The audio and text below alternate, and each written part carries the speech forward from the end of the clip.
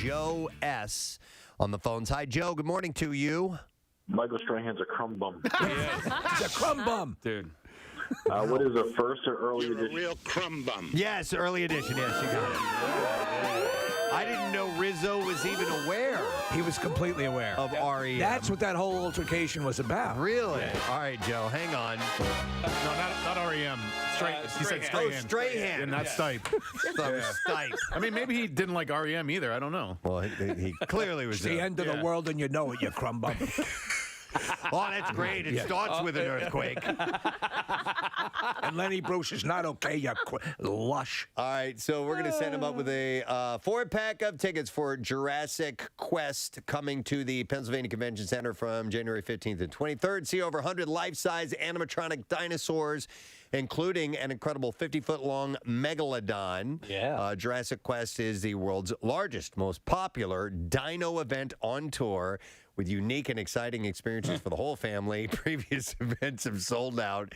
Get your tickets now at JurassicQuest.com. Are you going to say before Dino? They go extinct. No, I was just saying, no, it's the most popular dino event on tour. Like there's hundreds of them out there on tour. You have to be discerning. Yeah, he wants to fight me. I want to fight a fight you. terrorist. A triceratops.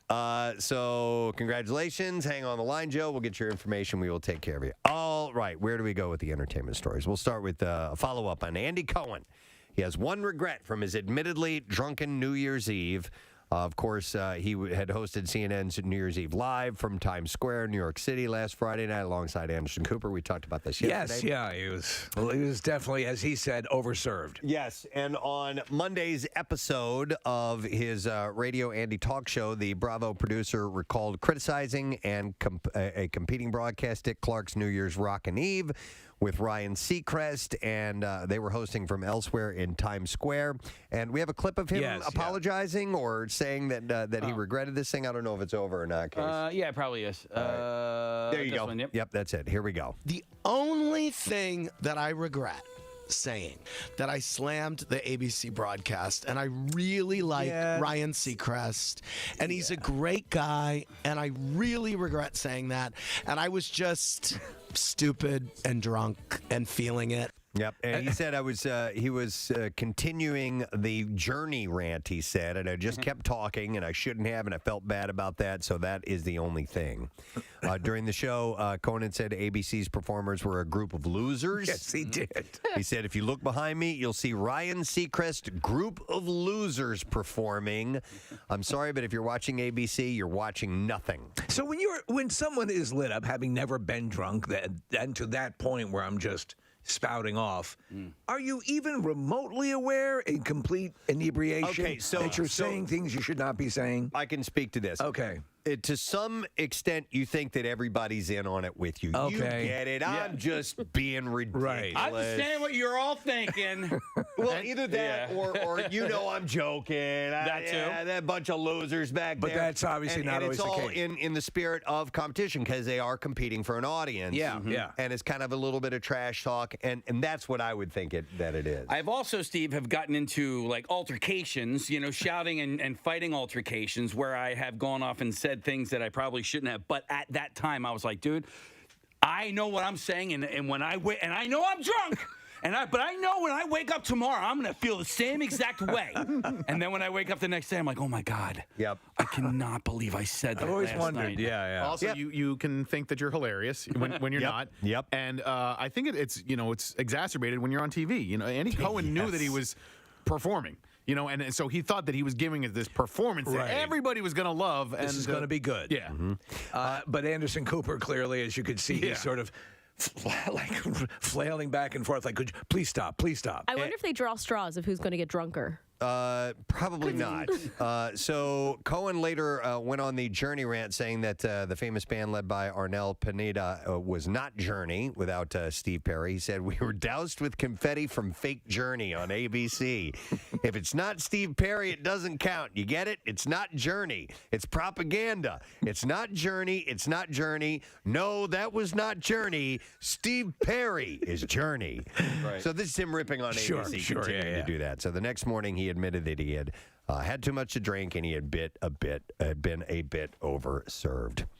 Ahead of the final season premiere of Blackish, Tracee Ellis Ross revealed how Michelle Obama came to be part of the show.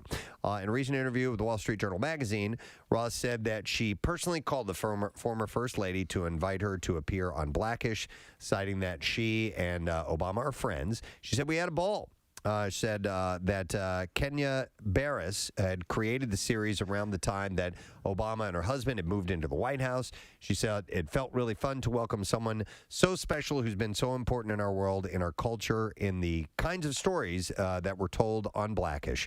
The 8th and final season of Blackish premieres today, by the way. So it's ABC. going out, still, a quality show. Yep. I think that's kind of the way to do it. Yeah, exactly. Don't let it just crumble after a while.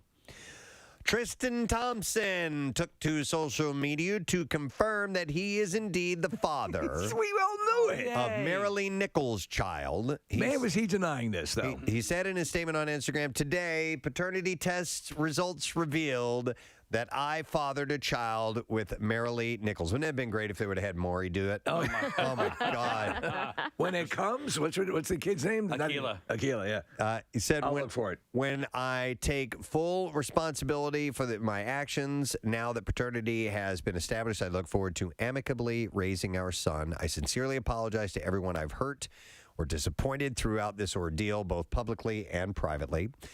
He also apologized to Chloe, saying, "Chloe, you don't deserve this. You don't deserve the heartache and humiliation I've caused you. You don't deserve the way that I have treated you over the years. My actions certainly have not lined up with the way that I view you.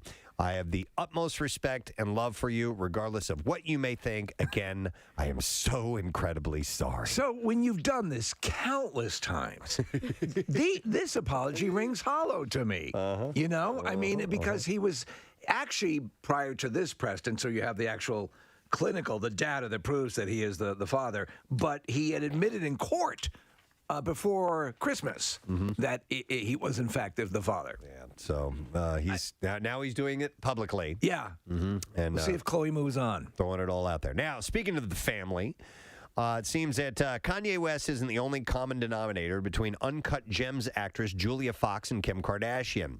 In September, during Paris Fashion Week, Fox wore Jean-Paul Gaultier's striped gown, a tight-fitting sheer dress.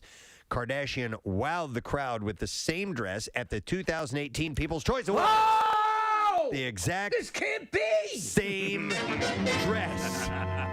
What? What? Fox and West It's the same dress. were spotted on a date in Miami on Saturday night.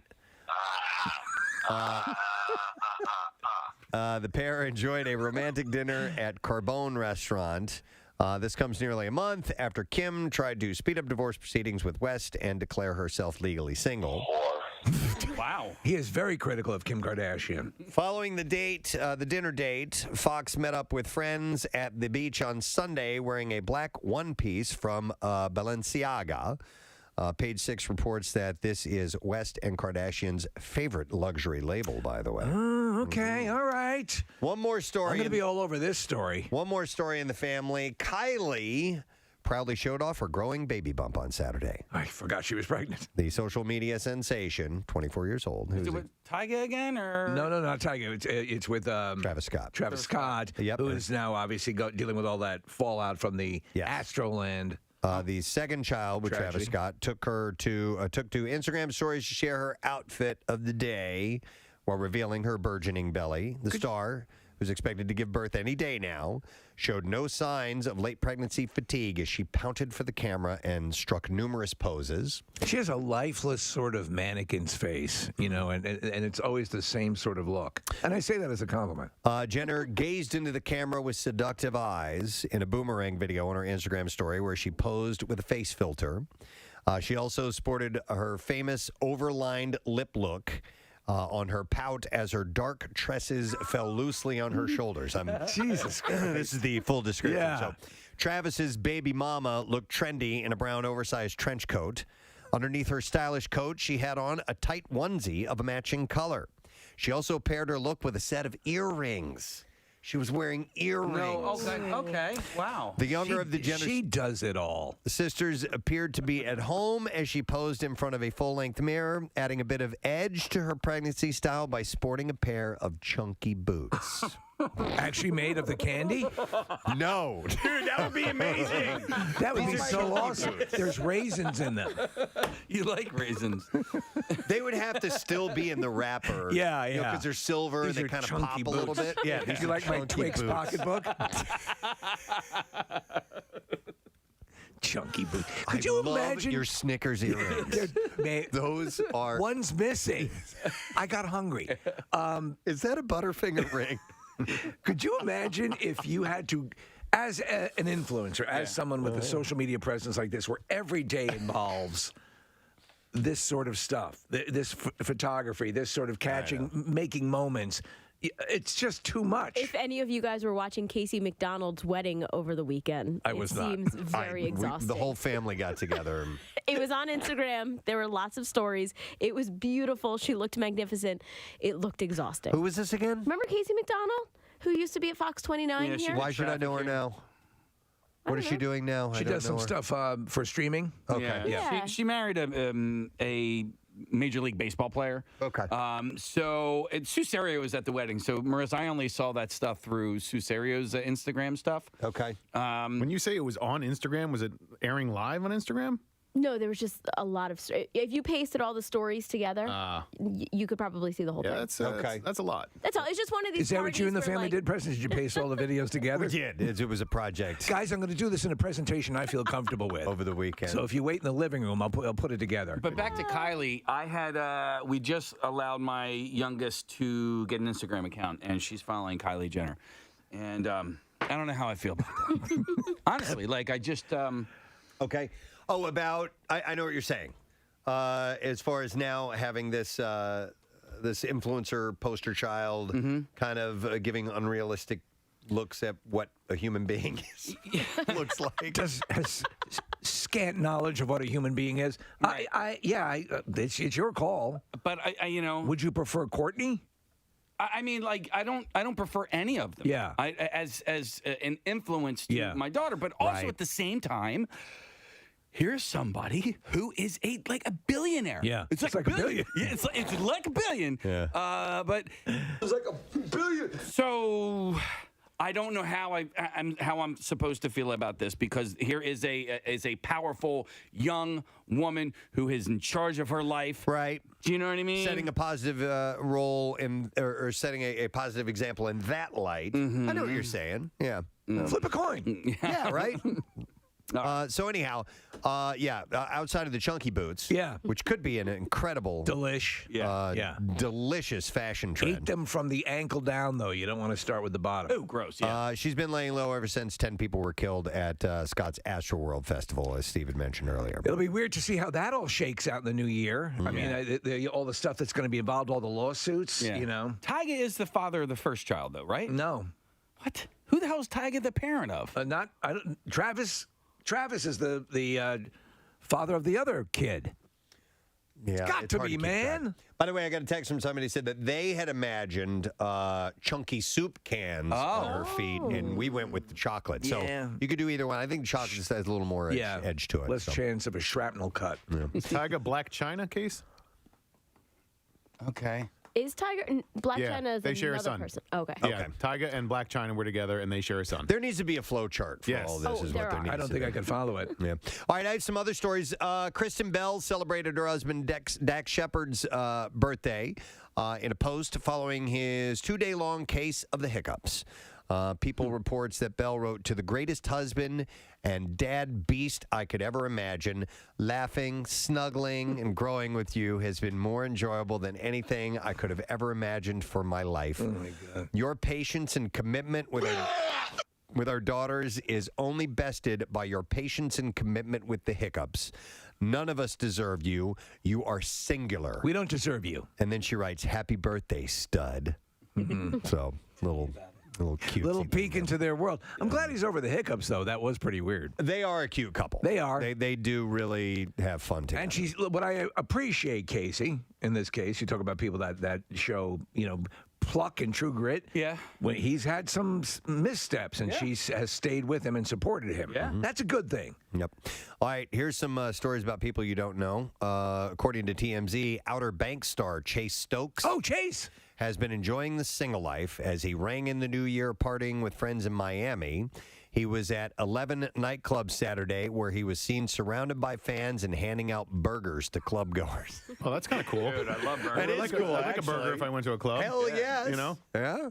I didn't go out this year for New Year's, but maybe if the burgers had been on the menu. You usually don't eat when you're out clubbing and somebody comes by and offers you a burger. Yeah, I'm in. That's a bonus. But Who's that guy with the burgers? Chuck watches this show, right? Outer Banks? It's like a tween show or something like that. And Kathy watched it as well. I gave it a 2 or 3 episode try. I couldn't get down. Okay. This comes after his breakup with Outer Banks star Madeline Klein. Yeah, man, I'm really upset about that. So I can understand why you wouldn't watch it if First thing you do when you break up, hand out burgers.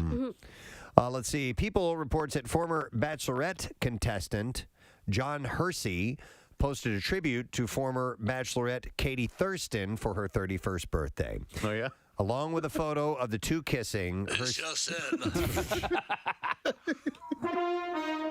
Former Bachelorette Clarby Clouston acknowledged another landmark calendar moment for Clarby Clapperton. Jesus. I watched, Preston, the entire Bachelor last night. Oh, Steve, I feel so bad for you. The whole episode? What? Dude, okay, so I saw, Rochelle had it, I was flipping through the channels, and I saw the dude with tears in his eyes. Oh, my God. And it was, it literally, looked like they had taken a break, and somebody came over and just, threw water on his eyes. Really? Seriously, right? Yeah. Yeah. It is. This guy is like a burly sort of Chris Hemsworth. He was a former football player. Yeah, he went to Mizzou. Yeah, I was interested because I used to live in Missouri, so A mountain of a man. yeah. So, Steve, I think you and I have similar TV watching patterns, right? And we'll watch Wheel of Jeopardy Fortune. in a wheel, right? If a cat is on my lap, Nick, Right. I'm going into the back. Right, okay. So I completely understand where you're coming from. However, sometimes I get to 8:01, 8:02, and I'm like, I can't. But other times, I'm like, you know what? Maybe we'll talk about it on the show. Maybe we'll have some fun with it, and so I'll roll with it. But last night, when it flipped over, I got angry, and I had to turn it off. No, that was exactly, you nailed my modus operandi for sticking with it, because let me see what this is about, because in the coming attractions, they have him saying something like, I'm hollow inside, I feel hollow. and once you know the mechanics of how they do this, they do a lot of their shooting at 2 o'clock in the morning, right? And they actually employ basically Gitmo tactics. They shy of waterboarding them. They don't let them eat. They let them, the alcohol's all over the place, and then they have these emotional moments. But I'm like, I cannot. It is such a. If this footage ever gets to a warring alien planet, I know. we are so done. I wonder what their contracts are like, the contracts that they sign, because at a certain point, can't you just go, you know what, man, I'm going to bed. I don't think you can. Film this crap without me. I'm going to bed. You guys can have it. But you're struggling for the spotlight. Right. Steve, you were talking earlier about what's it like when you start drinking and start talking the entire Bachelor show. Well, that's it. I mean, and he was just not picked by the Bachelorette. So that's how they do it. Since they began this very incestuous thing, they used to not have this daisy chain. Daisy chain. Yeah, but now it's a casting. Right. When they're on these shows, they can say, They're okay, auditioning. this person's got what we're looking for. Which serves as impetus for them to do this stuff. Yeah, absolutely. But he's hollow inside, Steve. I'm hollow. Wouldn't there be like an echo if you were, actually Hello. inside? Hello. I love you. He goes to give the rose. I think it's his first rose that he's going to give to one of the girls, the bachelorettes, and she refuses. Only thing. So she she rejected him. She rejected him. Yeah, which I hadn't seen before. Yeah. Maybe I'm sure it's happened at Hang on. other episodes. By the way, you heard that clip there? Yeah, what was it? It's labeled as cave dripping water. It was, but it just didn't load properly, so it was still. Okay, so so this is for the hollow inside. I am hollow inside. Is it stalagmite or stalactite? The stalactites on the ceiling. Tight. Yeah, tight. Got It it. holds on tight, yeah. Is that back guano? Oh, try it. So he had posted a tribute for her 31st birthday, along with a photo of the two kissing. Hersey wrote, "I could have never dreamt up what this year had in store for me.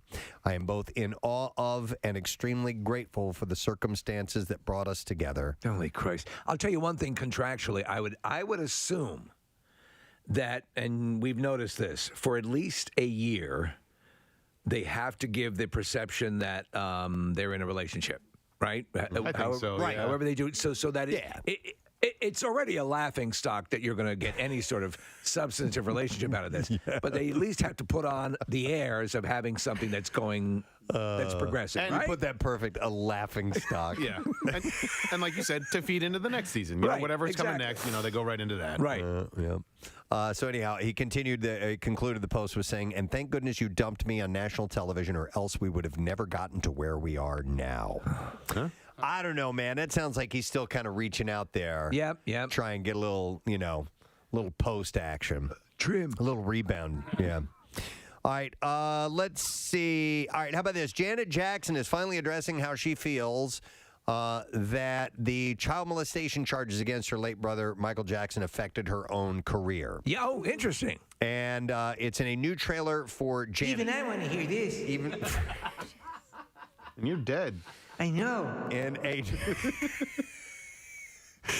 a new trailer for Janet, a 2-night, 4-hour documentary Got a ghost nose now. debuting later this month. The singer is asked if she thinks allegations against her brother affected her own career. This music is how Billie Jean originally started. I was thinking Thriller because it's, kind of a scary song. So, there's Billie Jean. But Jackson is blunt. She said, yeah, guilty by association.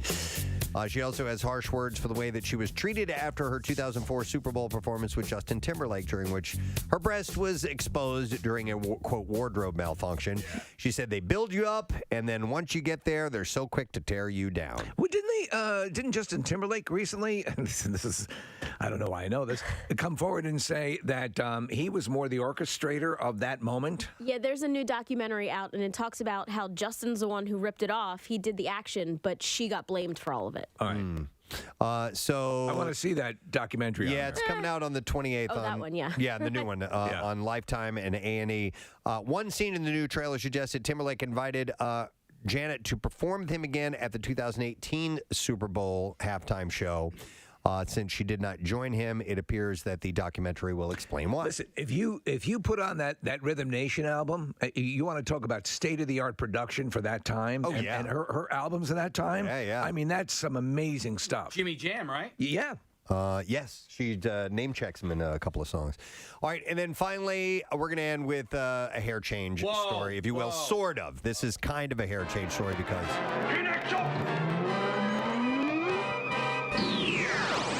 We had mentioned a hair change by her recently, but Billie Eilish revealed that she secretly had red hair. What?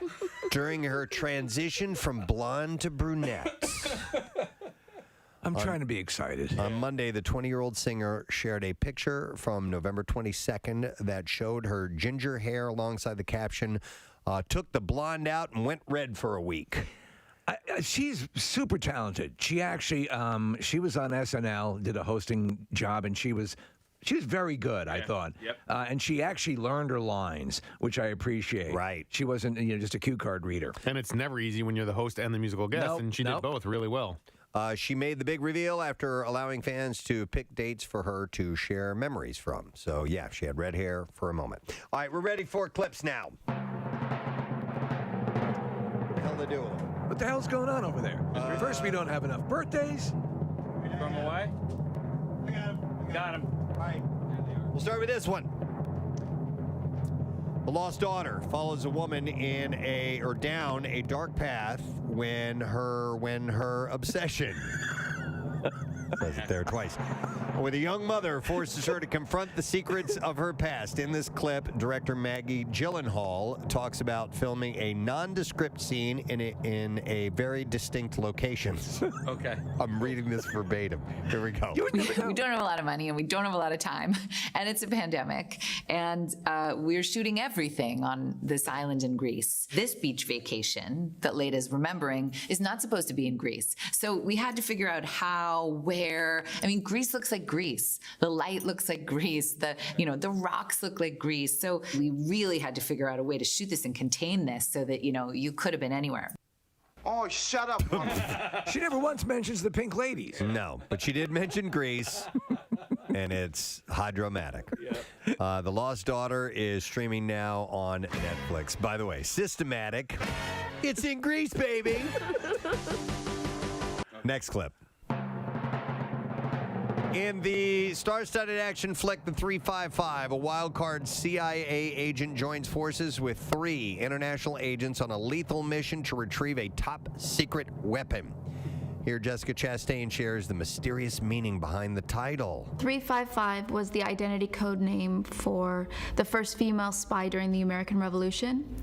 And she was a real person, but her real name remains a mystery. And women who are currently working in the field have said that it is a badge of honor to be referred to as 355. I don't give a The 355 is going to hit theaters on Friday. I thought it was an area code. No, it sounds like that. Give me right? the 355. Yeah, and the 215, man. All right, and there you go. That is what I have in the entertainment report for you this morning. Tattoos Day. We have a chance to win a President Steve themed tattoo. So text word tattoo to 39333. Also, we're going to have as a guest Daryl DMC McDaniels from Run DMC. What? The 355 is an area code in Albania, Steve. It's in Albania. I just looked it up for you. Wow. 355 Albania. Daryl McDaniels will be joining trying to get to Albania. a little bit later on. We have a beautiful sunrise as we begin this Tuesday morning. Take that in as you head out today. We'll be right back. Stay with us. Preston and Steve. On 93.3 WMMR. Butter used to come in it thing. Yeah, butter spray. Is that what? I no, can't not believe it's spray, not not spray. There's an actual like liquid, almost Really? like liquidy like the way you butter. dispense mustard. It was don't more remember back in the 80s probably, and if you had a waffle, you could go blink, blink, blink, blink, blink, blink in each little. Okay. I had a waffle. Each little I'd eat it crevice. in the morning. Yeah, there we go. Do you Parkway. need butter in every little square? You do. If you're you're a man. If you're a man. No. Okay.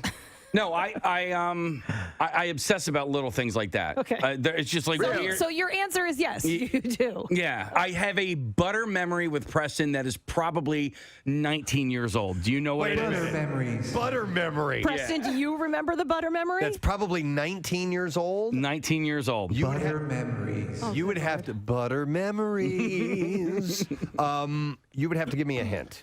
Me, you, Steve, and Marilyn. Wow. that wraps it up. Butterfest, did a show 1998. for 3 years together.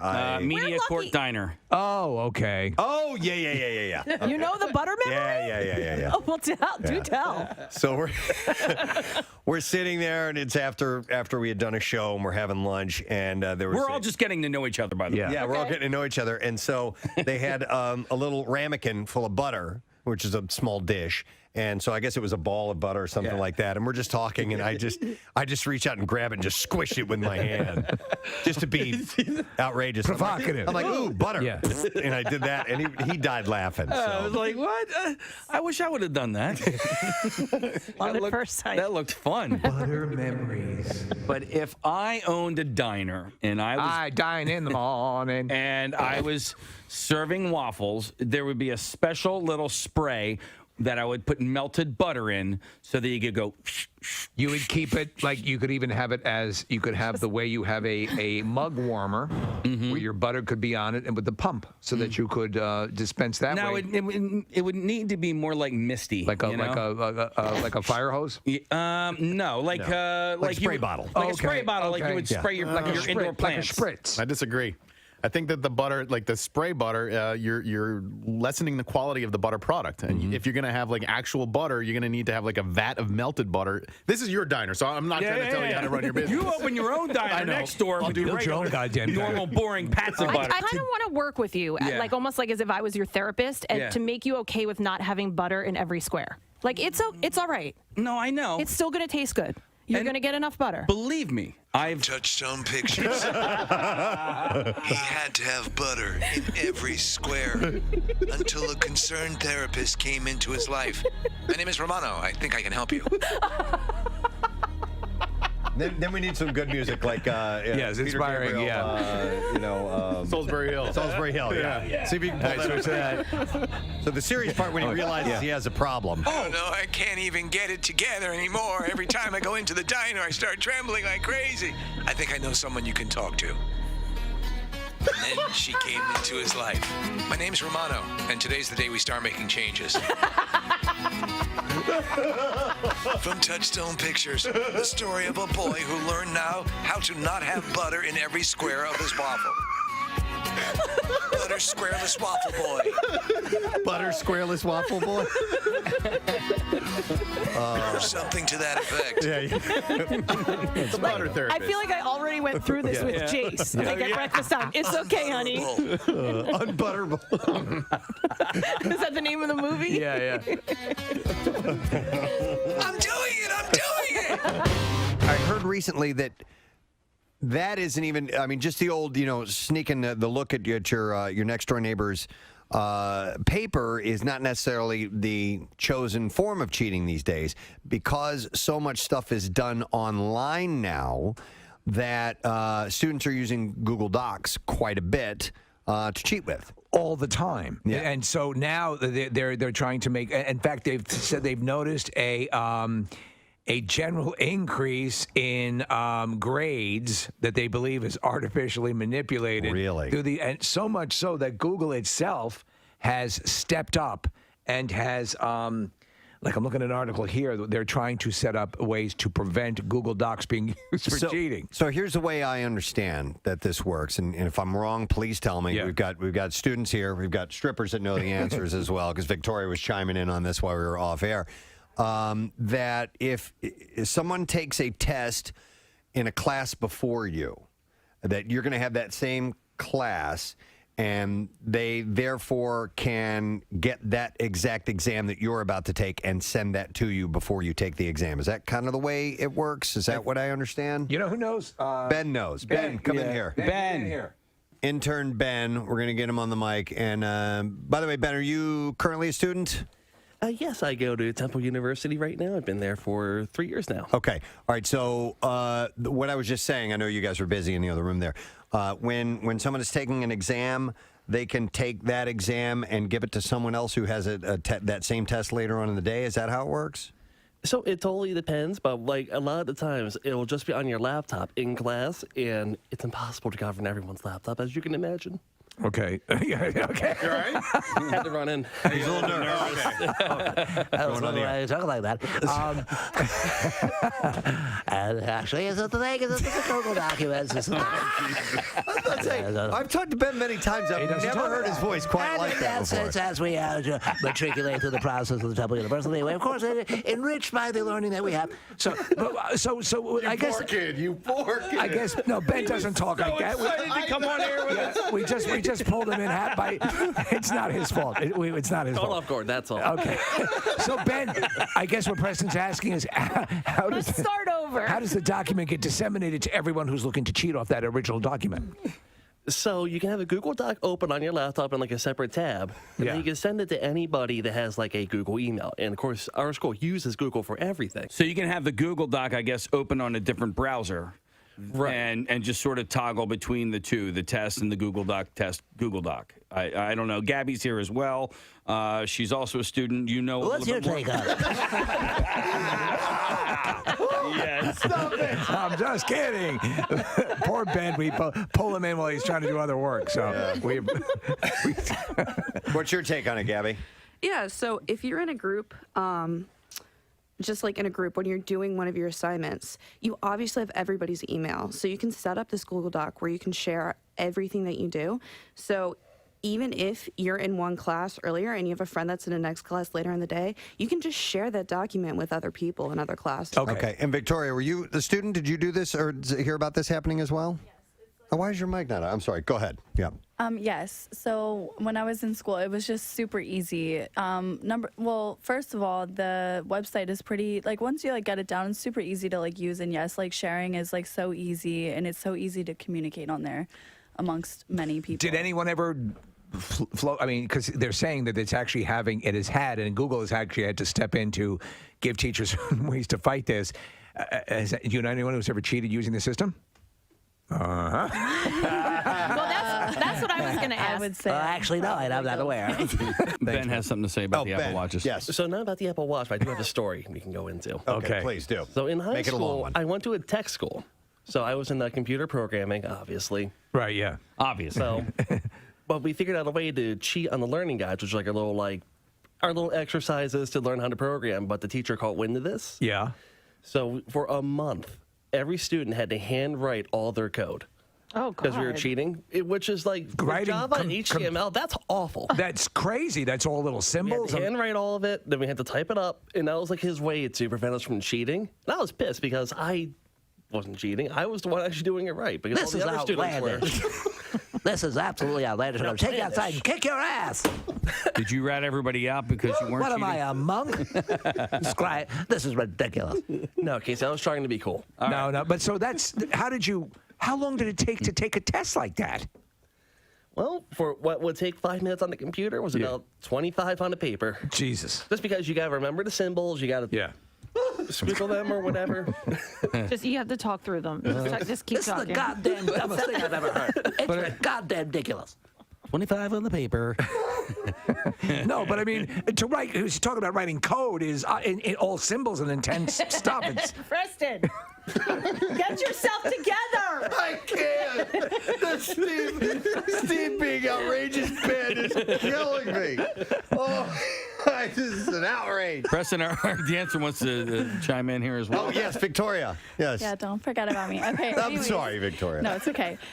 It's just so funny. I'm listening to how like far people will go to like actually cheat. And I went to a really good school, and we would literally cheat in groups, and the teachers had no idea. That's how No oblivious. idea. I guess they were just paid so well that like I swear they didn't care. do you think there's some credence to the fact that schools who rely on, how the school's performing would allow this to happen to I guess to keep up with their the reviews standards and or stuff like whatever. that? Yeah. It's I mean, I conceivable. went to a really good school, so like I guess like high test scores were like super important. So it's plausible deniability, right? That you can say, okay, they're just getting good grades. And what's funny enough, in 9th grade, I actually had a social studies teacher that would literally grade you on like if he liked you or not. Like we would write what we had for breakfast on like literally I would write the most ridiculous answers, and some of them would be right and some of them would be wrong. I swear this man graded you on whether he liked you or not, or maybe your outfit that day. Like I swear I bet he you didn't did care. very well.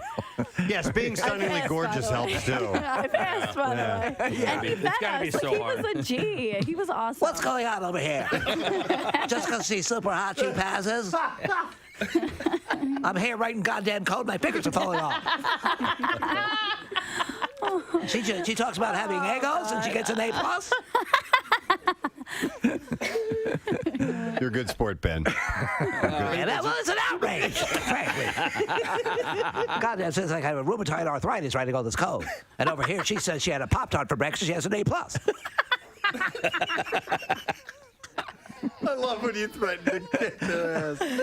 Outside now, I'm going to put my foot so far up your ass, you're going to see my big toe coming out your nose. Oh my god. All right, we have to wrap this up. Oh, we do? Okay, Yeah, all right. No. Officials are working to contain a scabies outbreak. No. What the hell? This is at Radnor Middle School and one student from Radnor Elementary School. Yeah. Company Blackberry is going to stop running support for its classic devices running Blackberry 10 7.1 operating system and earlier. That means that all of its older devices that are not running on Android software are done. Like they will cease to be able to be used. You won't be able to use data, send text messages, access the internet, make calls, or even a 911 call. So this is a milestone, you know, for this piece of technology, and it takes a long time before they really ring the curtain down on something. A lot of times because they know they have active users, but clearly they've determined that it's not really going to matter if they do this. But that, you know, the Blackberry used to be the must-have item. Yes. In fact, for a while, they called it the Crackberry. Yes. If you remember, because people couldn't put it down. Right. And it was. And things have changed now. People don't rely on their tech so much. Yeah. Well, so what I was curious about, and I'll go through some of the history of the Blackberry in a moment, but I'm curious as to people listening right now, who is using one of the most outdated pieces of tech. Still, you just will not let it go for whatever reason. You just can't do it. And I would like to know. 215-263-WMMR is the number. I don't hang on to tech for that long, but I do have an AOL email address, and I use it every day. And I'm wondering if that's ridiculous, because it's the first email address that I ever had. The company still exists. I use it for like financial stuff, for non-work related items. And every now and then I'll bring up the fact that I have an AOL address, and people kind of laugh at that. So does it come? So I remember the big thing with AOL was that it was the first to present a sort of a suite and a of apps. If you go to AOL.com, it's like a Yahoo. It's still it cultivates news, and you can get an email address that goes along with it. I don't need it to get on the internet. You know, like you used to have the dial-up with AOL, and that was your process by But I never got rid of the email address, and I'm afraid at some point the company is going to do what BlackBerry has done and decide, you know what, it's antiquated, we don't need it anymore. I'd say it's not outrageous as long as you're not still paying for it. Oh, no, it's free. Come on, you know, Marie. Do they still? Well, yes, but AOL was definitely one of those apps that people were still using for a long time and still charging for people while it could have been free. Do they still have the "You've Got Mail" guy? I think that option exists. Like if you want to click on when your mail comes in, it'll do that. But I don't have that option. You can get like classic sounds. There are sound generators and things like that are pretty cool. I did a parody bit years ago when they were still trying to get people to sign on to AOL. At that point, it was considered old tech. But I remember the whole thing. It was framed for people who didn't quite know how to navigate the internet, and AOL would help you do that. So, but I assume with people having active email accounts, it's not too hard to keep it up and running. Yeah, I think Gary Lauer calls us on a rotary phone, by the way. No, that's Dave McKay. Yeah, okay, Dave McKay. Wow, he still can get through.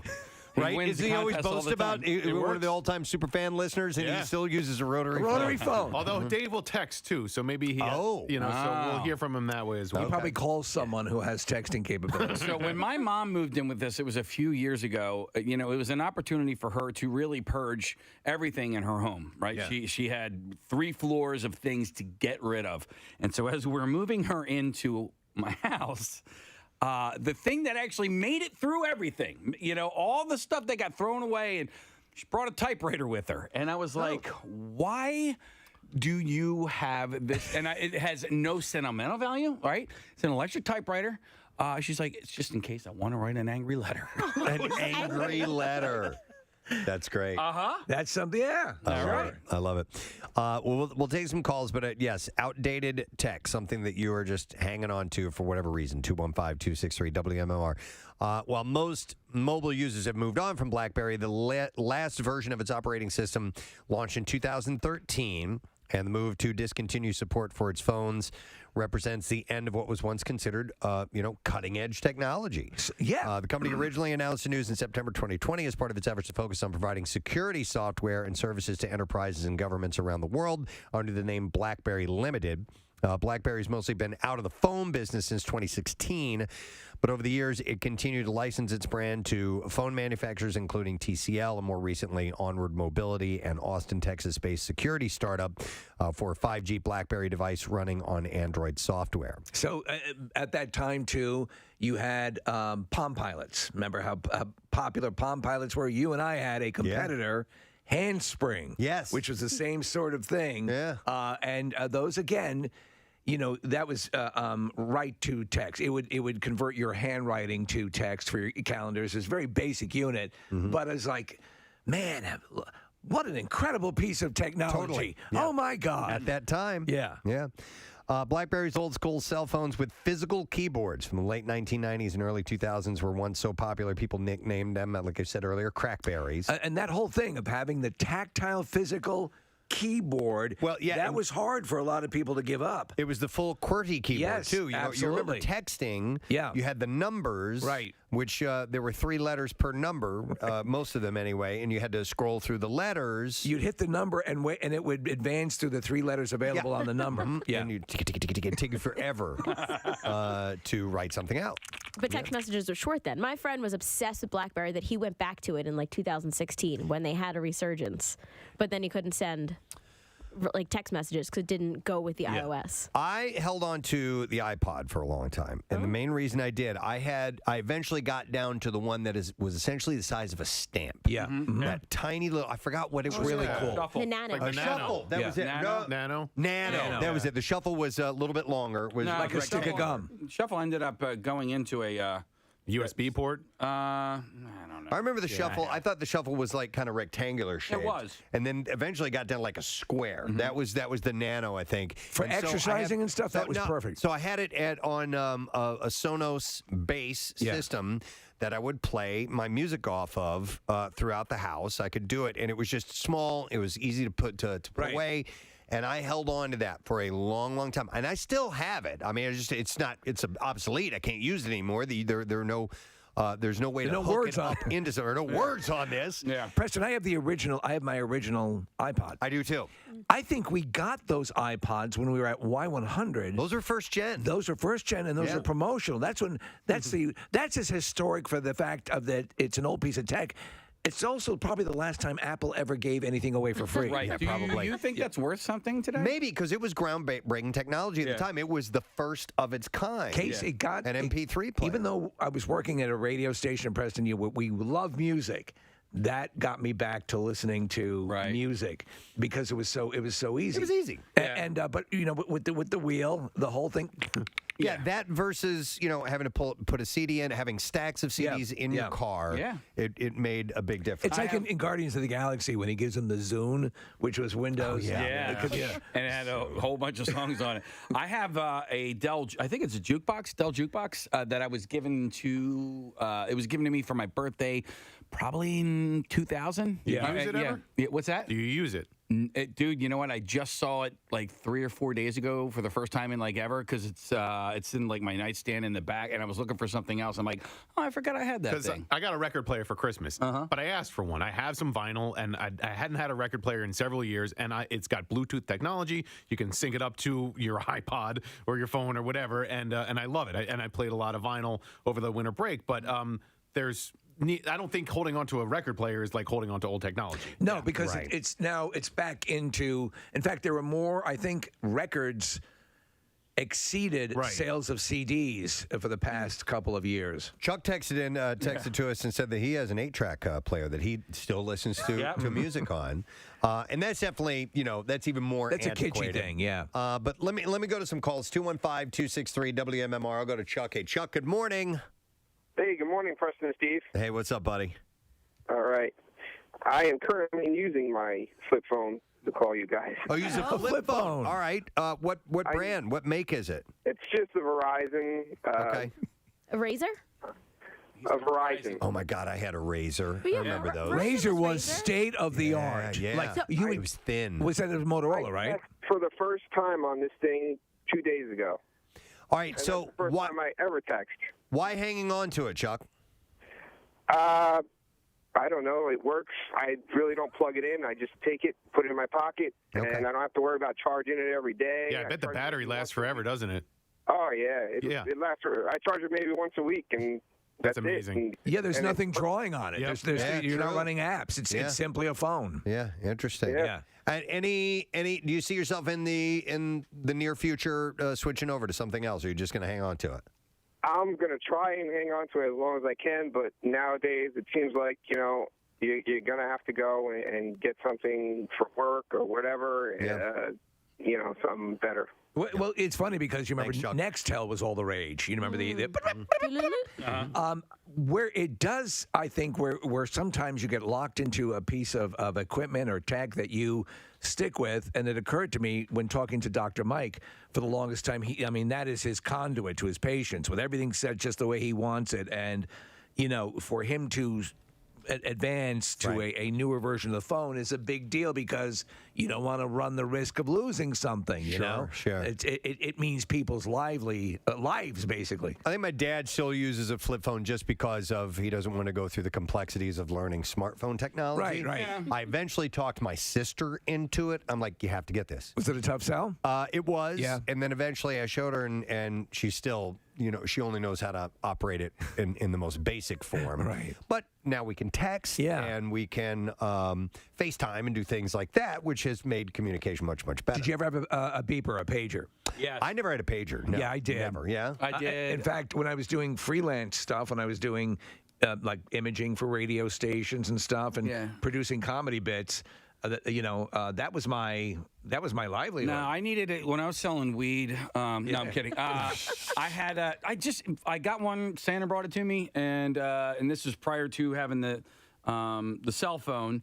But I don't even know why I had it. Like, to tell you the truth, like I would get like a beat from my girlfriend, and I would call her, and I guess that was the way to have people, because like now. People can find you wherever you are. But if I'm not at home and my buddy wants me to call him, he would send me a beep saying, and then I could, give him a call. I still remember my pager number. Oh, really? Yeah. Oh. Okay. I wonder if it connects to anything. It's a good question. Try calling it. Can we call it, Casey? Yeah, sure. By the way, 215 number, which is pretty hard to somebody texted and said, I still play my original Game Boy.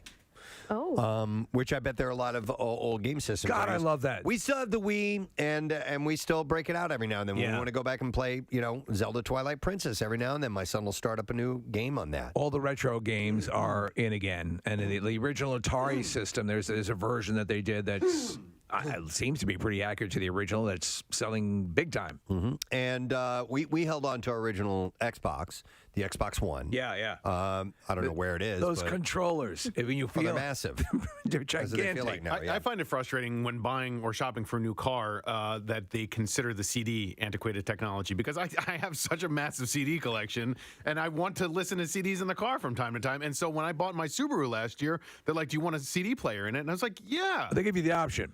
Yes. Okay. They gave me the option, but I feel like I'm an old guy wanting a CD player in my car. I think that they're being phased out, and I'm in the minority at this point. You know what? So for my car's a 2017, and it has a CD player in it. It had a CD player that I think, though, is more intended for updating nav stuff. I bet if you got a 2022 or 2023, it wouldn't be there, or you'd have to ask for it. Yeah. All right, I want to see who's got an old piece of tech they are still using. So I'm going to go to Alyssa. Hi, Alyssa. Good morning. Hey, bitches. Hey, what? What's up, Alyssa? Hey. Yes, so I still have a Zune MP3 player, and it still works, and I freaking love it. No kidding. Okay, so you use it for headphones, or do you hook it up in your car? What do you do? I mean, you can. I have an auxiliary, so I can hook it up to the car. I use it when I feel like listening to music, and that's it. I don't need anything else. Alyssa, that hooking that auxiliary jack, when you got the ability to do that 1/8-inch stereo jack from your Zune or your iPod into it was like, oh my God. Right. And Alyssa, so can you add music to that still? It's been a while since I tried. I used to have a program on a laptop that's very old. I have it, and I don't use it for anything else except for that. Okay. All right. It's been a while, but it has a program, so it might work. All right. Did I give you a Zune? Potential. I am very Years resistant. ago. I'm resistant to new technology in my outside of work life, because I'm so in tune to a computer and editing systems that when I leave here, I just want to unplug. Steve, you talked about having that auxiliary jack. There was for a time when CD players were just starting to go beyond just a unit that sat on top of your stereo to a portable unit. The Discman. You could buy a It was a cassette. Oh, yeah. Okay? It was a cassette that had a wire on it. Yeah. And you would put it into your cassette had that. player. Yeah. And then you would plug it into your little CD player. Which you had to like attach somewhere into the dash so that the CD player itself would work. It was like in Wayne's World. He had that on his dashboard. It's entirely inconvenient. You could use that anywhere, like on any cassette player. Exactly. You had a boombox. Sure. You worked with a As long as the wire, as long as you could shut the door. It was like- and the wire could hang out of it. Yes. Yeah. Yes. It was like a blank, There was no there was magnetic nothing in it. tape There's inside nothing of it. on There's here. nothing on here. And Chuck is coming in because he held up his fingers. I think he had one of those as well, one of those cassette converters. I still have them. Do you really? Yeah, the more you're talking about this stuff, the more I realize what a problem I have. Like, collecting that stuff? Yeah, I mean, I don't regularly use the stuff, but I had it all and I kept it all. Like, I still have 2 original Ataris. Yeah. I sold mine. I literally met all a the guy games. in a parking lot and sold him my Atari for, I don't even know, maybe a couple I'll tell you $100. who's a guy, our former intern Ben. It collects all of this stuff. Like, and there is a whole. I bet you Nick Murphy is tied into people as well who are collect. In fact, I gave Nick Murphy my old Laserdisc player from years ago, but they just love that old tech and still use it. Yeah, my dad kept every box, every piece of technology. When we cleaned out their house last year, I inherited an entire Apple IIGS. Wow. In the original packaging, it still works. That's amazing. And I have no idea what to do with it. It's literally just sitting Hold in a on to storage it. unit. And just make sure it stays intact. I don't want to hold on to it. Does anybody want an Apple IIGS? Hang on, I'm going to go to Lauren. Hey, Lauren, good morning. No. What's up, Lauren? So my dad has at least 1,000 CDs, and he just got a brand new car, and it doesn't have a CD player. He plugs a portable CD player into his brand new car. Yeah. Wow. How is it? I didn't even know they have a capability for you to do that. So let me ask you, Lauren, does he have an 1/8-inch stereo jack into the car stereo in his new car? Yeah, something like that. Okay. Yeah, they also sell units where you can plug out of the ways that they allow you to jerry-rig this stuff that will transmit. Yeah, like a Bluetooth signal. Like, so you have your portable CD player going and broadcasting. To a Bluetooth unit that then goes in. My CD player is essentially in the center console. It's not it's not underneath the stereo, which is where you're used to putting the CDs in. The whole trick used to be, by the way, when you're driving along with your Discman, is, I mean, obviously, it's going to be prone to shaking and skipping. It was one step shy from putting in an actual turntable while you're right. But it was a world. I mean, you could move it around some, like a record player. You even breathe on it wrong, and it would skip. Yeah. Yeah, if you're just tuning in, we were talking about the Blackberry systems are going to become obsolete officially today. And we're looking for old tech that you're still using. So I want to go to Amy because I'm not familiar with this. Amy, good morning. Zappa Zappa cool, man. Yeah, spoken like a true Robert. What's up, Amy? So I have a shower radio, Tap Tunes. I remember when I got it, I thought it was the coolest thing ever. It had to be, I'm going to say, maybe 30 years ago, maybe longer. There were all kinds of versions. This one is a Sony, and you could tune in the radio. You could even tune in television stations, I guess, if you wanted to listen to, like, the news or something in the morning. Well, we don't – it's so old that we don't change the channel. It stays right there on your station so that I can listen to Preston and Steve in the morning. We're down with that, but you're right. Tap tunes. So like a water tap. It's supposed to be done. It's supposed to be listened to in the shower. Yeah, it hangs on the shower bar. Like, we don't put it directly under the water, but it's supposed to be waterproof. So the clock doesn't work anymore, but the radio still works, so we can listen to Preston and Steve. God bless you. That's all. Well, Amy, you just reminded me. Do you guys remember? Thank you, Amy. For years, 6 ABC would broadcast. Yeah, their signal on the radio. On the radio. On a radio signel, absolutely. Yeah. You could listen to Jeopardy that way. And I did. Which I did. Yeah, I would listen to Jim Gardner and Jeopardy. Let's go to Spencer. Hi, Spencer. Good morning. Gadzooks. Gadzooks, dude. What's up? So my antiquated piece of technology that I still have is my iPod Classic. Okay. Which is the original, that first generation iPod, or a reissue?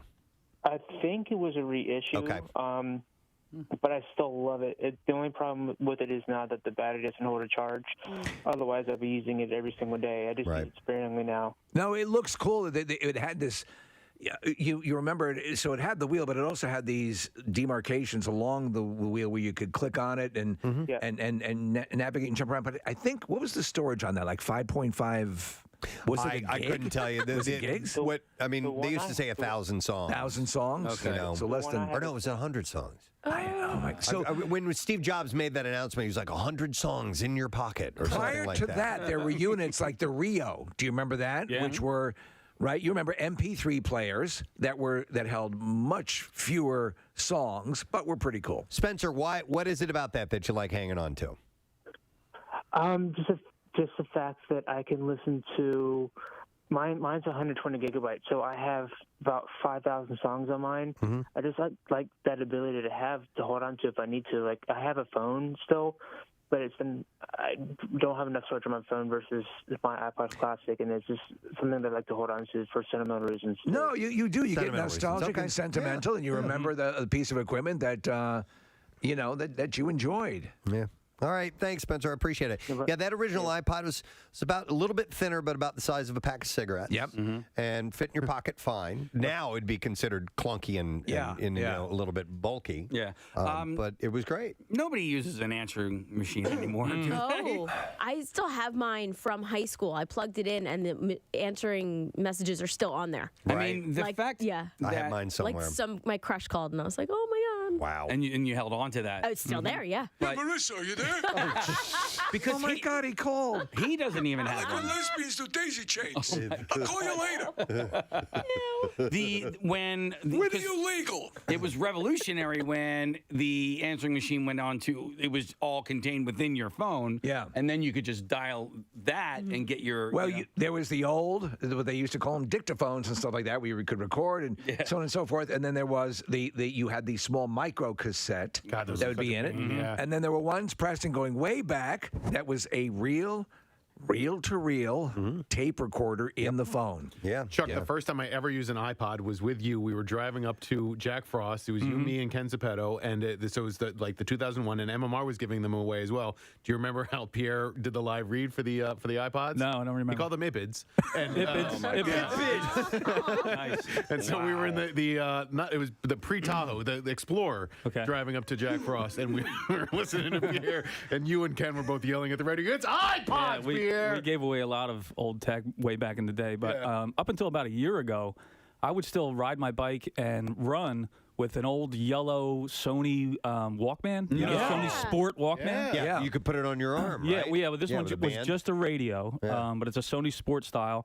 And, after every exercise, you have to post a picture, right? Everybody does that. And people would, without fail, make fun of my headphones because they were the yellow ones that would still go over your head and go, into your ears. Well, and they had the foam rubber. Had absolutely no bottom end to them whatsoever. It was 100% treble. Right. I'm also the guy with the bin of wires. Like any wire that came with any old tech, I keep. If you need the wire, there's a good chance it's in my basement. You're a punchline on social media, and because I'm the same way. It's like, I have no idea what I'll ever use this thing for. Right. I should throw it away, but I'm just going to throw it in this box. And I have the same exact thing. A box full of wires and power cords and stuff. I used to have that eventually. All over the place. I eventually went through and cleaned it out. I'm with you. If I haven't, my mindset is if I haven't used it within 6 months, I don't need it. And then if I need to, oh my God, I have to go buy it again. It's on Amazon for $1.70. I was joking around with my daughter the other day. I really want the basement TV to die. Yeah, because it's older than she is. She's going to be 17. It was probably like $3,000. Yeah, you know what I mean. And I really want this thing to die, but it won't die. It has the big box in the back. Sure. And because I really want to replace it. It weighs about 9,000 pounds, I'm sure. I love this text. It says, my parents have the original wireless phones. The one look like World War II handheld radios with the antennas on. Dude, you remember they used to sell early on replicas of those? They were designed for lunatics like us that looked like combat radios. I remember walkie-talkies like that. I had them when I was a kid. It's hilarious. But yes, the cell phones. Yeah, you have to pull that antenna out, that collapsible, that telescoping antenna. And make your call that way. Otherwise, you wouldn't get your signal. And then you take the end of the antenna and run it around the edge of your nose. I wonder how far I would have to go in to hit my brain. Or you would pretend. Yeah. Like you'd hold your fingers up here and shove it. And it would collapse. And it would look like it would go all the way up in your nose, 2 feet long. Hang on. Let me go to Joe F. Joe F., you're on the air. Good morning. Hey, Gadzooks. Gadzooks, dude. What's up? So a couple months ago, I actually was going through old boxes with cords and stuff. I found my mini disc player. Sony Mini disc. I love. Steve was a big proponent of mini disc players. I swear to God, Preston knows all of the bits I was doing with Y100. It was a great piece of technology. I still have 2 Sony mini disc decks and a portable unit, and they were great because you could put in the data. It would scroll across the screen, and for somebody who did a lot of recording and editing, they were great. So does it still work, Joe? Yeah, it still works. I have about 100 mini discs that I've written myself. Wow. And I've been going through them every once in a while and throwing the headphones on, plugging it in, and while I'm doing stuff at home, chores and stuff. You can't get new stuff anymore, right? Like you can't buy new recordings or That's a good add question. to it. Like, I looked it up. You cannot. You cannot. Maybe through. So Casey's holding a I'm mini literally disc right holding now. 4 mini discs. I have no idea what's on them. Case, I probably have about 60. The cool thing was if you were to put on an album, and or a CD, and you were to set the mini disc to record, when silence occurred, it would stop, go into pause mode, and when it started up again, so you could record with breaks automatically. How old do you think those are, Case? Thanks, Joe. 20 plus years old. These were because from Y100. I have Parker's heartbeat in the womb on a mini disc. Wow. He's 21 years old. And where would you be able to listen to that?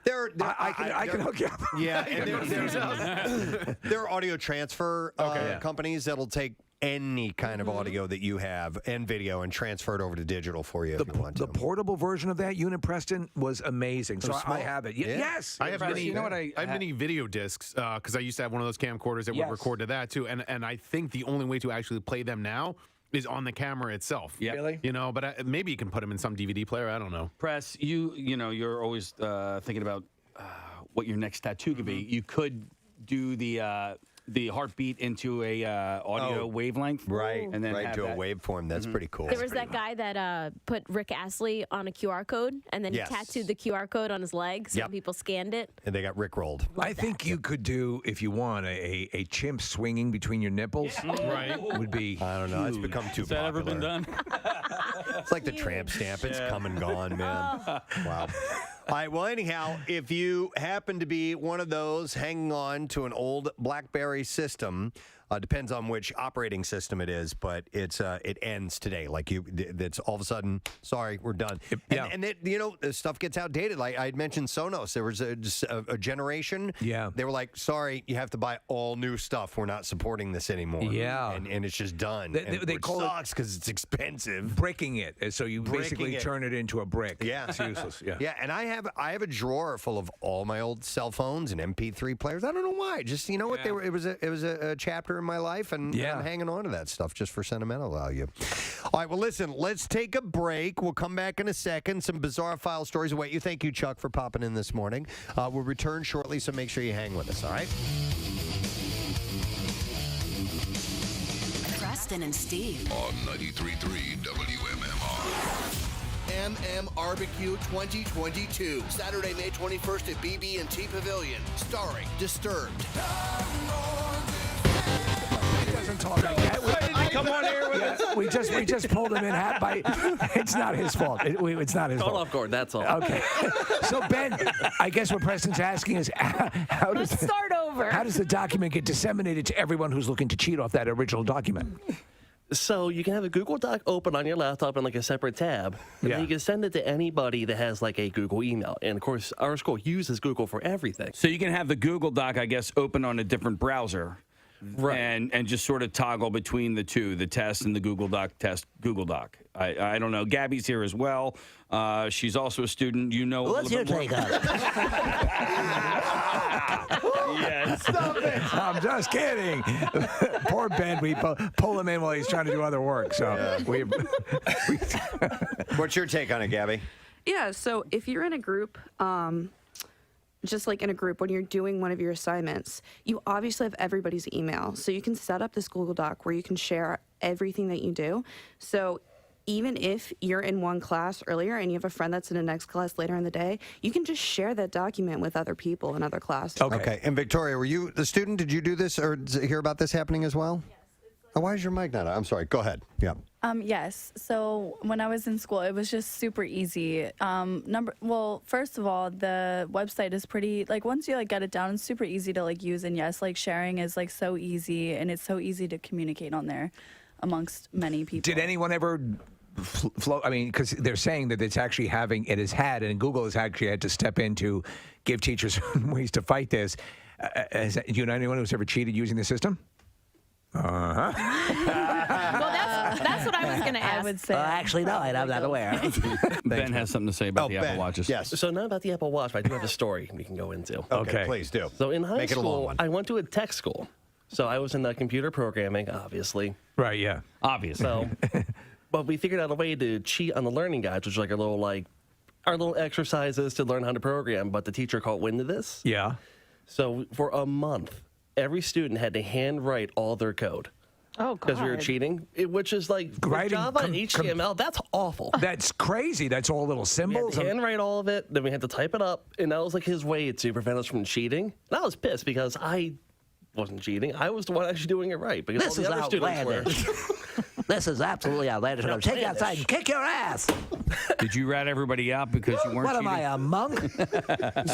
This is ridiculous.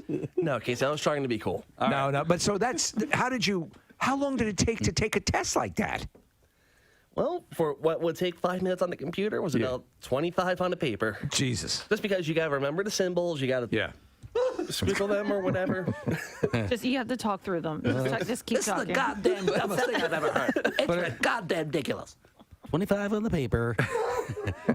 No, but I mean, to write, who's talking about writing code is in all symbols and intense stuff. It's, Preston, get yourself together. I can't. Steve being outrageous Ben is killing me. Oh, this is an outrage. Preston, our dancer wants to chime in here as well. Oh, yes, Victoria. Yes. Yeah, don't forget about me. Okay. I'm anyways. sorry, Victoria. No, it's okay. It's just so funny. I'm listening to how far people will go to actually cheat. And I went to a really good school, and we would literally cheat in groups, and the teachers had no idea. That's how No oblivious. idea. I guess they were just paid so well that I swear they didn't care. do you think there's some credence to the fact that schools who rely on, how the school's performing would allow this to happen I guess to keep up with their the reviews and standard or stuff like whatever. that? Yeah. It's conceivable. I went to a really good school, so I guess high test scores were super important. So it's plausible deniability, right? That you can say, okay, they're just getting good grades. And what's funny enough, in 9th grade, I actually had a social studies teacher that would literally grade you on if he liked you or not. We would write what we had for breakfast on literally I would write the most ridiculous answers, and some of them would be right and some of them would be wrong. I swear this man graded you on whether he liked you or not, or maybe your outfit that day. I swear I bet he you didn't did care. very well. Yes, being stunningly gorgeous helps too. I passed, by the way. And he fed us. He was a G. He was awesome. What's going on over here? Just because she's super hot, she passes? I'm here writing goddamn code. My fingers are falling off. She talks about having egos and she gets an A+. You're a good sport, Ben. Well, it's an outrage, frankly. Goddamn, says I have a rheumatoid arthritis writing all this code. And over here, she says she had a Pop-Tart for breakfast. She has an A+. I love when you threaten to kick their ass. Outside now, I'm going to put my foot so far up your ass, you're going to see my big toe coming out your nose. Oh, my God. All right, we have to wrap this up. Oh, we do? Okay, all right. No. officials are working to contain a scabies outbreak. No. What the hell? This is at Radnor Middle School and one student from Radnor Elementary School. Yeah. Yep. Scabies. And at least 18 students were diagnosed with the infectious disease. Okay, what is scabies? It's a rash. Okay. Isn't that okay, scabies isn't crabs? Well, it is caused by a mite. A little creature. Okay. But they normally it's not visible to the naked eye. But it's not It's not crabs. It's not okay. It's not like but crotch do you crabs. get it down there? You can. Yeah. Okay. Yeah. If you're lucky. The scabies will burrow under the skin and lay eggs. Oh God. An itchy rash consisting of raised tracts, bumps, or blisters may appear on parts of the body, including between fingers, wrists, elbows, armpits, waistline, thighs, and genitalia. Including the nutsack. Yes, probably. Yeah. Well, there all the little crevices and cracks. Yeah. They lay their Ball eggs. sacks are yummy. I remember in high school there was an outbreak in our school, but it was everyone who was getting it down there. Yeah. And so it seems like it's few and far between that we have scabies outbreaks. I always consider that one of those bizarre peripheral things like scurvy and gout. There was the guy that I told you about that wanted to go halfsies on the fleshlight. Oh yeah. And by the way, again, take that in. Nick knows someone who wanted to go halvesies on a fleshlight. Yeah. God, I hate him. Yeah, me too. I love him, but I hate him. But he there was an outbreak of it in college. Is this guy an Elvis impersonator by any chance? No. But he was at the Nationals game last night. But he was in college. He got scabies, and he got it through sexual contact. And so we would make fun of him incessantly afterwards. And the way that we'd make fun of him was just by saying scabies every time we would walk by. But yeah, he got it through sexual contact with a very dirty girl. Okay, all right. By the way, Steve, you mentioned scurvy. Scurvy, I read the other day, is making a comeback. Of course. Hey, it's all the rage. Because of like fasting diets and things like that. Oh, that's awesome. They're not getting the vitamin C that they All right, need, what I is guess. that? We thought we'd missed out on it, Preston, because we weren't able to take the trip to the New World. Yeah, it's a vitamin C deficiency, and it can make you really, really sick. And like fruit and stuff like that was how you fought it, right? Yep. And leprosy, we learned, is making a comeback. That's where the term limeys came from, is when the English would travel, they would load up all these limes to try and keep scurvy away. Hang on a second. Maddie has scabies, and Kathy's going to leave the room now. She doesn't even want to be on the phone with somebody with scabies. Hey, how you doing, Maddie? Good. I had scabies. Oh, okay. Right. Oh, it says actually has scabies. Yes, Okay. I had scabies, and it was horrible. I think I got it on the Appalachian Trail because there was no STD thing going on. Yep. Okay. So it's interesting that you mentioned that, and that's possibly where this particular outbreak came from. But I'll get into those details in a moment. How bad did it get for you? It was horrible, dude. Every fold in your skin on your body, they burrow into and they lay eggs, and there's these little tunnels. It's horrible. And You're laughing as you're talking about scabies tunnels. yes, Yeah. these tunnels. They're like under your skin, like in your knuckles and the creases of your finger. die. So Maddie, in your junk too. in your junk. Okay, we're looking at a picture. You're right, Maddie. It says skin condition caused by burrowing mite. And they lay the eggs in there, yeah. They lay the eggs. It was horrible. They gave me this poison that I had to rub all over my body. Yep. And I had to wait like an hour and let it seep in. And then blistering caused. There's blistering afterwards. Maddie, let me ask you: did they make the trip down to your junk? Did you have it around that region? They were anywhere there's a fold or a crease. There is burrowing mite. And not for anything. Go ahead. Here's the reason why it spreads like that. The incubation period is 2 to 6 weeks. Oh my God! Before the itching even occurs, so it gets all over your body. These and you things, don't know yet. And like you said, Maddie, listen. It says the doctor in this story said you apply this cream. It's a topical prescription from scalp to toes. Every part of the body. Everywhere, and it burns. And then you have to sleep overnight with it on. They said it needs to be on for 8 to 10 hours for it to work properly. Yeah. Do you have to put it in the butthole? Oh, my God. You put it everywhere, Frank. Okay. Thank you for clearing your throat. Do you have to put it butthole? No, I'm a 40-year-old man, and I had it when I was like 30, and I had to have my mother rub the cream on my back. That's how you didn't have to. Yeah, I would have. I mean, can you like, who else am I going to ask? I don't know. Thanks, Maddie. I appreciate it. Maybe like a girlfriend or wife. Somebody who could put it in your mother. I have to go over to my 30-year-old single son and rub ointment in his ass. That is horrifying. Yeah, that's nasty. I did not realize the burrowing was an issue. That that adds a whole other realm of hell to it. I always thought it was a slightly bit more benign, but it does sound very similar to genital crabs. So they said the outbreak was caused by a camping trip that some of the students attended. Oh, they went to Whore Island. The doctor said they all hung out together, which is the typical story for scabies. Some of the kids, we did see a few of them, and that, that most likely it was just because they were all in close contact with each other. They were camping. Oh, yeah. And that's when the whores come in. It's true. So sleeping bags and things of that nature and camping tents, it's a confined space. I've had a few texts come in, and also it looked like a call had been up as well. Were you guys familiar with chiggers? Yeah. Chiggers, yes. Yeah. Growing up I lived in the South for a little while, and we would always warn about, those look like chigger bites. Which were painful. I mean, because you could scratch them until they bled almost. I mean, as a kid, I was just like, it itched so much you wouldn't stop scratching. That's why that park went out of business at Chiggerland? Yeah, no, that's Digger World. Oh, I'm sorry. I'm thinking of.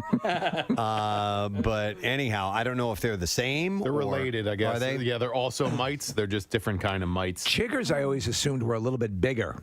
I don't know. Mites, I guess, you can't really see them. No, these ones are called trombiculid mites. Okay. Which are different than the scabies mites. By the way, there are little creatures all over your body all the time, Kathy. I right? plan on it. Oh, stop it. Like in your hair follicles? Constantly. Crawling in and out of all sorts of orifices. No, not mine. And then, they of course, they have to defecate. Right.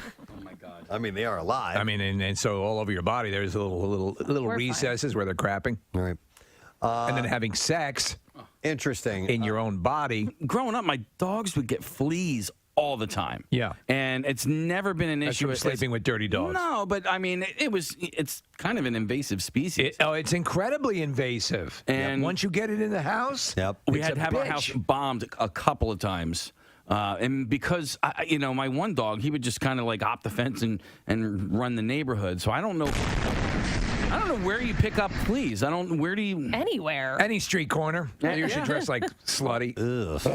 Nothing quite like Scabby Welts, man. Yeah. That's the old bluegrass singer. His name is Scabby Welts, and he sold more records in Pakistan than Slim Whitman. Hi, I'm Scabby Welts. It's great here to provide you folks with music. Music that'll make you want to scratch. He and Boxcar Willie went out on tour together, so. But he died of scratching himself to death. Yeah.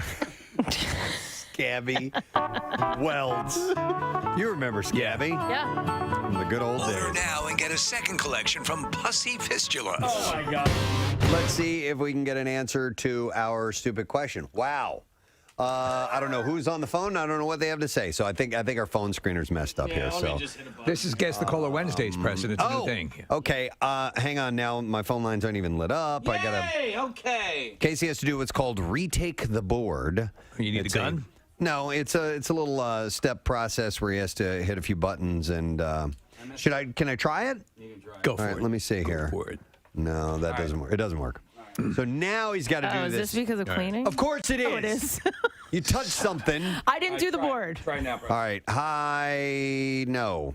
It shows that somebody has it online. All right. We will begin with this story out of England. This one cracked me up when I saw the pictures. Commuters have been left giggling after a sex toy was stuck to a railway sign for everyone to see. Yeah. Portsmouth and Southsea Station had been targeted by a large dildo that was mysteriously placed at the entrance of the depot. And guys, you remember the really big one with the suction cup that we had? When I saw this, I thought that's what it was. Were we ripped off, Preston? Is that what this is? In a photo posted to Reddit, the pleasure-inducing toy can be seen firmly stuck onto the coastal city's name on the train station sign. Impressively, the large toy landed right on the letter O in South Sea, perfectly covering up the vowel. But one unfortunate rail worker had the hard job of getting the plastic phallus down. It says here in the story, the bloke can be seen armed with a lengthy yellow stick, reaching for the girthy menace as it mocked those below. And of course, many people found the incident hilarious, and so took to comments to poke some fun at the station sign. We were given that, were we not? In one of those the goodie bags from Risque. I don't think we went out and bought it. Yeah, I think it was gifted to us. We had an African American one and a Caucasian one. Oh, we still have them. And we do still have. Oh, Yeah. yeah. They're heavy too. I wonder how expensive they are. I bet they're really expensive. Yeah, definitely over $100. I would think. So. I'll do some digging. All right. Imagine heading out for a casual stroll on New Year's Day to try and shake off the last dregs of your hangover, and you see a new statue has been erected in your town in the distance. And then you get closer and find it truly has been erected because its main feature is a huge penis. We have a theme. There's a theme. There you go, yeah. There was actually, it was the case for residents close to Mochi in the western province of Trujillo in Peru at the start of 2022. The 10-foot-tall indigenous statue was installed to mark the new year, but local reports say that the event surprised people and drivers passing the area. The mayor, Cesar Arturo Fernandez, said that the statue was donated by a local plastics artist who wanted to contribute something cultural to the area. That sounds cultural. We're looking at the picture of it. Jesus. Oh, my God. The penis is massive. It's just, it's the size of a human being. And the statue's aroused clearly, and it's making it all the way up to his chin. He said, in our culture, it does not represent eroticism, but faith to God. Yeah, that's what I would figure. In addition, sexuality must be seen as something normal and natural. Huaco is the Peruvian term for earthen vessels and other pottery works by indigenous people of the Americas. I like big balls. They're often found in ancient burial sites and temples. Video footage shows the massive interest around the statue as crowds of people posed with the phallic monument and stunned motorists slowed down to take a proper look. Giant penis-like statues have also been causing a stir over on the other side of the world. During the first few days of 2022, a 4-meter-long statue of a potato was toppled by vandals in Cyprus. Locals called it the Big Potato when it was unveiled last October, but it soon became a viral star looking like the veined shaft of something quite rude. So, is it time to replace Lucy the Margate elephant? Yes, with a giant phallus. Yeah. Why not? Venetian authorities have designs to replace the glass underfoot on a Star Architects slippery bridge following years of pedestrian falls. The glass on the Ponte de Constitución arching over the Grand Canal will instead be replaced with stone. Designed by Santiago Calatrava and opened in 2008, the bridge has become notorious as the site of numerous slips and falls, especially in the wet and wintry season. Like, people fall on this thing all the time. According to a public works official in Venice, Francesca Zaccarito, people hurt themselves and they sue the administration. The city will allocate roughly $565,000 to the reconstruction. Why did it take them so long to do this? A prior effort, because it was an art installation of sorts. Come on. Art smart. A prior effort to apply resin and non-slip stickers reportedly failed to curb the almost daily tumbles on the beautiful but dangerous bridge. President, it reminds me we were at Blarney Castle and you slipped on that. And I had to imagine you were not the first to slip on that. It was like damp stone. Insanely painful. I was this close to passing out from the pain. I also thought that the sidewalks in Chicago near our hotel were pretty slippery because it rained a lot. Okay. And there were certain sidewalks. I'm like, this is a terrible design. It's just a little bit damp. I got through that okay. Yeah. So I don't know.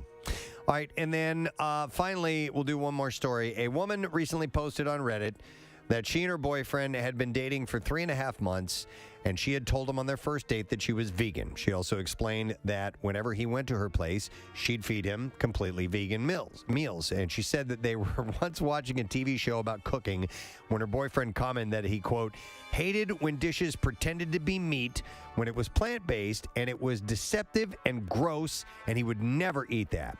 And she was confused and told him that he'd eaten vegan a number of times, and he got really mad and accused her of tricking him into eating something he found disgusting and forcing my diet on him. Wow. She added that since the argument, the boyfriend hasn't been over, and since she's tried to reach out to him, he's expressed how betrayed he felt over this whole thing. She added that he refused to come over unless she apologized for lying to him. Well, this is off to a good start, this relationship. Responders pointed out that his behavior was, quote, a red flag, and that he was acting immature. So He's a lunatic. She wasn't trying to trick him. She just thought he knew that it was vegan, and he's an idiot. You whore. And there you go. That is what I have in the bizarre file for you. Text the word tattoo to 39333 if you are interested in winning a Preston and Steve themed tattoo. It's from our friends at Floating World Tattoo and Piercing. And you can check them out. They're at 1729 South Street in Philadelphia. Or if you want some samples, go to floatingworldtattoos.com or Instagram and search at Floating World Tattoos. We'll be back in just a sec. Hang in there. WMMR, who's this? John, how you doing, bro? What's your answer, man? What's the question? Ask John. So the angles in a triangle add up to how many degrees? Yeah, how many degrees, bro? Bro. He says 180. Is that right? John's right. Wait, hold the earpiece up to the microphone. Yeah, let's see if we can hear this. All right. Hey, wait. I got to wait for the bells and whistles. No, you'd have to put the other one so we could hear him. Yeah, this one. Yeah, there you go. Hey, John, can you hear me? No, Casey, there.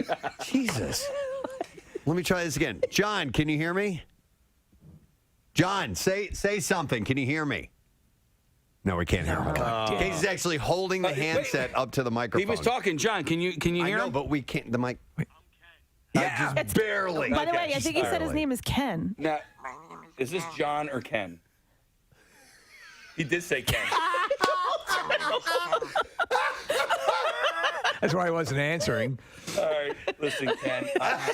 Sammy's got to go. We got to go. You won.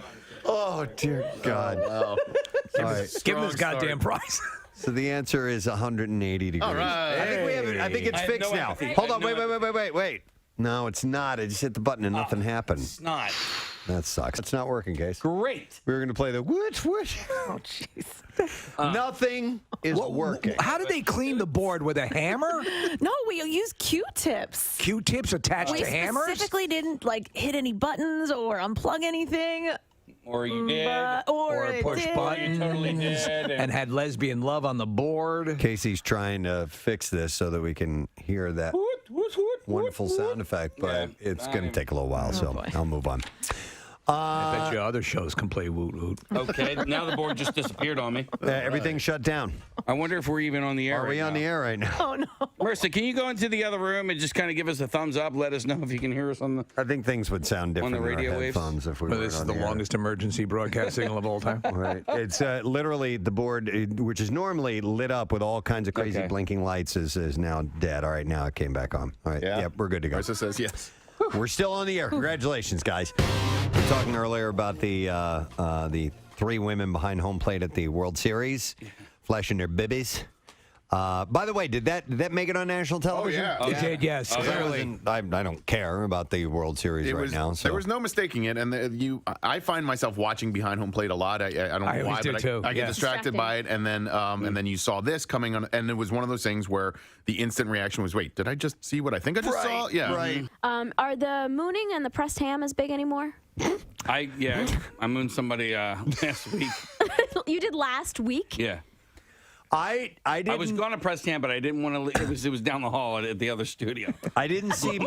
Wait, our own coworkers? Yeah. I didn't see bare ass yesterday, but I did see a man spread his butt cheeks on the streets of Philadelphia. What? Why? So we were at Steven Singer Jewelers, and we were walking over there, and somebody had pulled over to it was at right at 8th and Walnut, insanely busy there, okay? So this person had parked his car in a non-parking spot too close to the corner. A city bus is making the turn. The car's parked where it shouldn't be, so the bus can't make the turn. The car is in the way. So the bus driver starts leaning on the horn. Well, the guy who had parked the car happened to be standing right there, and he didn't like that. And he starts flipping off the bus driver. Meanwhile, everybody else is honking their horn, going, dude, move your car, move your car. And the guy bends over, spreads his butt cheeks. I took video after it. Did he drop trow? No, he didn't, but he wanted to. He was pointing to his ass and spreading his butt cheeks. Was he like, excuse me, may I ask you a few questions? No, but he was spreading his butt cheeks and pointing to it. So it wasn't a full-on moon, and it wasn't pressed ham, but it was still very entertaining. Yeah. So this chick is winning. Yeah. Oh, yeah. Everybody's talking about Are you kidding me? Yeah, done deal. Yeah, of course. But she was winning when God gave her a DNA structure that ended up working out nicely. But this strategy has worked. Yeah.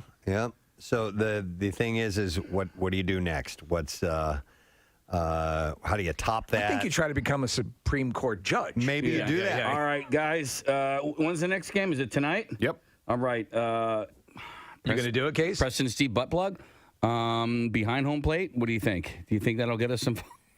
What do you mean? If I put a butt plug in and I moon the camera and it says Preston and Steve on it. I didn't know. I thought this was a charity thing. I thought it was a charity event. I thought he was talking about promoting a charity. All right, I'll put a can of something up there instead. Yeah. But It'll be the Camp Out for Hunger. We say butt plug all the time. How about inserting a mag light? Yeah. I didn't know you were going actual butt plug. No, is it Preston Steve butt? Yeah, I guess you're. No. There's a fan there putting a full police mag light into his butt. You know, the game sure has changed, Ralph. It's for breast cancer. Yeah. You got to get to Houston tonight, Case. It's not in D.C. Sorry. Yeah. Houston, maybe. Well, you see, D.C. would have been doable. Right. All right. How much for a D.C. was viable, but Houston seems extraordinarily difficult. Wait, what did you say? How much for a mag light? No. I may have said that. How much? No. For behind the home plate seats. Oh, I'm sorry. Yeah. Yes, do you carry full-size mag lights like the police use? It's for my butt. You check that, or you buy it when you get to Houston? You can buy that when you get to Houston. What's that? Yeah. Oh, it's for breast cancer month. Yeah. Wow. No, I would do it for Camp Out for Hunger. I mean, there you go. That is the obvious. Still abundance. Yeah. Yeah. Wow. So that way, the next time we're up at the award show in Washington. Right. Yeah. They remember, they play little clips. I'm Kelly Ripa. And everyone was moved to tears when Casey put a mag light in his butt. Wow. And said, F hunger in the butt. Those inspiring words are now etched on marble.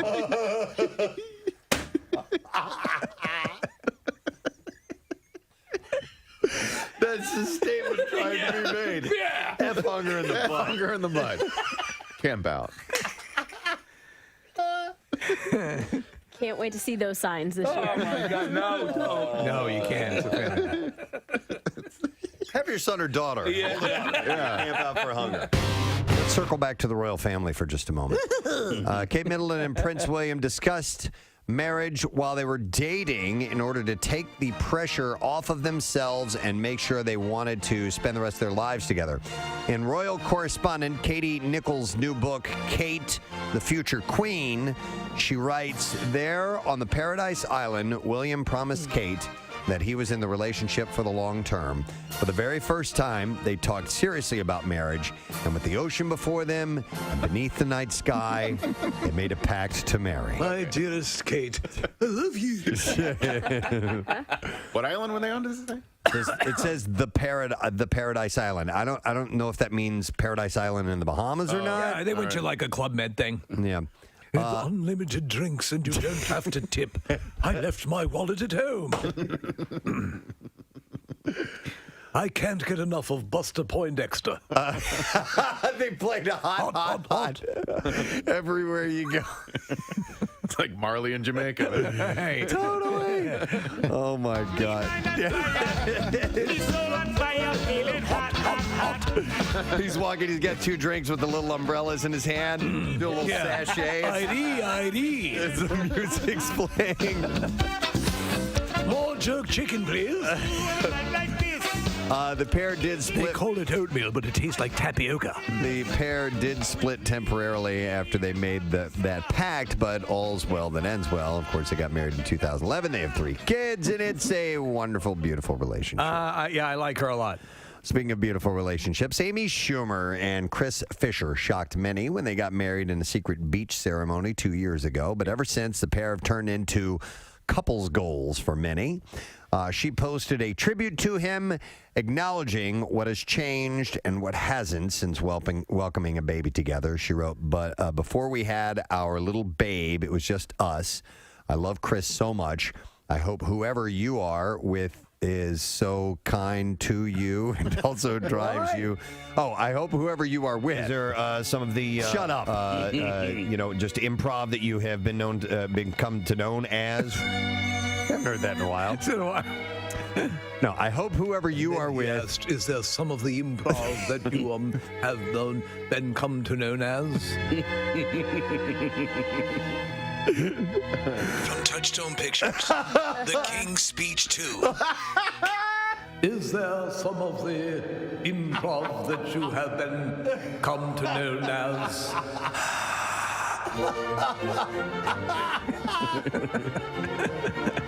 Oh my God. Oh. I love that idea. I absolutely love that idea. Pregnant Meghan Markle's sartorial choices. Yes. These are clothes? Clothing, yes. Okay, sartorial. It's what she likes to eat at the food court. Oh, okay. No. Frequently give fans a double take, generally for their stunning elegance.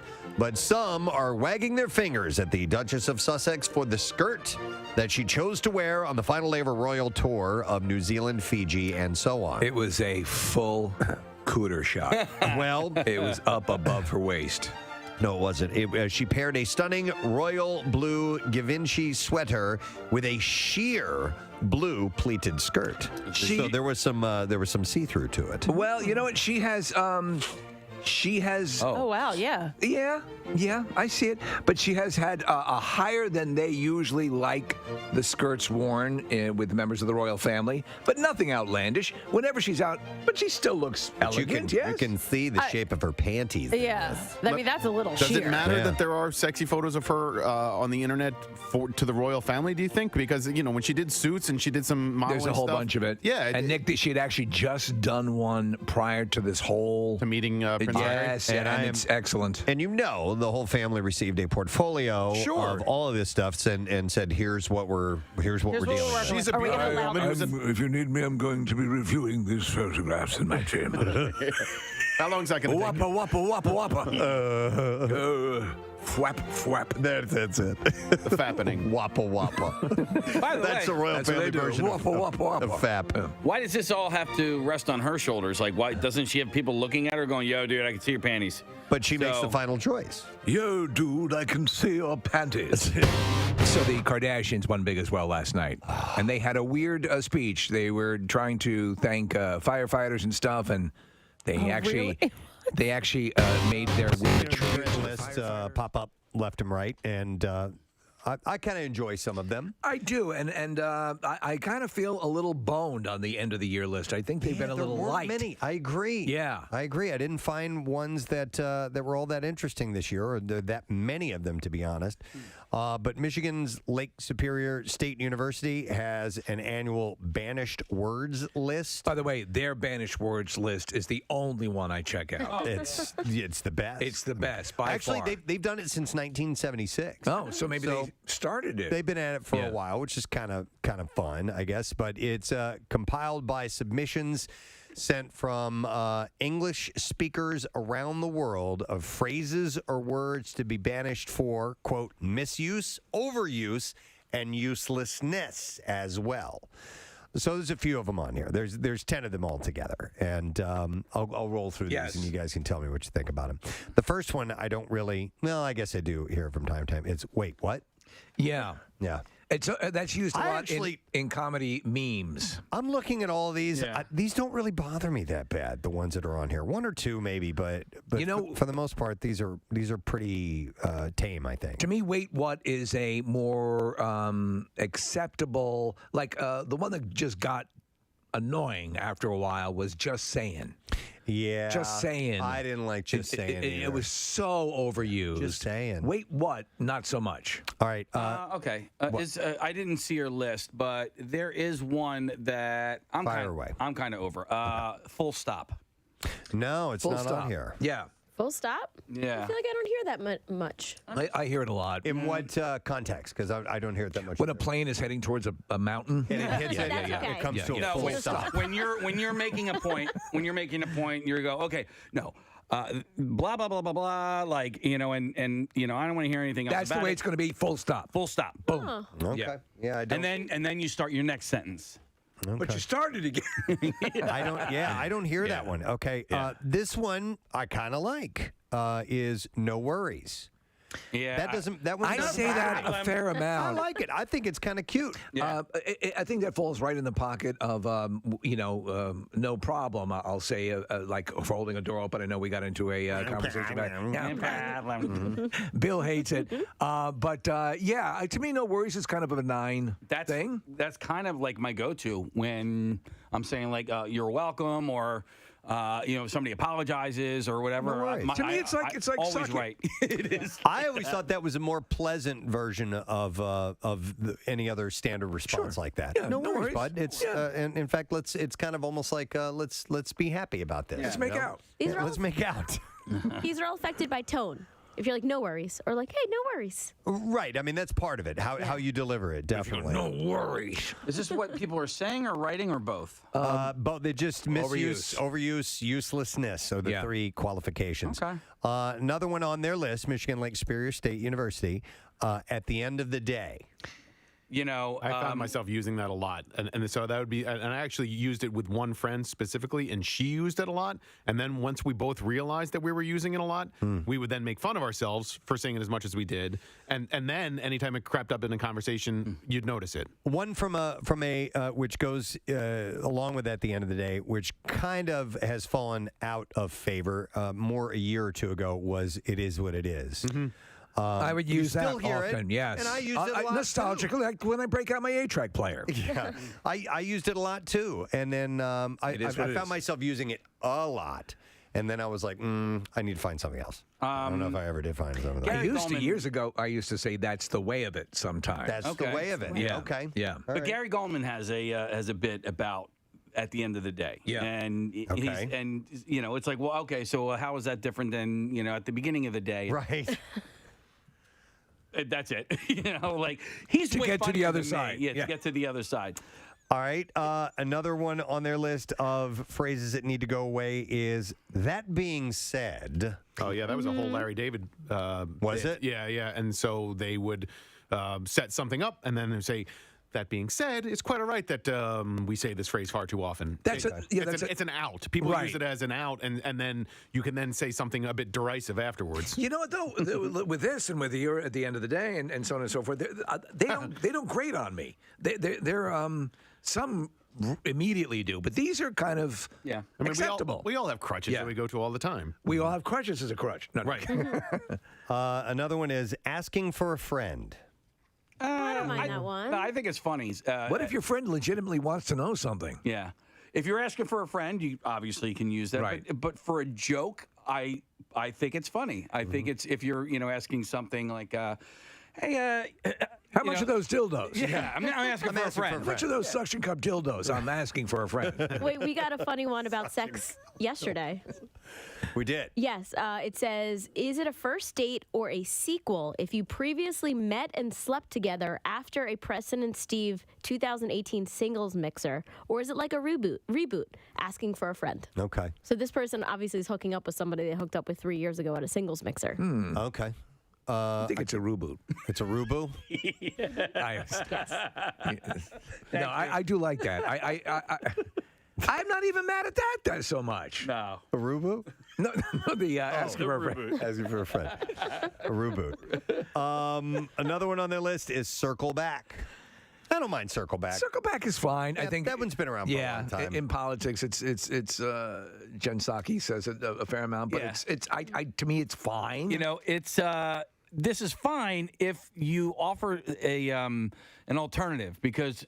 All give right, me something better. Give me something better. Give me, if I can't say circle back, then give me something better. 23 skidoo. Also, like ending your sentence in a preposition. You're not supposed to, but sometimes the way the sentence is forming in my in my mouth and the way it comes out with a preposition. And I hope people don't judge me on that. I don't care about that. About ending with a preposition. So what? Yeah. I don't even know what a preposition is. Nothing better and come to mind. Yeah. So with my cousin, we joke about that. So if I am talking to him and I am about to end a sentence in a preposition, I will add a comma and then call him an a-hole, and then that way I'm not ending the sentence. Yeah, in a there was a movie of Joe Yeah. Pesci saying, which door do I leave from? And the guy goes, we never end our sentences with a preposition. He goes, which door do I leave from? A-hole. Then that's where he probably gets it from. Circle back is kind of lame on an email. It's like I ignored it the first time. Meaning somebody said, well, we'll circle back to that later on? Yeah, it's usually like, hey, circling back on the email I sent. Okay. What did you think of Just this? circling back. Yeah. I gotcha. So in a business sense, it can get annoying. Yeah. Here's another one that is considered to be overused, which is deep dive. We need to take a deep dive into that. This is all the stuff you'll hear during like a boardroom meeting, where they would take a deep dive. We've got a lot to unpack here. Right. Yeah. Stuff that Bill says. Stuff you say. Ham yonkel. Yeah. Low hanging fruit. Let me ham yonkel back. Right. Mm-hmm. Then there is new normal is another one on their list. Right. Of things that are overused a bit. Nanu. No, that's Mork and Mindy. I'm It's sorry. Mork and Mindy. You're on mute. Oh, okay. Well, that's just Is that because talk to the hand? No. People zooming haven't meetings, taken themselves off of mute. They're talking, and you're just, hey, you're on mute. Isn't that just a functional? Yeah. Yeah. That's actually that Right, is- you're on mute. That's Right, the but- situation. Right. That's what's happening. People got tired of the fact that they had to alert somebody else that they're on mute. Okay. Right. You're an idiot. How do you not know this at this point? You're on mute. While you're Zooming, you should be aware of when and when you're not on mute. That's why people got tired of it. All right. And then the last one is supply chain, which was just simply a reference to, what's going on. All right, so I can understand you. It's something that you've heard a lot, and it just, by its very nature, grates on you. I always tend to, in these lists, things that I'm tired of hearing people employ as catchphrases or. Oh my God. And that annoys me. Yeah. I haven't heard. I'm trying to think of it. I can't think of any catchphrases as of late that have gotten on my nerves. Making copies? No, that's from the 90s. Yeah. That's Saturday Night Isn't that Live. special? Church lady, isn't that her? That's church lady. Yeah. I did a thing as a catchphrase. Yeah, like people, baby. People will do something on. Oh, there was like I was today years old. Yeah, I did a thing. I'm adulting now. Adulting was something that started to agitate me after a while. You understood the assignment? No. Have you guys seen that one? Nope. What does this smell like? We actually, the Preston Steve show used it recently. It was like Christmas Miracle. Everybody had those awesome sweaters that were like Preston and Steve themed. So I wrote, you understood the assignment. The assignment was to wear a cool And sweater. you picked that up from other people that have used it many times? It's a trendy social media thing. Okay. Yeah, but it's funny because those things happen on social media and Instagram and whatever, and not on a TV show and a sitcom. Like the catchphrase on what's happening, that's something from a bygone era. There's not really catchphrases on the latest episode of, Emily in Paris. Here's some text coming in. People say game changer. Yes. Can't wait till game changer is done with. Another one is long story short. That's I use that a old fair one, amount. But yeah, long story short. I will go into long story short, make the story longer, realize that I said long And you story say long short. long story longer? No, that's and the then follow-up. I'm like, no, okay. When you say long story short, the story should probably end with the next sentence, right? That's the ending. That's the implication, is that you're going to truncate it to make it easily digestible. But if you're into your 7th hour of a dissertation, you haven't made that long story short. We had a caller at some point last year say long story short and then went into a 5-minute story. I remember that, yeah. Somebody texted in, John says, please drop John from the lexicon. I kind of like John. John is intrinsically ours, right? Yes, but I've also heard the word John for the very first time in my life when I was in college. So this is mid '90s, but I never heard actually really people using it until recently. And my son says, "What the John now?" And he says it because it's like a joke between he and his friends, because it's. I think they're making fun of somebody else. Okay. So they say, "What the John?" I have never used the word John, as it is intended. Ray John. I've used it. Well, yeah. But I've used it as more like, I guess maybe parroting someone else who would use it. That's what you know what I mean? I say it's funky not fresh. It's not part of my thing. I wouldn't say, "Wow, that's my John." You grab an antiquated colloquialism and make it your thing. Yeah. But so John apparently is a regional colloquialism that I think people force into our vernacular here in this area. And I wonder if there are other actual, so here we are in Philadelphia that we think, people in another area actually use this word because that's their regional colloquialism, but they don't actually use it either. Do you know what I mean? No. Explain again, I'm Because sorry. I don't think people in this area don't really use John unless they're trying. I know a handful of people who do, one or two, and that's it, and use it a lot. Yeah.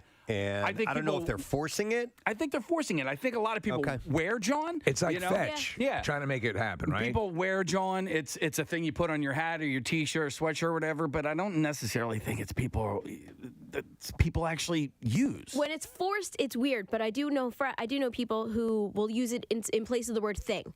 They'll be like, hey, throw me that John over there. Right. And that's casual, and that's fine. But Casey, just like we say the word use, I've never heard the word yinzer used. But isn't that like a Pittsburgh? That's a Pittsburgh thing, but I've never actually. I'm not familiar with yinzer. Yeah, that's their their use? That's their use, but I've never spent any time in Pittsburgh, so I don't know. In Missouri, it was Ewins. Ewins, yeah. Which is kind of like a different version of yins. Ewins. New York, it was suction cup dildo. Wow. Yeah, for a group of people. I think we should replace John with rantlers. Rantlers. I think that we could make that a thing. And that's my rantlers. Hand me that rantlers. Please. Rantlers. Yeah, I mean, why not? It's it's short, sweet, to the point. Chuck doesn't say John. He says, "How you doing?" And I like that a lot. like it too. Yeah. Yeah. The guy, he was wearing that "How you doing" on his head. Yeah, You know, yeah. he says it. Yeah, grab that "How you doing" over there. Or grab the "How you doing" and put it in the. Yes. Well, the whistle is my thing. It is? Yeah. You sure? Yes, because I started doing it with my kids, and I thought that was Chuck's. No, I'm pretty sure it's mine. Well, listen, Chuck is probably listening right now, and he can fight me on this one, but I'm 99% sure that it's mine. Okay. Give me that, and put it on the "How you doing." Yeah. I've replaced the whistle with a chicken fart. With the You can do that still? I can't do that. I used to. I used to. I The lost my underarm chicken fart capability. Can you do it anymore? Yeah. Hang on.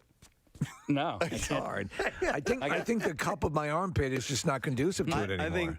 I think the hair. Yeah. When I was a hairless young lad. Yeah.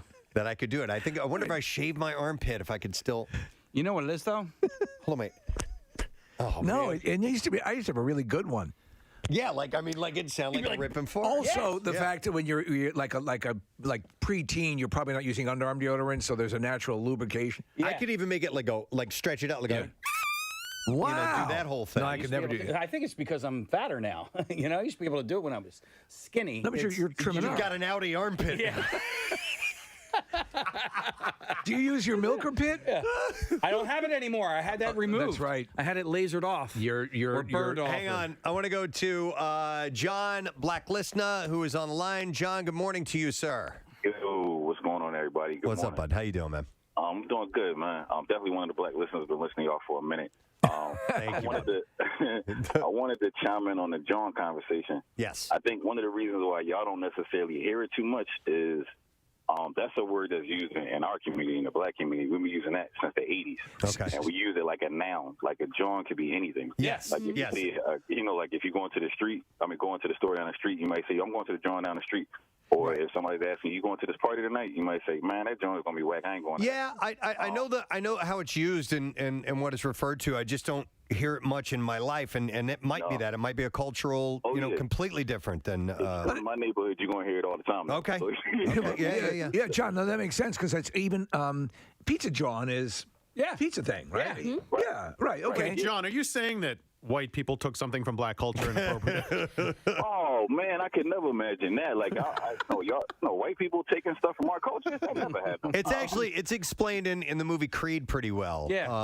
John. Yeah. She explains it to Michael B. Jordan because he's not from the area. Yeah, he lived in California. Let me explain it. Oh no, Rocky, shut up. 500 billion rantlers.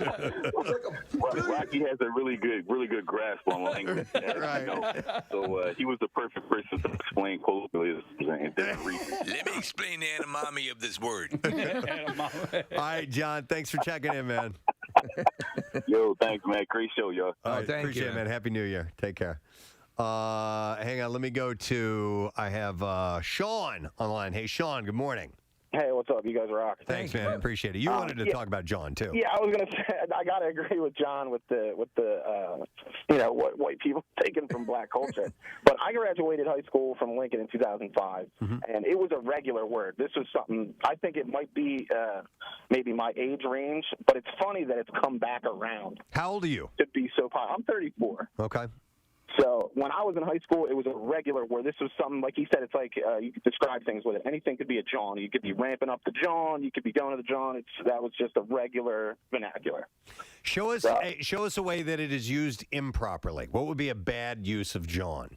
I don't even know. Maybe I'm feeling describing things that aren't nouns. It's basically a noun. It could be another word for thing or if somebody were to use it as a verb, that would be bad cricket. I'm really right. this I'm going to go bad John, cricket would be that wouldn't work. Right. So you use bad cricket. I use bad cricket. I'll say that occasionally because it's again you've taken a something well from the past. You can't add a suffix to John, right? You can't be like, man, I'm so jawned right now. Right? Jawned. Yeah. No.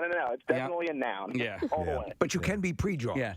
But that's what my Thanks, John. See you, buddy. That's why my son says what the John now, because he has a teacher that says what the John, and he and all his friends think it's hilarious because it's like sounds a little dirty. Yeah, what the F? Yeah, well, I was going to say something that rhymes with dirty, nerdy. It sounds a little nerdy when or purdy.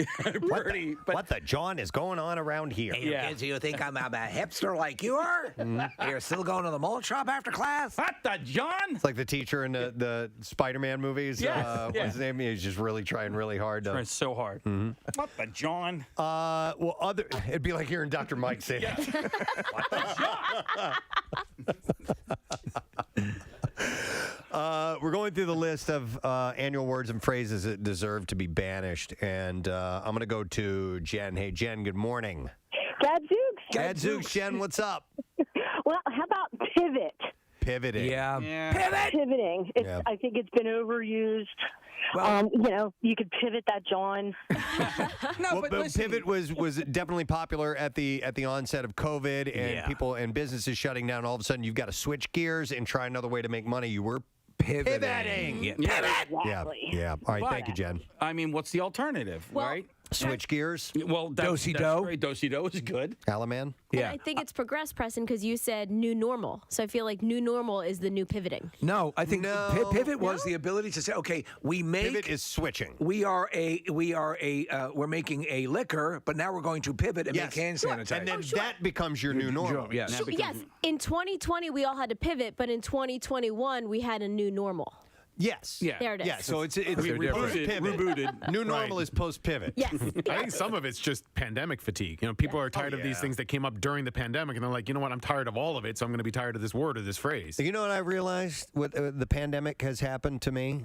I'm not fun anymore. What? Oh. I made that realization the other day. I was just out taking a walk, and I'm like, you know what? I don't think I'm fun anymore. And I think that partially it has to do with You're very fun. You bring joy to the people of Philadelphia every morning.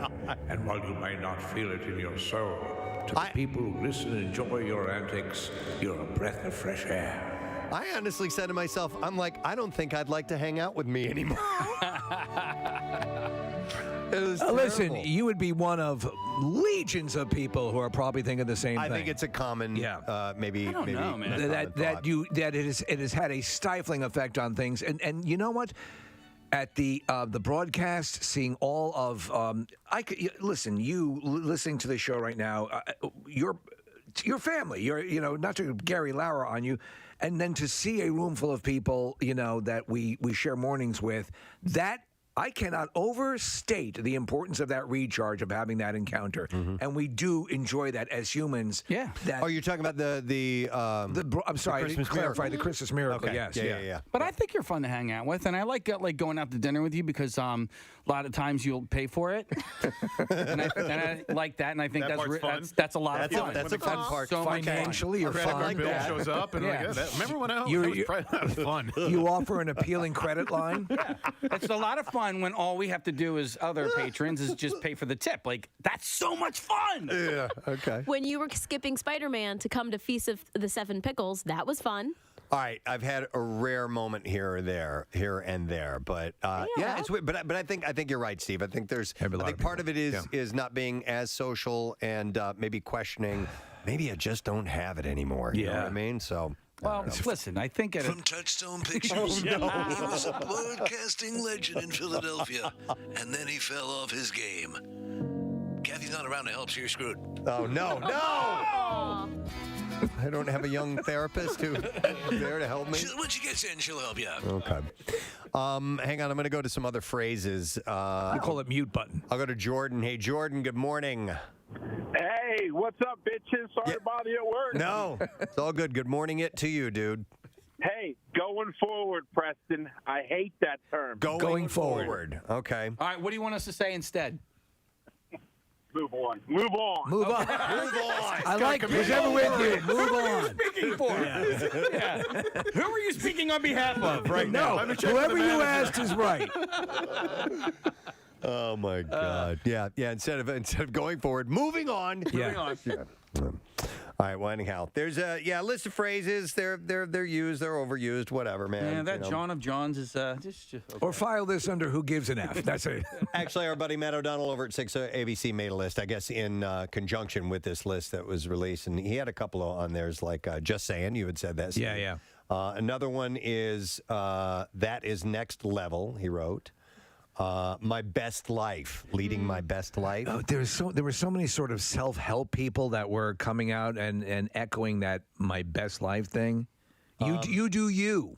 And his other one is this is my journey, which we've definitely heard a gazillion times. Yeah. That's my journey. Yeah, that is my journey. That's the real journey. It's not that. You know what?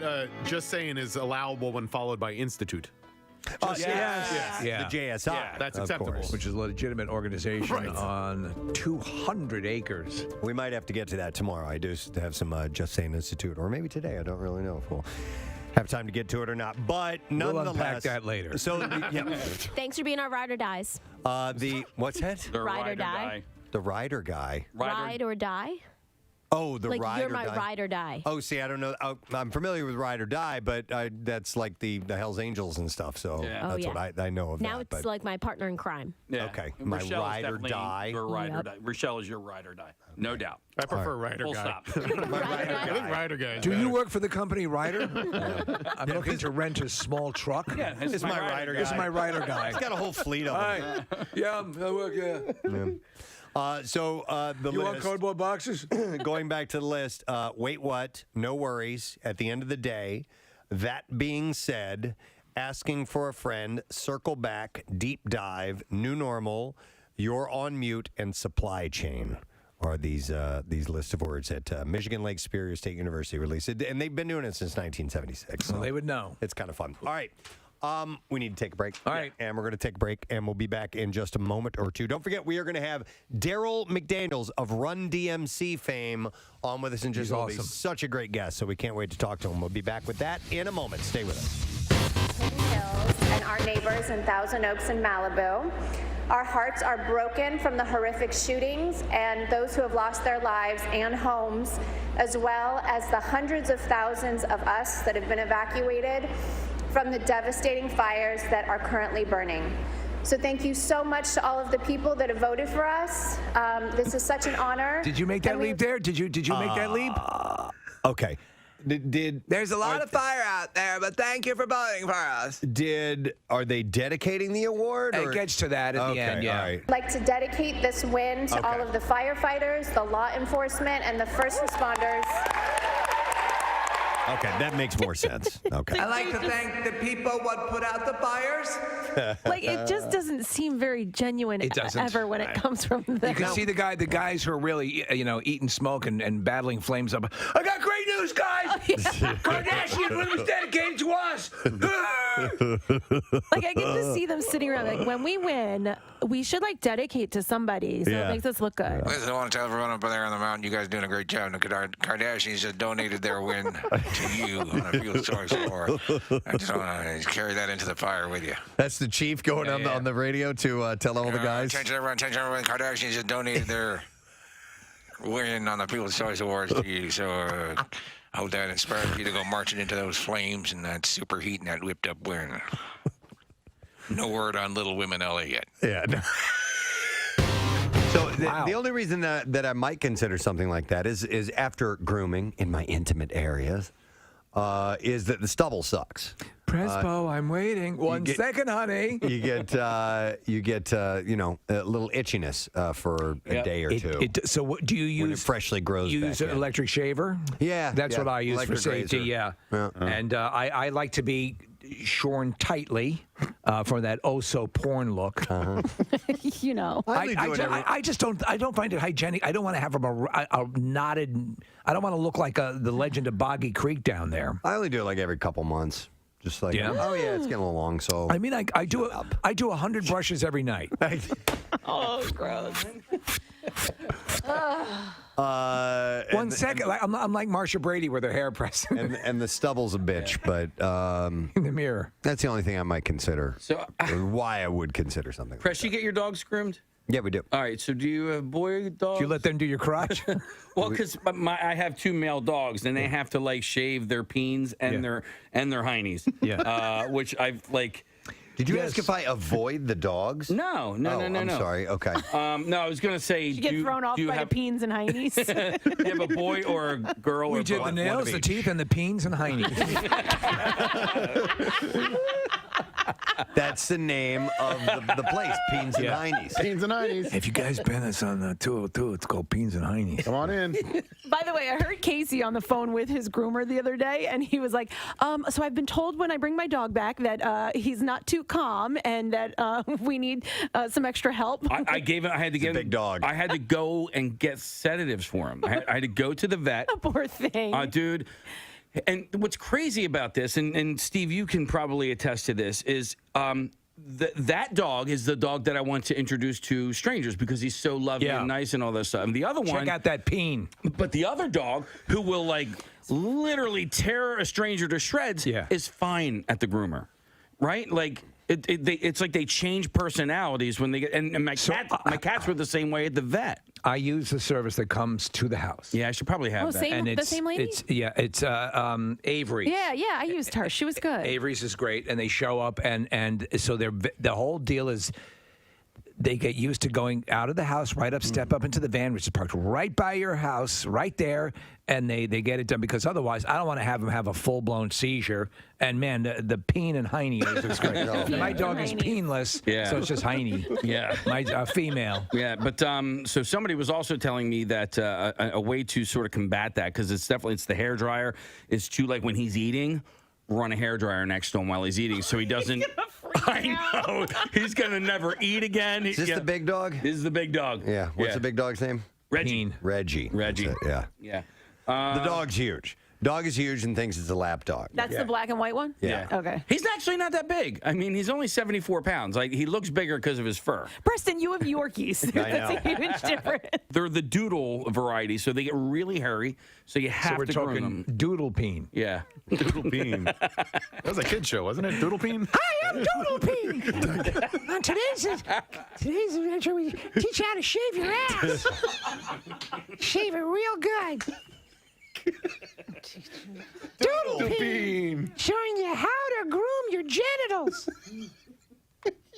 Doodle Peen, I have an issue right behind my testicle. Well, it's easy. Use fly strips.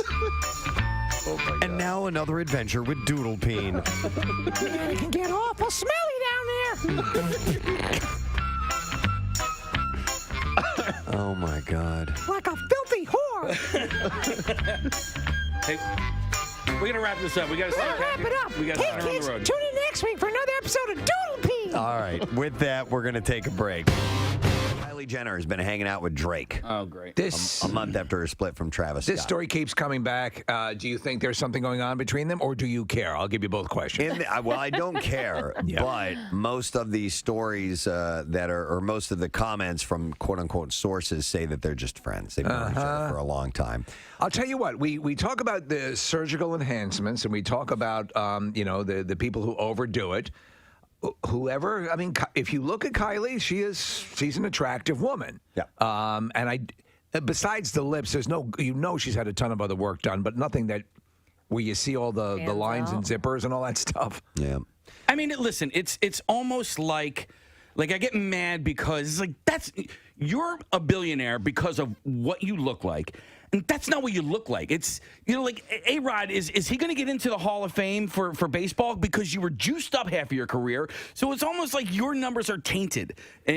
Well, the most clear aspect of the whole hypocrisy of this thing is that what got her over the threshold, what started the Kylie Jenner empire, was the Kylie lip kit, and her lips were surgically enhanced. Yep. I say to you, Greg. But is it an indictment of the country? I'm wearing Kylie lip today. Oh, I hate you. I know. Why? That actually looks good. I told you I bought it. Yeah. I know. I got it at Ulta. I tried one color, and I like it. It's pretty good. You're giving her money.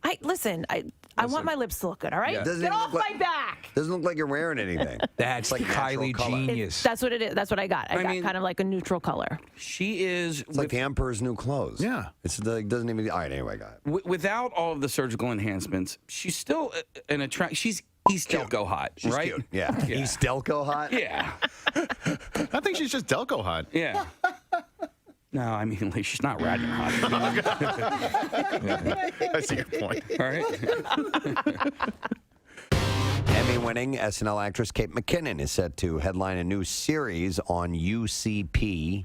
The hell is that? I don't know. Is it the Paramount Network? I don't know. Is that Uck? The series, it's Uck. You guys watch Uck? The series tonight on Uck. That's is it? What the hell? Where's that sound coming from? Where's that sound coming from? You know what it is? It's What? we said series and it lit up Siri on my phone.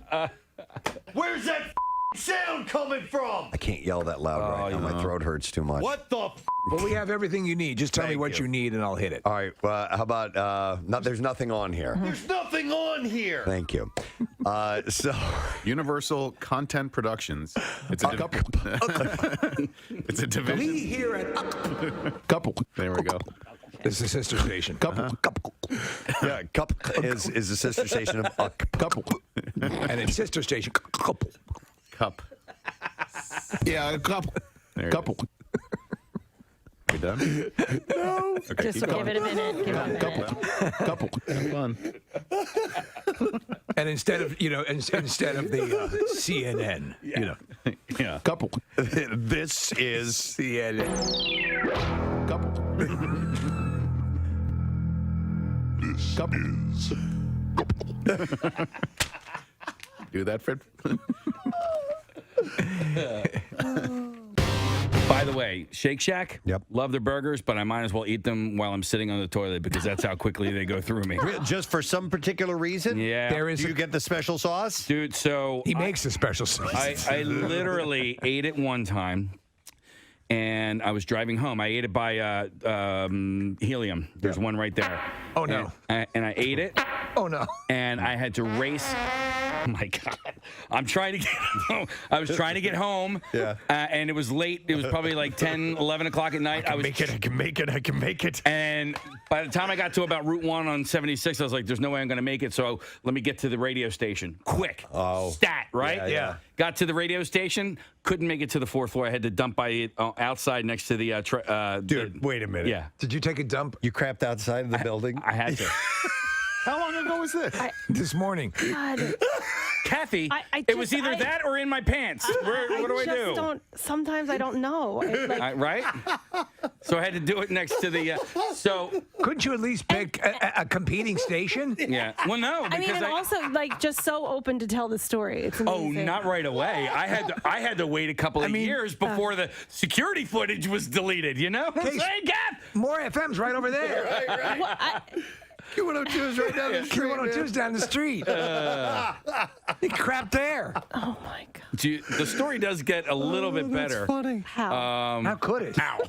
But could you have imagined had he been stopped at another radio station simply because it was an emergency? Yes. Right. Local broadcaster in a clear attempt. Like a superintendent of a school. Right, exactly. Right? He would have been raised to heroic levels here. Now, how does the story get better? Oh, man. Okay. Did you have it yesterday? We had spaghetti last night. We never eat on Taco Tuesday. It's always like Taco Wednesday or Thursday in my house. We don't ever. Do you have paschetti once a week at least? No. Okay. No, I mean, a lot of people use that as a standard go-to. It's easy. Yeah, it's so easy to make, a spaghetti dish. Yeah, my wife made a really good fettuccine. Well, actually, it was more like spaghetti Alfredo. It was because it wasn't fettuccine. It was a spaghetti Alfredo with a really delicious chicken last night. We're having a pasta dish tonight, and we'll probably use spaghetti because it doesn't have to be, bolognese or anything like that. It can be just that pasta. So we're having ours with shrimp, goat cheese, and these peppers called peppadews, which guys are kind eat so well over there. They're man. so yummy. Yeah. So we're having that for dinner tonight. I have a recipe for peppadews. Parmesan. Where Yeah. you put like a goat cheese inside of it Yes. and drizzle like a balsamic vinegar on top of it. We have that too. It's yummy. Peppadews are, Steve, they're not really spicy. They're pickled, but they're sweet. Yeah, I don't think I've ever had them. Yeah, they're really yummy. I made a linguine dish over the break. There was linguine, a white wine sauce, garlic, shrimp as well, Preston. I made the mistake of buying cooked shrimp, and so it's hard to heat cooked shrimp while you're cooking an entire other dish. I needed to buy raw shrimp and then cook those. But I did something that I rarely do, which was I poured the right amount of linguine into the pot. I ate the amount that I had. My girlfriend ate the amount that she had. Wow. We had zero leftover pasta. That's rare. And I was like, all right, I can walk away from this meal pretty happy. I have a question. Sorry. No, it's okay. I made a call to Evo's Pizza and got some chicken pesto pasta. No, very good. You call better than anybody I've ever I tell met. you, but you are gotta the best. call the right way and say the right thing that you want. That's right. Yeah. There's a skill. Yeah. Nick, you had said white wine. How were you able to part with the white wine and cook with it and not actually drink it? In fairness, it was a bottle that had been open for like 3 or 4 weeks. Yeah. So it had started to turn a little bit. What are you doing, dry January? No. It just was a white wine sauce. You're wasting the wine that you would normally drink to cook, and so I cooked the pasta and the shrimp in the white wine sauce. But as you're pouring some into the dish, you're obviously drinking some. It's like sampling the cookie batter. Yeah. You got to have half a bottle. My of wine. girlfriend, she threw away cookie batter that I made just because it had been sitting in the fridge for like a week and a half. Oh my God, with raw eggs in it? What? Yeah, that's fine. I'm gonna make cookies. No. You're gonna cook it. She's right. Salmonella. Salmonella. Anyway. Back on the pasta. It's overrated. Yeah. You guys remember Jen Carroll, who gave us those turkey tips? Yes. Right before? She did a chef, yeah. cooking class over break where she taught people how to make cacio pepe. I don't know what cacio pepe is. It's a type of sex act. I want you to try it. It's a very simple Italian dish. It's just Parmesan cheese and pepper, cacio pepe, and it's delicious. Parmesan cheese and pepper, like ground pepper, Yes. and that's it. Trust me. There's nothing else. You just mix those two together. No, this is green. There's a great dish I make, Preston. It's called oregano and table salt. Wait a minute. It is so good. So it's a sauce. Yes. Oh, see, you didn't say that. You just said. Or did you say sauce? I didn't hear that part. Cacio pepe is like the type, so it's the sauce. Yes, it's like a fettuccine Alfredo. Like Alfredo is a sauce. Steve, I gave my wife a back rub last night, expecting a cacio pepe in return. And you didn't get nothing. one. She fell asleep. Yeah. She fell asleep. She kicked me in the balls. Yeah. I like That's not a cacio pepe. It's not cace till Pepe sings. So, yes, today is National Spaghetti Day today. So if you want to dive into some, you'll be celebrating on the proper day. And apparently, in the year 2000, 1.3 million pounds of spaghetti were sold in American grocery stores. That is, if the packages were lined up, they would circle the earth 9 times. Have they ever done that? I don't think they've ever done that. Like spaghetti across the world? The first historical reference to boiled noodles found in Jerusalem Talmud suggested that the Arabs invented the dish thousands of years ago. So, yeah, probably pre-Jesus. It was, you got to think of the things that they had available. And Right. we're thinking the crock pot and microwave. Yes. But they didn't know where to plug it in. They didn't know where to plug it in. It would be years before they could harness the power of electricity. Right. They had the devices, of course. So what's remarkable about this record of when this was is that it actually refers to dried noodles purchased from a vendor, which means that pasta has probably been sold in stores since at least the 5th century.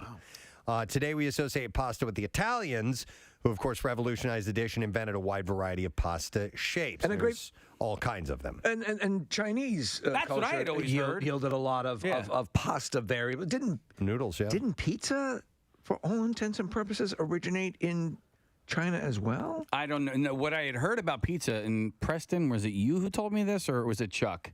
I think it was me. About Pizza Hut? Yeah. Yeah, there was a special that was done on, it was a documentary series about food, and that the American popularization of pizza was solely on the shoulders of Pizza Hut in the 1960s. Don't doubt it. Yes, in fact, the people who fed America, that History Channel series about fast food, might have been it. That's, I think you're exactly right. There was a whole You thought it would have been segment. something incredibly popular for years. It was very. It would, like, you would find it in Little Italy, Yeah. you know, in spots in New York and so on. But it did not take off nationally until these two guys created. They were looking for something specifically, and they realized, oh, you can eat this with your hands. Yes. And not only you can make big portions of it, and the family can sit down, and they marketed it as a family night out. Yeah. Having pizza, this new. Food that's sweeping the nation, and they created the national sensation of pizza. It blows your mind to think that it was that recent where it morphed into this go-to. Yeah. So going back to spaghetti, it is the most common round rod shape of pasta, and in Italian, the word spaghetti means little lines. I have to be honest. So the various forms of pasta and pasta shells, I don't know. I know angel hair. Mm-hmm. I know pubic hair. No, I know angel hair. I know linguine, and fettuccine. Yeah, those are all. And the other ziti. Maybe I know more than I think, but I know there are different shells. Rigatoni. I'm vague on cannelloni. Pastini? I don't know pastini. They're the really, really tiny ones. Fusilli, which are the squiggly ones, right? Yes. Ravioli, beefaroni. Chef Boyardee. There is, now I'm trying to think. SpaghettiOs. What's the really tiny rice-sized ones? Micro-Eddie? Oh, man. No, we have it all the Vermicelli? time. Not vermicelli. Tiny No, teeny? that's like a Stop it. Vermicelli is Linguine. rice, right? vermicelli is like a linguine, long noodle. When my mom would make pasta growing up, my dad, for whatever reason, did not like spaghetti but loved ravioli. So she would make spaghetti for us, for me and my brothers, but my dad would only eat. So my mom had to make two. God bless her. She had to make 2 separate dishes every time it was spaghetti night. Yeah, but and she's Italian, so she liked doing it. Oh, I'm sure she makes good stuff too. I again, lasagna fell in the ziti category for me, that I had such a profound, traumatic experience. Now I love both of them. Right. It's just boiling. I don't think it was that big of a deal to do something for the man that she loves.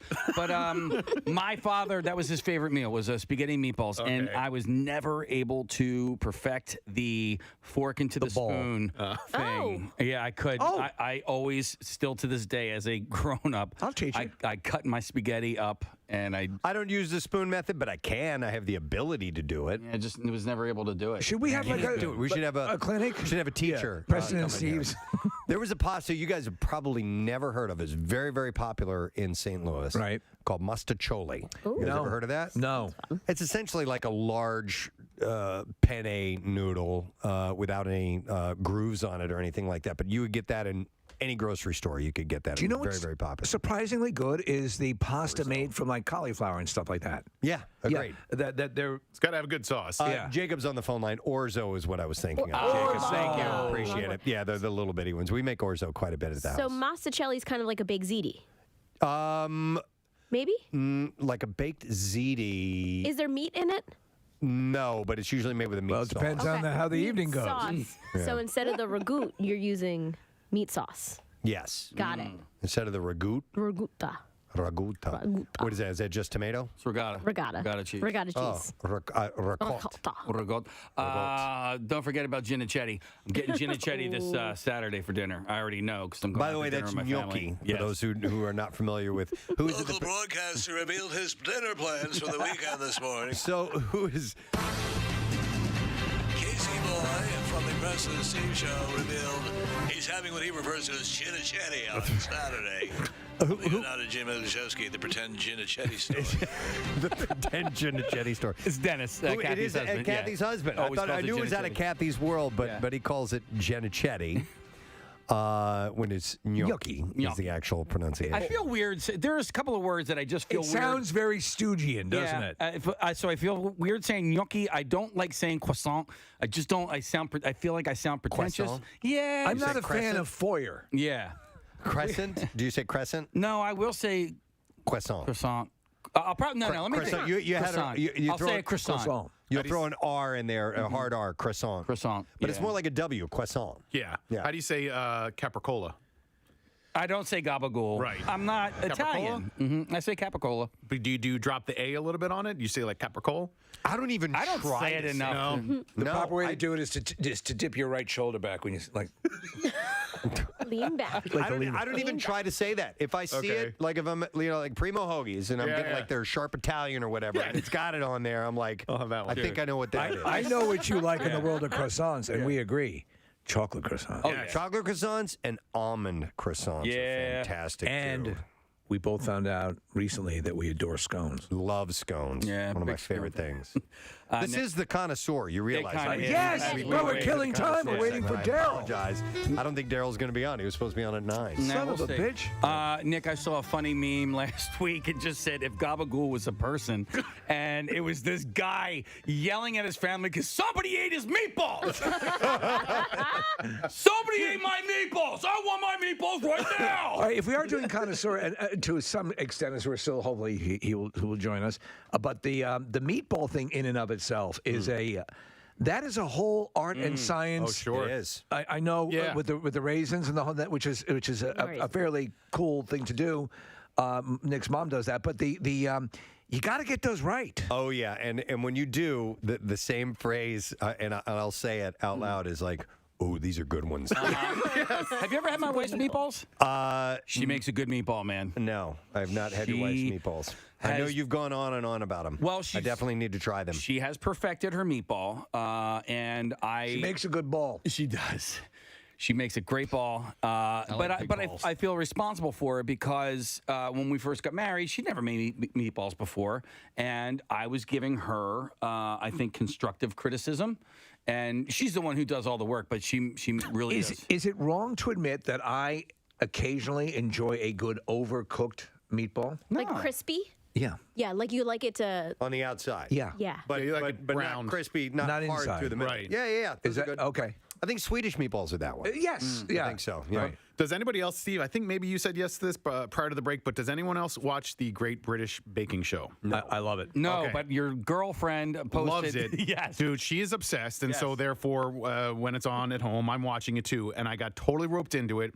It's a reality cooking show out of England. But Steve, like the way that they make these dishes, it's phenomenal. And they'll do like croissants, they'll do pastries. Oh my God. And they take it to a level that I'm not comfortable baking with it. They're much better than I will ever be. But it is one of those shows where you can't watch it and not be hungry by the end of it. Well, when they make things like ganaches and things Oh like my that, God, the ganaches! you're gonna shoot. Yes, You're it's gonna incredible. Shoot. Yeah. A chocolate ganache. A Yeah, chocolate oh my ganache. God. Yes, but then they'll like the. I ganache in my shorts. We're gonna make a marzipan, and I don't even know what the hell a marzipan is, but they'll do that. Sorry, I got some ganache on you. Pain au chocolat. It's got some ganache on your hair. It's on your chin. Marzipan is a dessert. Marzipan is now, Nick. They make it all the time. Here's where I don't even know what it is. Marzipan. So fondant, in many ways. Yeah, fondant if it's sucks. overly It sweet. does. People F up fondant so much. Fondant is used to construct all of these outlandish cakes, like Right. cake balls. Yeah. Fondant. It's more like a building tool. Yes. However, there are some people, like Sarah, who has made cakes for the show, where the fondant actually tastes good. You can do both, but for the most part, when it gets too sweet, it reminds me of bad marzipan. And it's used for, like you said, it's like used for the construction and for the assembly and for the display of the cake. But marzipan, I guess, is a little more edible. Yeah. It tastes like a almond. Okay. Yep, it's made with almond meal. Oh, Got it, okay. And then it's just the outer crust of something that you put inside that's more delicious? No, it's more of like the decoration of a cake will be marzipan. Okay. Okay. When they're building, anything that has some sort of that looks like a sculpture that looks with a big elaborate design, it's usually made of fondant. So we've gone from spaghetti to baking. I'm going to take us in another direction. Are you going to bake up some spaghetti? No, I'm going to declare a statement that I've had the best pickles I've ever had in my life. Really? Oh, and who made That's them? a bold statement. We go now to the offices of WMMR One Ballot Plaza, where Preston Elliott has just made a very revealing comment about his pickle history. Yes. Stating unabashedly that he has had the greatest pickle he's ever had. The Fishtown Pickle Project. Okay. They came by and dropped off some pickles for us. They were going to do it. They were hosting the Feast of the Seven Pickles. They didn't get to have it because COVID numbers were going up, so they canceled it. And they dropped off a few jars. I took like 4 or 5 of them. I took a couple home as well. The hot ones I took home, and then I think I maybe grabbed the zesty one as well. The zesty garlic are the best pickles I've ever had. Now, and I haven't even eaten. I've had one other flavor they had, which is the Bloody Mary ones, and they're fantastic. But they have the best texture of a pickle I've ever had. I want to see their operation. I want to see how they do it. Since they're local, I want to go and have. I want a tour. I think they did it. Is it you, Marissa? Or is it you, Nick, who despises pickles? I don't like pickles. So, and Preston's son. Yeah. No, he loves them. No, Parker. Oh, Parker. You hates have them. two Yes, sons. I'm sorry. Yes, I have 2 sons. The other one. Sorry, I immediately think of Carter when I think of pickles. He's a pickle lover. He's a pickle lover. It's so funny because He's my brother. They are like one son enjoyed pickles and the other did not. It's like a biblical story. You're like Job. Cain and Abel. The prodigal. Which son are you? Father, I'm the one who enjoys pickles. But they're like I shall cast you forth into the river in a wicker basket filled with pickles. Anyway, what were you saying? They're just like complete opposites. Oh, yeah, You yeah, know, like one loves them and makes them, the other one, they can't even be in the same room. No, not anywhere. I again, it seems weird. Like my wife, she hated olives, and then finally had olives. We've talked about this countless times. Yeah. It's the same sort of thing. I think you really need to explore the world of pickles because there are those to be found that you just might enjoy. God damn it. I love them. My cousin, his wife makes, so she's my cousin too, these stuffed olives that are so delicious. You'd mentioned, yeah. And bring some in. What's she stuff them with? It's like a mixture of woodcock. Well, she takes out the woodcock Gorilla Glue. and Gorilla Glue, and she takes the pimentos out. They're the giant olives. Takes the pimentos out. It's like a chicken and veal and other. Okay. Those are some big ass olives. And so she. By the way. Oh, just go ahead. I've got a statement about pickles. She olives. Dices all that stuff up and mixes it all up, stuffs them in the middle of the olives, and then breads them, and then you fry them up. And Bring 'em they in. are. She only makes them once a year, and then Tell her to make them twice a year. and he always brings like 20 to me, and like I just try and parse them out. My son discovered that he loves them, and now I have to freaking share them. I hate that. That's a problem. Yeah. So listen, on to olives. If we have the technology to take the pit out of an olive, Oh, God. Okay. why would we ever leave a pit in an olive? I hate coming across, I see a nice, juicy bowl of really good-looking olives, and I'm like, man, I got to nibble around that freaking stone to like eat a this. squirrel. You know what I mean? I agree. So, Why? Is there anyone listening who actually likes olives that has pits in it? You prefer those? It also leaves a disgusting, if you go out to a restaurant, and I can do Like we'll go to Cooper's, Manny, and they have a great olive selection they'll bring to the table. But then you have that bowl full of pits, this disgusting remnant of the, and it just looks horrible. Yeah. Why? That's a good question. Why can't? Does it cost more to purchase? It probably does. But I mean, what about a home I pitting don't kit? care. Yeah, I would like to see what sort of how they do it, device or apparatus they use to do it. But yeah, because you look, there's the main hole. Yeah. And then there's a little butthole on the other side. There's a little sphincter. Yeah. So And if you tickle, something pushed it from that side. That's true. Yes. Yeah. So my buddy George, his family, his mom and dad are from Greece, and he still has family there, and he would go there every summer. But and so he's my buddy from college, and he always would come home with or come back to school with mason jars full of, because I think they had an olive farm out there. And he would always have these jars, but they were always pitted. So pitted. Awesome. So pitted. Yes, if the technology exists, why would you ever Do it. Yep. Make it a law. ever leave the pit in an olive? Do you think that my disdain for pickles is also akin to my disdain for olives? Because I don't really care for both. And are they? They're similar. I think in they taste? fall in the same family. Vinegar, right? How do you feel about capers? I think texturally they're probably similar. Capers are all right because they're tiny and you can kind of like pretend that they're not a part of the meal. But What I about wouldn't. olive oil? Olive oil, yeah. You're cool with that? Yeah, I'll cook with olive oil, yeah. Rag 'em. Oh, wait, Where did he come from? Were you talking about Dude, the you Popeye? get the best barrels There he ever, is. dude. Just like you pull in and you just get spit right out of them. And you just drop in and just smack the lip. Whoop-ah. Drop down, snap. Ah. And then after that, you just drop in, just ride the barrel and get pitted. So pitted like that. Pitted like that. Like that. So why are there pits? I don't know. Is that? Well, I mean, why do they leave them in? And you know what? No, why They're are they so there in the- bad that people call it the pit. Why are they there in the first place? Yeah. Is it for the? It's the seed, I would assume. It's a stone, Is it? right? Yeah, it's like a peach or an avocado. Yeah. They all have a pit in them. Yeah. So I don't know. Or either that, it's a big practical joke. But sometimes they're like red. Okay. I think you're thinking That still of might be a seed. Is that edible? that's your. Wait, are you that's talking like, about the pimento? Yeah. Yes, I am. Okay, hang on. Is the pimento I'm sorry. placed? That's adorable. Is the pimento that's placed in the olive, right? That's not. See, I thought. Did you think they just grew in there? I never. You know what? Listen, I can't say I thought that. I just never thought about it. Me neither. Okay, yeah. I thought it was the pit. Turns out I'm wrong. what exactly is? Now, what I don't know is what a pimento is. So here's a great It question. seems like it might be a red pepper that's been roasted and So roasted. marinated. Roasted. It's in cheese, pimento cheese. There's pimento cheese. It's not a cheese. No. So pimento, It's it in says here. pimento Yes, it is in pimento cheese. What's that? There's a quasi explanation A here. pimento is probably the most recognizable item that is stuffed in a green olive, but it is not really known why or when this practice started in the first place. How could it not be known? Are a very mild variety of chili peppers and are also known as cherry peppers. But pimentos aren't the only thing stuffed in green olives. Yes, of course. But they are the most popular. It's what you see regularly. I'm fine with the pimento. I 100% thought that was the pit. No kidding. I just learned that. No. That's an olive A pit worm. is like a rock, Nick. Yeah, It's, okay. it's like it's Standing arrow straight. It's a seed. So, Bob Seeger has taught us nothing. wow.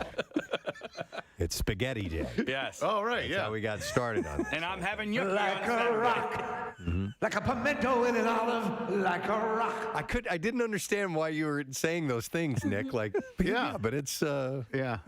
some of them are red. Right? It's a pimento. They look like pits. Pimento cheese, by the way, is more of a kind of a southern dish, and I grew up on that. I love that. We used to just make a toast on a sandwich. Pimento cheese is fantastic. I think it's becoming trendy. I think it is. I started seeing a few years ago in restaurants popping up sandwiches and stuff like that, but it's always been a staple in my my household. But I just haven't had it in a while. It's extremely fattening and everything. Oh, no doubt, yeah. Hey, can we switch gears? Can I talk about something else that has food? You have to ask the connoisseur. I'm asking him instead of pivoting if we could switch gears. Yes, please. I made Annie Ann's pretzels over the break. Interesting. Yes. So From a franchisee? Yeah. So no, if you can just Google anything. Like we've made. So it's their recipe. It's essentially their recipe. Like we've made like a Chick-fil-A type of chicken. We've made the lettuce wraps from P.F. Chang's. You can find recipes that will replicate. You're right. Get you in the ballpark. Yeah. And so, have you guys ever tried to make a homemade soft pretzel? Yes, but it's really easy. Not with butter, because I don't like that style of soft pretzels. I prefer them to be drier, I guess. Okay. All right. We've bought the Annie Ann's kit before. And Yes, made them at we've home, done that. You can do that. No, we And just it tastes did it- just like like you get them at the store. You need to use like bread flour as well as regular like all-purpose flour or whatever. And I was surprised with how great they turned out. I only made one mistake. I don't know why I thought I was supposed to put arsenic in it. Yes. Okay. So you understand my mistake. The mistake is you didn't use the Wetzel's pretzels recipe. That's your favorite. It is my favorite. Sorry, Wetzel's. But I'll look that up recipe up as well. No, I thought I was supposed to cook it on parchment paper, which was like a terrible, terrible mistake because. They have some parchments at the Constitution Center. They do, but it's the pretzels. Essentially, they stuck to the parchment paper. What? Yeah, I know. Like nothing sticks to parchment paper. I know. Okay. All right. So That's weird. It is weird, and maybe it's just because it was like maybe extra buttery, or I did. So next time I make them, I'm not going to use parchment. I'm just going to throw them on the. I love those kits, and the problem is you make it, and it's like. I would have. I could have gone to the store. Exactly. But part of the fun is you can make that into a little project. Yeah. You do it, something you do together. Sure, yeah. No, we made. And you can make weird little sugar shapes. cookies and stuff. My wife and I did it for Christmas. It was a lot of fun. But so Wetzel's Pretzels is they're the only one around here is in Center City, so I'm not going to go there.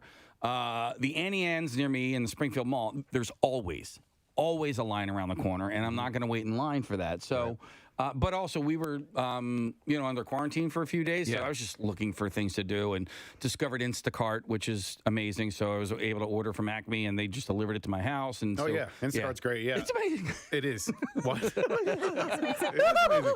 Steve, I was watching a Great British Bake Off, and when it comes to cooking with butter, Casey, I didn't know this until watching the show. Like, if you put too much butter in it and then you set it at a certain temperature, the butter can leak out of the bottom of whatever it is that you're making, a bread or a pastry or a pretzel or whatever. Yeah. And so I'm curious, like, if you were to revisit that, the thing about recipes and baking, which doesn't occur to a novice like myself, is you got to try it several times. And then when you come back to it and you're like, you know what, I set it at too high of a temperature, or I put in too much butter, and then maybe the next time you do it, it'll come out better. It's funny you talk about the butter leaking out. One time we were at the Camp Out for Hunger, and Federal Donuts brought us some donuts, and I had my I had the bizarre file. I remember this. And I set my donut on the bizarre file for like 5 minutes because we were in the middle of doing something.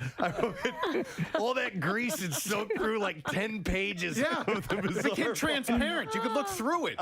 It looks like a window afterwards. So what are they using? I mean, you lard? fry them. Yeah. You fry them. You deep fry essentially the donuts. Donuts. So it has, and that's where the flavor is. Yeah. It's really, really good. It is. And that's why that stuff is fattening, or that's part of the reason why it's not just the sugar. There's lard and things like that. When I worked in Dunkin' Donuts, I know I've mentioned try not to boast.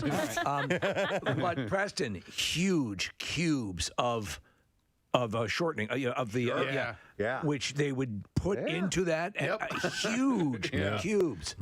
There was a text that came through that said I had my parchment paper upside down. Is that something that you can do? It's not the same on both sides. I don't know. Does it say this side up?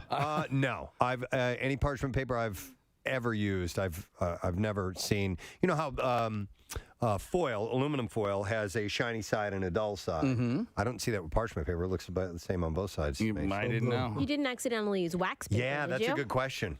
I don't know. My daughter was the one who grabbed it, so you didn't use They feel toilet the same. paper.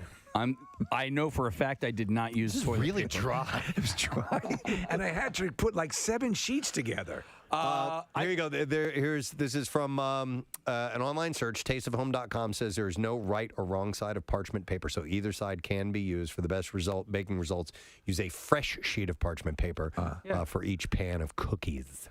I've started to cook almost everything on parchment paper now. It's so much easier to do. It's less cleanup. Cleanup is so great. Yep, and it works out great. Speaking of working out great, how's your podcast going with your restaurants and foodie stuff? Oh, thank you for asking. It's going great. We actually record. Oh, Casey, we record our next episode tomorrow in the Fashion District. Oh. So I will be Wetzel's near Pretzels? Wetzel's Pretzels. Oh man. Yeah, we took a little break I'm over hearing a lot of Christmas. talk, but you're gonna hook a brother up? Yeah, put up or shut up. I will stop by just for you. Justin wants to explain. He worked at Philly Pretzel Factory. Can explain to Casey what the story is, why his pretzels didn't turn out right. Hi, Justin. Good morning. Oh, I'm sorry. Hold on. We didn't have that channel on. You're Go on ahead, mute. Justin. Now you're on the air. Okay, cool. Thanks. Hey, what's up? How's it going, guys? Good, buddy. What's up? Not much, but yeah, so a lot of people would come in and they would basically want to buy the dough from Philly Pretzel and make their own. Yep. But, I mean, essentially they'll never turn out the same. One, because our oven was set at like 550 degrees. Wow. So, I mean, when you're putting them in the oven that hot, I don't think a conventional oven is just going to do that. But also, before you put the pretzels in the oven, you got to dip them in what's called caustic. I did do that. So it's like a baking soda warm water mix, right? Right. Well, essentially, from what I understand, like now the caustic is, it's pretty harmful. If you get it on your skin or whatnot, you can get like pretty irritated. So I don't think you can even get it unless you've got like a LLC for, So bake just for clarity's sake here, you're gonna what are you dipping? You're dipping this in something caustic that you're gonna eat? No, well, it's concentrated salt. So you mix it with water and you heat it up. So you dip the pretzels in, and that's essentially, if you don't dip the pretzels in the caustic, it's just going to look like cooked dough. It won't be brown. Right. Right. So that's what gives. Maybe they need to change the name of that from caustic to like blood fart. Yeah, but I mean, that's what gives the pretzel the brown color. So, listen, whatever you guys are doing, that's great. And you think that's the issue that Casey he doesn't have access to the caustic, as you're saying? Well, the recipe that I had was just part baking soda, part water, and you just dip it in there, and it doesn't sound like caustic to me. It does not sound like caustic. I think.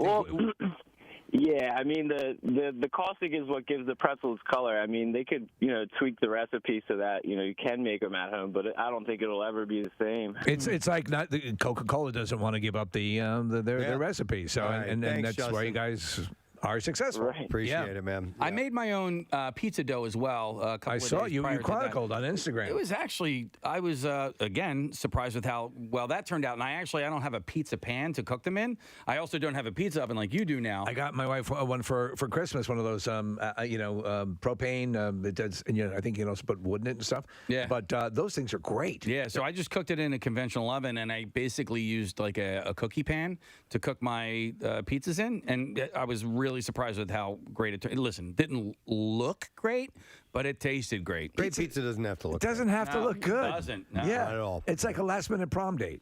Yeah. It's just functional at that point. Yeah. Doesn't have to look. That is, we're looking at a picture of that is an ugly pizza, Casey, but not the crust and everything looks good. It's just the cheese and sauce thing looks like you just kind of smashed it all up. Well, so I had the problem was I didn't have enough dough essentially because I made two small pizzas, and as a result, like we didn't have enough dough to like fill up either pan, so I wasn't really able to make a proper like crust well to keep everything contained inside the pizza. Do you know what I mean? So when it started cooking, I am crust well. It just started sort of flowing out of it. But I read a stat over the break that says in most restaurants, one large pizza is bigger than two medium pizzas. That if One you're large pizza is bigger than two medium pizzas? Yes, because of the way that the math works and the circumference and the radius and diameter and all of that nonsense, that if you're thinking that you're gonna get more by ordering two mediums, you are wrong. Oh, okay. All right. Interesting. I used to make a lot of pizzas. I did work in a restaurant, and one of our signature things was pizza. And man, did we make a ton of pizzas. And we had the pizza oven, the paddles, and all that whole thing. And they were fun because I got to where I could throw the dough up in the air and do that whole thing, stretch it all out, which was kind of cool. But I got tired of making them after a while. But you never get tired of eating pizza. That's the one thing. Pizza is one of those things that you never grow tired. I don't know if I've mentioned this before, but I worked at a Dunkin' Donuts. and the the donuts, you never got tired of them. No. You know? All right, we started this whole conversation talking about spaghetti, and I've spent most of this break looking for the brand of spaghetti that is my absolute favorite, and I just found out that they're made locally. Okay. Like, I had no idea. It's called Anna's, right? Right, Steve? That's how I felt. Anna's. All right, I'm going to show... We go down to One Barrel Plaza where Rose McDonald's just found out one of her favorite pastas is made locally. You might recognize the bag. They have it at Acme. It's like red on the sides, and it just says Anna along the middle of it. Annabelle. And they make this long fusilli, which is like the pasta I ate growing up, and it's made right here in West Deptford. Oh, that's what you like about it? Is that particular shape? Yes. That long fusilli? Okay. And they're the only brand I've ever seen make it. Okay. All right, good And it's to right know. here in West Deptford. I'm Real very quick, I excited. have a couple of calls of people who do like non-pitted, so pitted olives, and we'll go to Scott. Hey, Scott. Good morning. Good morning. How you guys doing? Good. What's up, buddy? So basically, when you pit the olive and you put it back in the brine, it ends up absorbing more of the salt in the brine. Plus, it becomes mushier, but then therefore you lose the overall flavor. Oh, I see. See, I like that briny taste, and that's I do probably too. that's probably why, Scott, that I didn't understand that. Okay, there you go. Yeah. The skin acts as like a barrier essentially, so it sort of retains the flavor that way when the Makes pit's still sense. in it. Yep. But I don't like what you might refer to, Scott, as a crispier olive or I'm okay with the firm olive. Yeah, a firm olive, an erect engorged. There you go. Yeah. So yeah, rock hard. Yeah, rock hard, bulging and undulating. No, I would say that I agree with you, Preston. I enjoy that brine taste. And Heather likes pits in her olives too. Hi, Heather. Good morning. DBH, man. Yeah, man. All day long. What's up? I have three things for you, okay? So it's Scaramuzzo's, Casey, best pasta ever. Okay. Pimento is Spanish for pepper. Okay. And Casey, back to you, silicone baking mat. Silicone baking We have mat. some. Yeah, we have some. Rochelle likes to use those. They're the and I best. don't. I also want to say that the whole olive thing is what chicken, like if you cook bone-in chicken, it's like the flavor saver. Okay. Okay. Well, you're making a lot of sense here, Heather. All right. All right. Thank you. I like your reasoning. Thank you, Heather. Happy New Year. Same to you. We'll see you later. Okay. Interesting. All right. Well, it is National Spaghetti Day. Yes. In case you're interested, you can eat all the spaghetti you want. And by the way, it says spaghetti. It says in this story, spaghetti is traditionally served with tomato sauce and Parmesan cheese, but you can also add meat, garlic, oil, and pepper for extra flavor. Blowing my mind. You would find on a bacon, lettuce, and tomato sandwich. I cooked my linguine in chicken broth. I'd never done that before. Yeah. And You can do that with rice as well to flavor it, and it does make a difference. Yeah. It's a slight difference. I toast my Pop-Tarts in chicken blood. I see. You know, the thing with those... that sort of stuff of chicken broth and adding those little things, those little flourishes. Layers of flavor. Layers of flavor. And you don't think to do that all the time. Rice in coconut milk. Rice in coconut milk. Okay. Yeah. Like a jasmine rice in a coconut milk? Yes. It's like You really know what? creamy and sweet. I've done that before. It was a recipe. It was when we were doing like the HelloFresh, the stuff that was sent to your house. Yeah. And I was like, okay, that's pretty unique. And that would be in an Asian dish, I would imagine that you would have something like that. Okay. I love it, man. It's good stuff. I like Food is good. Yeah. I like talking about food. As you can imagine, did you add that in there? As you can imagine. Okay. Well, listen. Okay. As you can imagine. As you can imagine. We were supposed to talk to Daryl DMC McDaniels, and I guess that didn't happen. We just got a note, Casey, from Art Sears about it. Okay. And then maybe we can reschedule. Man, he started late. They couldn't find him. But, all right, well, anyhow, he's reading text messages. So I want to sit down. Can you do any other slots this morning? 9:50 a.m. Eastern? No. Let's try and schedule it for another time. Because we spent all this time. It's a talking book. about It's not like it's premiering. Right. So maybe we'll get to it another time. All right, we're going to take a break. We're going to come back in a moment. We'll get to the bizarre file, so make sure that you stay with us. Preston and Steve on 93.3 WMMR. Yeah. So I had to smeared it on someone's car. I had to leave it there in the grass. Yeah. I couldn't take it with me. Right. Oh, you didn't want to take it with you? No. I couldn't. So When it you ended take up. your dog for a walk. So I left it there. All right, so a little bit did end up in my underpants. So I had that was just like a bingo. So I had to luckily I had nobody can hear this, right? Right, All right. good. So luckily I had all these T-shirts in the back of my car.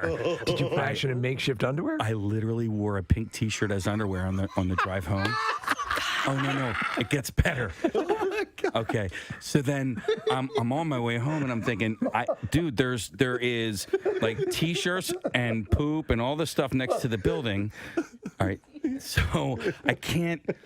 Like if security goes and they see that on Monday, they're gonna go, well, who pooped here and look at security. They're gonna look at security and they're gonna see me like all ashamed, crouching next to my car. So on Monday, I came back to work with a giant trash bag and I had to like collect it all. Oh my God! And then throw it in the dumpster. So he cleaned his spot. Yeah, I cleaned my spot. hate you. I hate me too, Kathy. When I got home, And this was all because of what? freaking Shake Guys. Shack. Oh, Shake Shack. No, not Five Guys. Don't you? talk They're bad about- fine. Yeah, they're fine. Where in the building was it?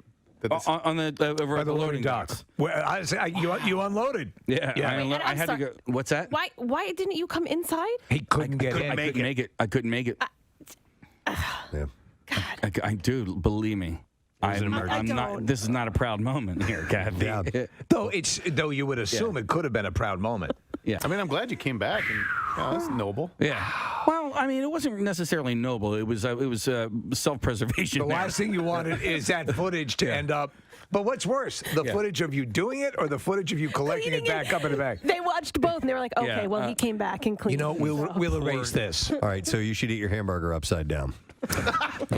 on the toilet. That's what we got. That's all. That's all I noticed. I didn't. There's That's it. I can't top that. No, it ends there. I will not be able like to. a derailing train. Right. So nobody heard that, right? Nobody heard that. So let me go to here and more broken ribs. I have. It says Walper. Is your name Walper? Walter. Honestly, wouldn't you at least say Walper? Is this Judge Wapner calling in? You got a nickname now, Walter. Oh my God! Yeah, you hear what happened to a Whopper. That's not even a mistype. I'm looking at the T and the P are like nowhere near each other on the keyboard. Walper. Name's Walper. Let me get that straight. Your actual name is Walter. And what happened to you? So what happened to you, Walter? All right. Well, All right. I've broken my hand. I've fractured all my ribs. Were these fights over your weird name, Walper? It's not my name. His guy's name's Walper. I'm gonna punch you. But at least you got a great nickname today. Walper. Well, hang in there, brother. Okay. From Touchstone Pictures, the inspiring story of a man named Walper. I've seen him. He's got some medical issues, but the worst thing is his name is Walper. And then a young therapist came into his life. Hi, I'm Kathy Romano. We're going to change that P to a T. Simple as that. And then his life turned around. I'm the head of a Fortune 500 company. And I can do the saber dance. That morning show's not making fun of me anymore. Oh, man. A little while back, I had this idea. If we were to cast WMMR, the movie, Yes. who would play who? And we That's went right. down a list of people, and we had people suggest, and we eventually narrowed down the cast of the WMMR movie. What celebrities would play? Exactly. And playing our program director, Bill Weston, John O'Hurley was the overwhelming You were the overwhelming choice. Yes. Well, that's interesting. I was hoping he'd have higher standards. So to understand Bill Weston, he has a bit of your delivery. Mm-hmm. He is somewhere between Peterman and Ted Knight. So and that would agreed. be right, and that would be the deal. So we figured we'd come up. Actually, Steve did come up with some lines that might be indicative of Bill. These are things that he has said in various forms. And we're calling this the Bill Weston story. Soup. There it is. He hates soup. It's a long story. So a lot of this is very inside. Do we have any soap opera music, which would? Yes. Okay. Yeah, perfect. Okay. If you wouldn't mind, give us a couple of Bill Weston lines. That'd be wonderful. Mm-hmm. Here we go. Okay. Preston, try to refrain from mentioning on air that you occasionally use Band-Aids. It makes you sound privileged. I just saw the most amazing thing while driving in today. Firefighters were collecting donations at various intersections. Is that a Jewish thing?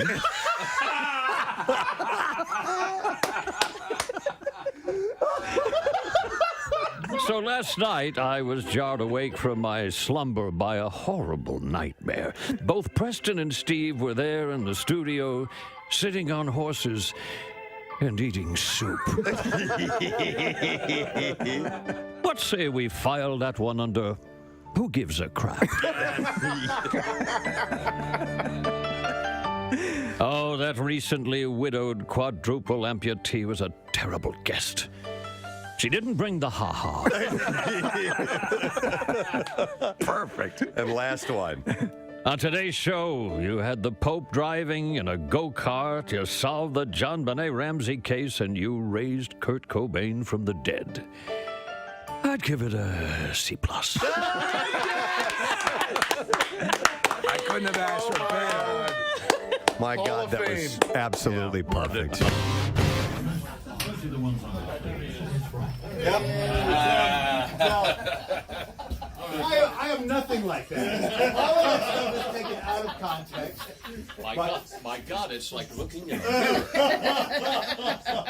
It's like, by the way, the interview, I'll give it a B+. B+. No, that was terrific. Oh, well. Thank you very much for playing along with it. Absolutely. I don't know. You really Gold. It's gold, Jerry. It's gold. All right. We're going to have to probably pay a retainer to use that. So no drops. We're not going to use those as drops. So. But thank you very much. That was a great interview. By the way, who was the singer who did that ghastly song, Pina Colada? Oh, Rupert Everett. Or wait. Rupert Murdoch. Rupert Murdoch. No, it was Rupert. Rupert Everett, wasn't it? I think you're the right. guy from Harry Rupert Potter? Everett's an actor. Yeah. Who the hell am I thinking of? I'm way off. Oh, don't play it. Oh, it makes me ill. Caught in the rain. I detest What's his name? Rupert Holmes. Rupert Holmes. Rupert Everett is the actor. I rarely would beat up on a song. This song makes me want to vomit. Midnight. Oh, stop it! In the dunes of the Cape. Wait, why do you hate it so much? It's hideous. It's first of all, he says, my lady. You know, my lady. We got some problems with my lady, my old lady. You know, and then I'm going to look in the newspaper and hook up with some chick. And This would definitely be yacht rock. The same my lady, and the same chick is hooking up with me that I was trying to get away from. I'm just surprised because it's very Buffett-esque, and It's you not are such a Buffett-esque. huge It's Buffett ghastly. fan. Okay. It's ghastly. Actually, Jimmy Buffett has said this is a perfect song. He has not. He has not. Pierre, it's all rock and roll. See? Yeah, isn't it all rock and roll? Isn't it all rock and roll? All right. Oh, man. Turn myself against me. Turn. It is about having an affair. Like he's trying to set up an affair, and his wife is trying to set up an affair. Rock and roll. When you listen to the lyrics, this crap. It's pretty messed up. All right. That's the great thing about rock and roll. I'll stand. Whatever you're into, as long as it's not Rupert Holmes, because that's crap. See, the danger on this program is to reveal any vulnerability, and then it will be immediately seized on by the rest of the masses on the Preston and Steve compound complex, and then, but not just once, they'll save it in that file. And then, when you least expect it, pull it out. Well, you know now this will be something for you for a while. Yes. And then you'll be able. There was a second though Rupert Holmes song. Yes, there was. Besides the Pina Colada song. Do you remember that, Preston? Dry Martini? I don't know. Nick's going to have to look Do it up. check, yes. Something called Him, Steve? I don't know that. Yeah. Sing it, Nick. But it came out in 1980. Pina Colada came out in 1979, so it was right afterward. But maybe he was that was a hit single. It's him. By the way, you just said pina, and I've heard that that's technically the way you say the drink, pina colada. Pina colada. Although I always used to say pina colada, but he sings pina colada. If you like pina colada, It's actually piñas. Yeah, when you have more than one. I hear Pina Colada. Hang on. Let's listen. Let's play it. Oh no! Here we go. What have I done? I hear Pina. Do you? Yeah. All right. You're just looking for reasons to hate it. It's it's a letter. It's a letter in the Latino alphabet, an Enya. Yeah. Is that actual And letter. also, she was an old rock She darling. was, yes. Orinoco Flow. That's right. That was Enya. I forgot about that. Oh, my God. All right. On my program today. That song is bizarrely hypnotic, too, isn't it? Which one? Orinoco Flow. Oh, yeah. I love that. All right. I'm sorry, Pierre. Take two. Try that again, Enya. Sorry. That's rock and roll. That's Orinoco Flow. I like the first one better. One more time. We're going to have to go again. I love that. They're in the booth telling her she's got... And you can sing it again. In the land of peace. Oh, my God. Let's do that again, Enya. You don't want to leave it in? I just coughed up a manatee. God. Someday yodeling's going to come back. It will be. It's all rock and roll. Yeah. It is, yeah. Yodeling is rock and roll. Except for Rupert Holmes, who is the biggest cancer in music. A tumor that needs to be excised. I wish him unending misery. Where did he go? He's on the floor. You killed him. I'm so Whatever you're surprised he into. hates it. I don't hate. I don't love it. I don't Any embrace kind of it. rock, country rock, except for Rupert Holmes, who stinks so badly. He taints everything he touches. Like a plague he is on music. There goes my peace and love. Yeah, what do you mean you don't hate? You just tore him apart. I take it all back. By the way, somebody texted and said I would listen to an entire show of Steve doing cough takes of famous songs.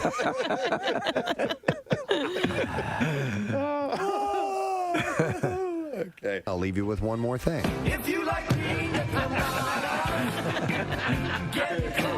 Rage on and have a great day, gang. We'll see you tomorrow. Bye-bye. Please welcome the one and only Mr. Mickey Hart. Yay! All right. Morning, Okay. Mickey. Wow, I love the way you did that. Well, thank you. I love the way you're that was really great. You had rhythm. You had rhythm. See? Thank you. You know, Who could ask for anything more? let's get right into that. I love that you love rhythm so much. It's a huge part of your life. It's everything. Yeah, yeah. It's not melody and it's not harmony, but it certainly is rhythm. You were exposed to percussive instruments and rhythm early on. Your dad was well known and well respected. And I wouldn't go that far. He was a musician? He was a musician? Okay. I wouldn't go that far. Oh, really? All right. But he did dabble. Okay. Yeah. All right. More And than then, dabble, and then actually. you were working in a you had a job and you were it was I had a job once. a jazz club. Once. Yeah. A long time ago. I can't remember having the last time I had a job. Just thinking, You don't call this a thinking job? of the idea of having to have a job just gives me the willies. I mean, what would I do with the job? Oh my God. You wouldn't be a 9-to-5 guy working the cubicle. No, I doubt it. But if I had to, I would. You would. Yeah, but I don't have to, and I won't. Yeah. But so you don't view what you do as a job? Oh work. no, it's a service. It's a service industry. I mean, that's what music is all about. You know, you provide a place where people can come and have an emotional moment, Right. And ritualize. So, yeah, I know, and I think it's very profound, and I'm very. All right, we are going to start off with a pretty messed up story. A man died after he was pushed into an oncoming train in an unprovoked attack on New Year's Day in San Diego. Jeez. Right? Authorities are still searching for the suspect who fled on foot after the attack. The victim and suspect exited a southbound trolley.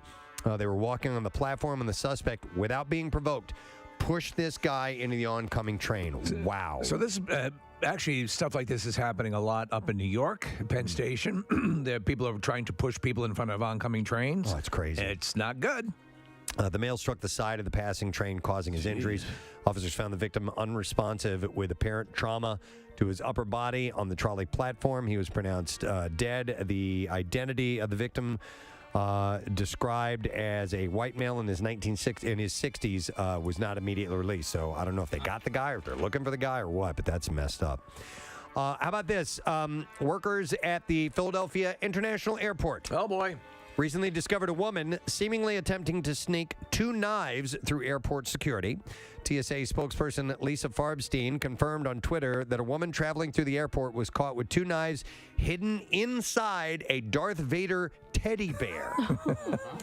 TSA agent said that the back of the stuffed bear appeared to have been re-sewn shut. The doll belonged to the woman's 9-year-old son, and TSA officers discovered the knives when the bear was put through the X-ray machine. So somebody opened it up. What were the plans for those knives? Do not know. Why would you? I mean, you could check them. Yeah. Yes, actually, you can. But unless you wanted to use them while in you're flight on the plane. So, wow, I don't know. Here's something that this person should have been informed about beforehand. A woman named Olivia Crump posted on TikTok about how she was stuck inside her apartment in Georgia after she woke one morning to find that the stairs leading down to the ground were gone. What?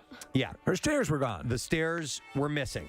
Stair thieves. So she also shared a screenshot of an email that contained a photo of the missing stairs, which she seems to have sent to her building management with the subject line, "A princess trapped in her tower." What? Crump said that the whole thing lasted about 4 hours, and with no way to get outside, her dog almost peed in the apartment. She also says that the apartment complex didn't notify tenants beforehand. She only found out from her neighbor once the stairs were already gone. And commenters noted the situation was a fire hazard and could be resulting in hefty fines, obviously. So wouldn't you let your tenants know that you were removing the staircase? Yeah, we're taking the stairs away. And we're taking the elevator out and we're shutting off the electricity. So, they're gonna face some issues over that, I would imagine. All right, here's a story out of Oregon. In Eugene, police said that officers responded to reports of a man with an adult diaper on his head walking along the median. And all he was saying was Eugene. Eugene. At about 12:30 p.m. on Friday, the disturbance caused significant traffic delays on the Beltline. And when officers made contact with the man with the adult diaper on his head, they were able to quickly resolve the situation, police said. No arrests were made and no injuries were reported. I don't know why, but it happened in Eugene. And it caused a bit of a stir, yes. This is messed up, man. I had a story about this type of creature not that long ago. A group of golfers got the shock of their life. Oh, yeah. When they were joined by an enormous crab, which sliced through one of their clubs like a chainsaw. The giant crustacean climbed up on the man's golf bag and clutched onto the end of his club during a game on Christmas Island. Footage taken to the course shows the friends trying to retrieve the club from its enormous pinchers before it snapped in half. They discovered the unruly visitor after returning from putting on the 6th hole in the Australian territory. This frigging thing is enormous, and if you've never seen what these things look like, yeah, it's a coconut or robber crab out of a science fiction movie. Yep. Paul Buhner captured the ordeal on video, and like I said, the creature is identified as a coconut or robber crab.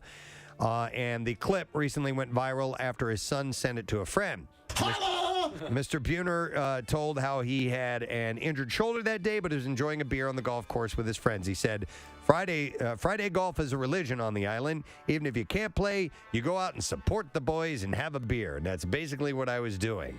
He said the original video was funnier, but I understand the need to edit out some of the colorful language. If they're snapping golf clubs, it takes a lot to break the shaft of a golf club. And these things can do, but they're called coconut crabs because they can crack the shell of a coconut open, which is incredibly hard to do too. They're really, really powerful. Oh dear God! Terrifying looking.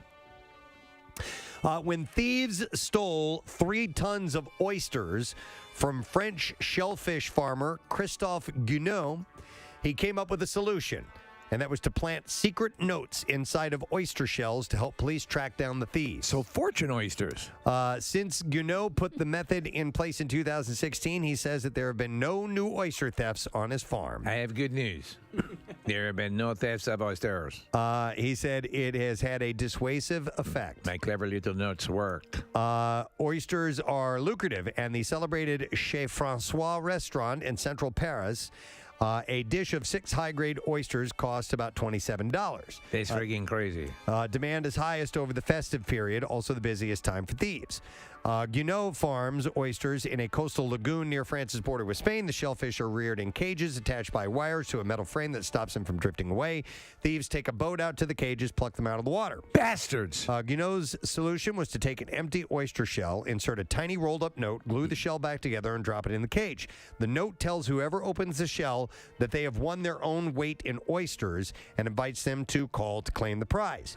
Anyone claiming their prize can be asked where they bought the oysters, and if it was not from somewhere that supplies, then he could set the police on the trail of the thieves. Very clever.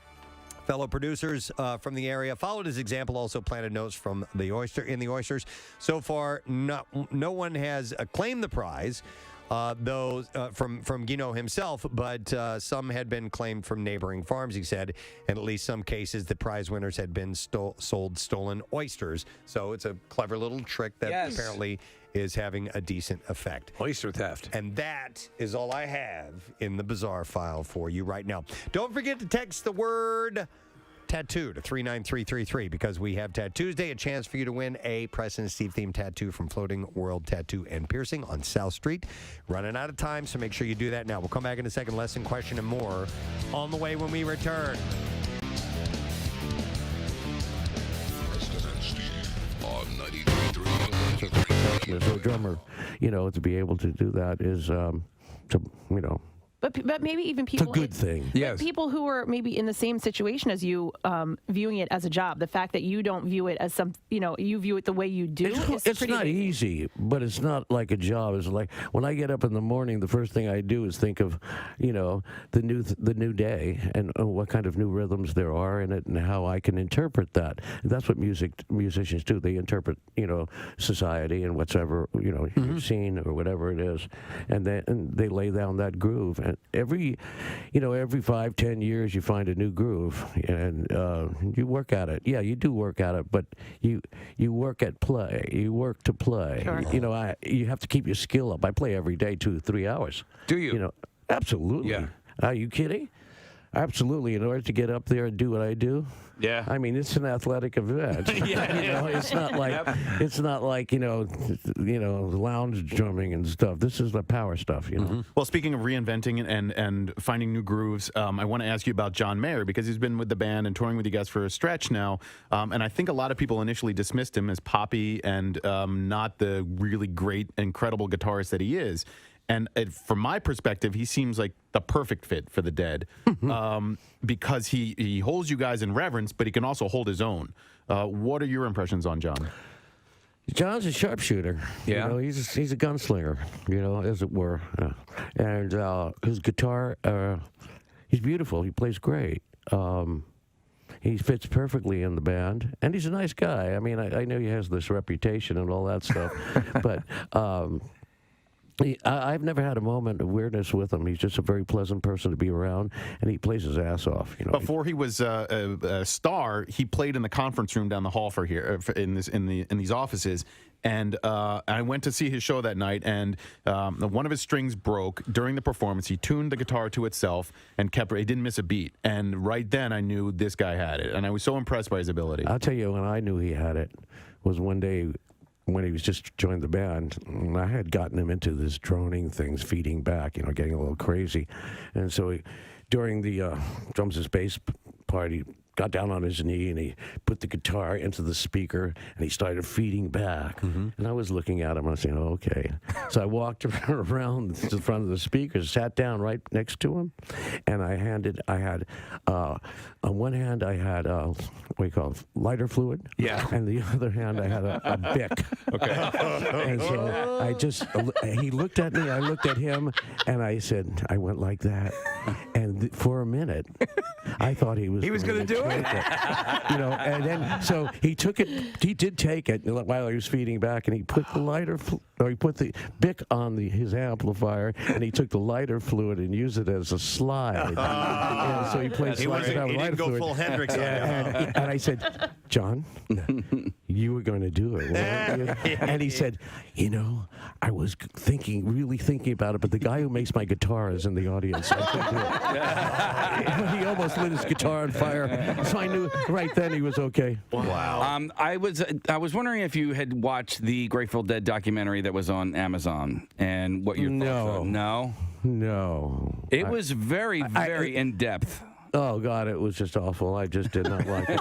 You didn't care for it. It was just a one-sided affair. It was not for me, and it really didn't show the Grateful Dead in its totality. It was more like a Jerry, you know, whatever that is, face you know, on memorial thing or whatever. He was trying to do, but it wasn't really.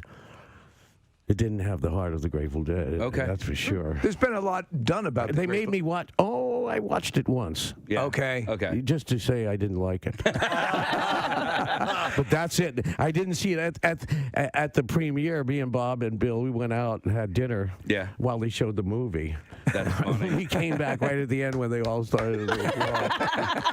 And we go, okay. Thank you. I wanted to ask you about some of the things that you do like. I was listening to the concert in Paris, 1974, this morning. Yeah. What was it besides the United States? What was your favorite country to play in? Oh, Jesus, that's a good question. I think that I can't answer that question because they're all good when you play good. You know, every country is the same. If the music is played well and we have a great time, France is great, England's great, Germany, it's all good if we play well. If we don't play well, the city sucks. It's this place. We blame it on the city. Blame it on the city. Of course. Franklin Port.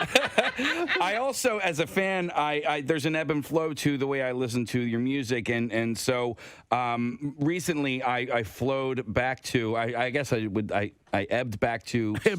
I ebbed back to studio albums. Do you? I don't know if you ever listen to your own music. No. But do you have a favorite studio album? Yeah, I would have to say it would be, it was half studio and half live. It was called Anthem of the Sun. I think it was our second record, back 3,000 years ago. Yeah. And that was probably my favorite. American Beauty, Working Man's Dead. They were nice, fuzzy, warm. See, my first album I ever bought was Mars Hotel, so I automatically go back to that one. And Unbroken Chain. We were never very good in the studio. We never could cage the animal in the studio. When did you realize that? It seemed to be early on. Yeah, well, we thought we could make, no one knew how to make a record. But I mean, we didn't know how to make anything. We were just musicians at the time, and we weren't really savvy on the studio. No one had a studio. Right. Now I have a studio. Everybody has a studio. So we just weren't producible. There was too much anarchy in the band. Too many people wanting to do... they had strong opinions of it. So, and we never really liked it in the studio, the four walls. It was too captivating. We were like a captive in the studio. And we never really made a great record. You guys had a pop explosion in the late 80s when you hit with Touch of Grey and Hell in a Bucket, In the Dark. Was that fun? Was that cool? Was it neat seeing a whole bunch of people who maybe had not been turned on? You always had legions of loyal fans, but here all of a sudden, boom, you had fresh music. And the tour was gigantic. Was it fun? Oh, yeah, it was fun, but it wasn't quite like that. Okay. What happened was we were already playing stadiums at the time. That was in 87. Yeah. So instead of playing 1 or 2 days at the stadium, we were playing 3 days at the stadium. Yeah. So it really didn't affect us much. We just... You guys were touring sold-out shows anyway. We didn't feel it, which we were playing stadiums. And, but you know what? I was found more out about incremental. you guys because of the Touch of Grey. There was a music video. I was young at the time, so so you guys had a music video, so you were totally reaching an audience. That, we never did the videos or anything. We never did a single. So we weren't really part of the music industry. We never played that game, and if we lived by the single, we would die by the single. If we didn't have a hit. That's interesting. Yeah. It's funny because I remember becoming aware of the Grateful Dead, through the iconic artwork that was associated with the band. Yep. What's that about? What's that about? So that predates, obviously, videos, but still, a visual medium brought me into the awareness of the music, which is very cool. Exactly. It mirrored the music. In the old days, how that started was these artists would come to the shows, and we were all getting high, and psychoactive drugs, taking acid and whatever. And these were physical representations of what the music sounded like. They would go home and they would start painting, and they're still high, and that's what these things were representing. They were representing the music. How were you vetting that, or was it just sort of, if you want to do it, or would you guys kind of consciously say, I don't like that, doesn't represent our band right, or was it just an open source? Well, luckily in our case, the people would come up with these incredible, iconic stuff. Yeah. We just had to choose between the good stuff. I mean, it was so much good great. around. A lot of people went home and just did it, and it was uncommissioned. Yeah. They just went out and said, this has to be done. Wow. And so then all of a sudden we looked at them and we go, that's us. And they go, okay, cool. That's cool. That's it. Let me ask you, with the art and your painting, I mean, did people automatically take to it? Elton John revealing that Buckingham Palace almost canceled his legendary performance of Candle in the Wind to honor Princess Diana. According to Biden, the Queen had been pushing hard for Crocodile Rock. Oh, my God. And this is wild. Former Australian race car driver Renee Gracie saying transitioning to a career as an OnlyFans porn star has been very lucrative. Gracie says the only difference between the two jobs is that she now licks what she used to shift. And that's your Hollywood Track. Let's get an answer to this question. What should chunky boots be made out of? 215-263 WMMR. First caller in was Mike, so I'm going to go to him. Yo, Mike. Yo. All right, buddy. So what should chunky boots be made out of? Chunky candy bar. You got it. Chunky bar. Hang on, Mike. Just got yourself a 4-pack of Fandango tickets to see Universal's action spy thriller, The 355. 5 rival agents, 1 elite team. From the studio that brought you Jason Bourne, Universal Pictures presents Jessica Chastain, Penelope Cruz, Bing Bing Fan, and Diane Kruger, and Lupita Nyong'o. The 355, rated PG-13. It's in theaters on January 7th. Now, Preston and Steve's Music News on 93.3 WMMR. Got a few little items for you here. We'll start with this. Fozzy, the band, co-founding member Frank Fonzier, and the band have parted ways. Fozzy broke the news on social media yesterday, adding that Fonzier will be replaced by Through Fire's Grant Brooks.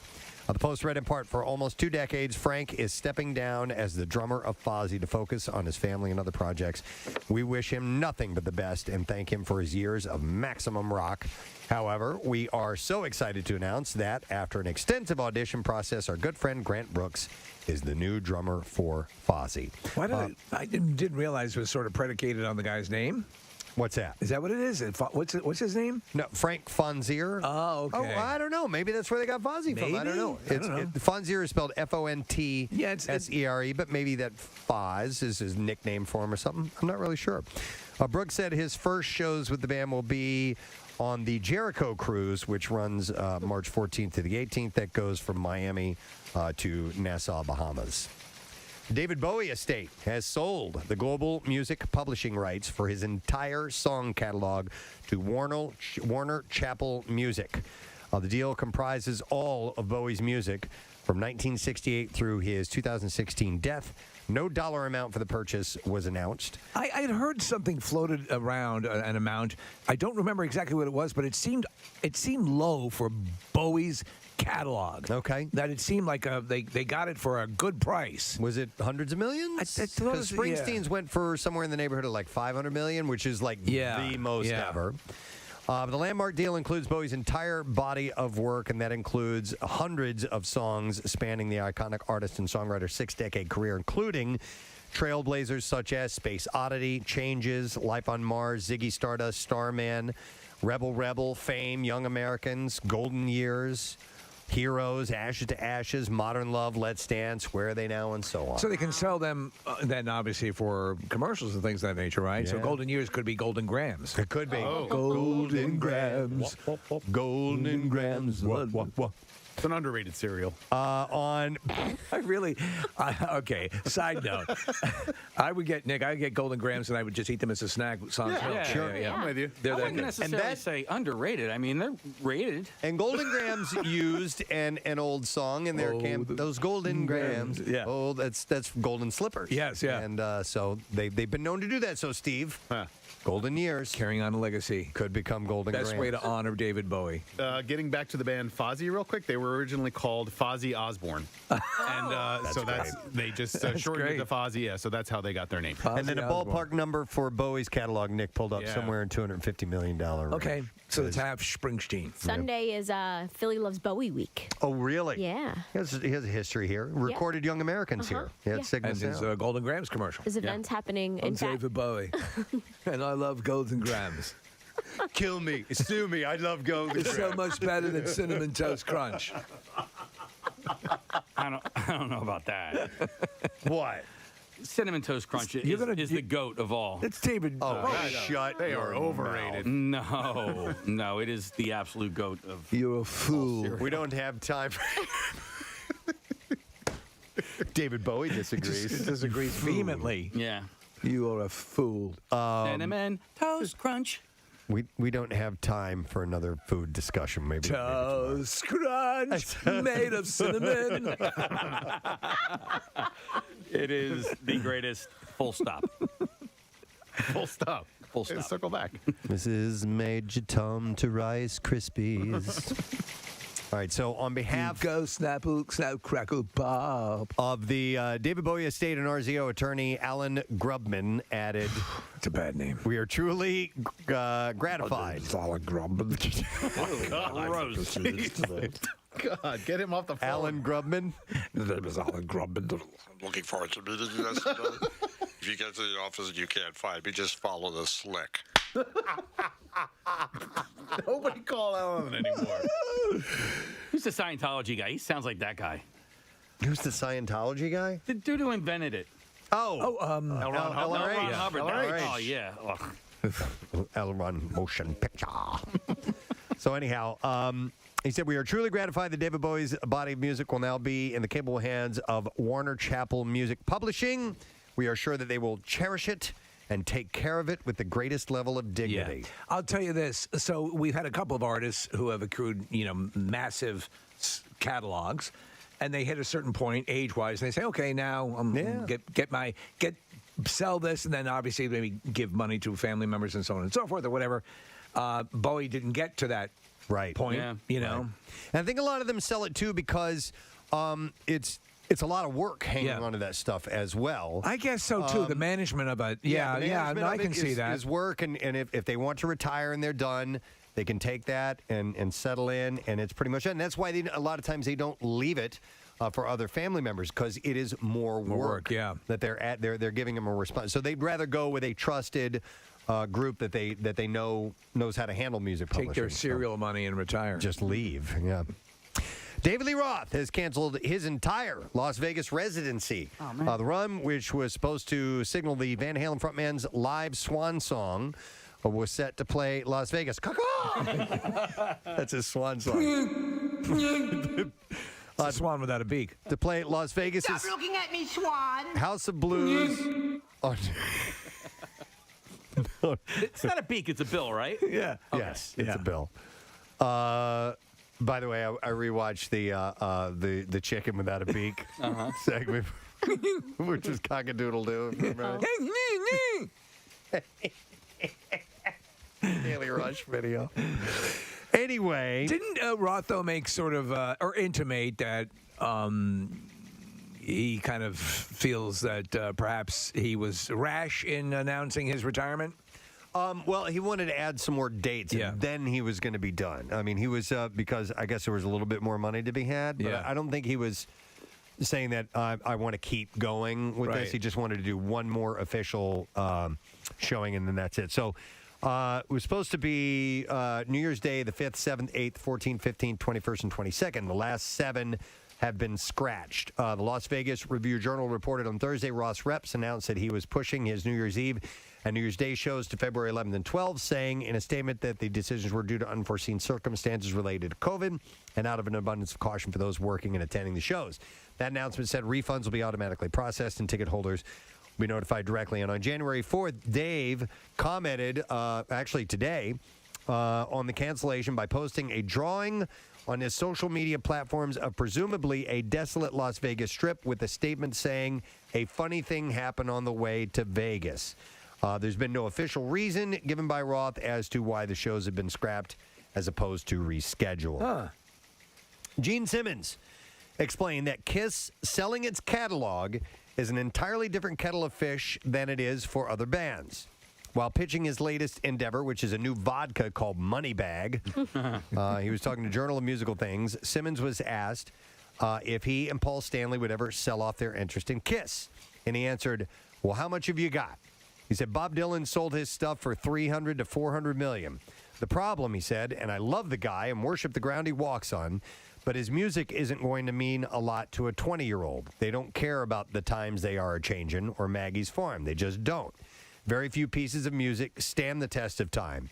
But what Kiss has that no other musical entity has is its trademarks. Our faces are bigger than the music, bigger than anything." Actually, I think he's right about it. He's not off mark on that, Yeah, because, I mean, you can not necessarily know more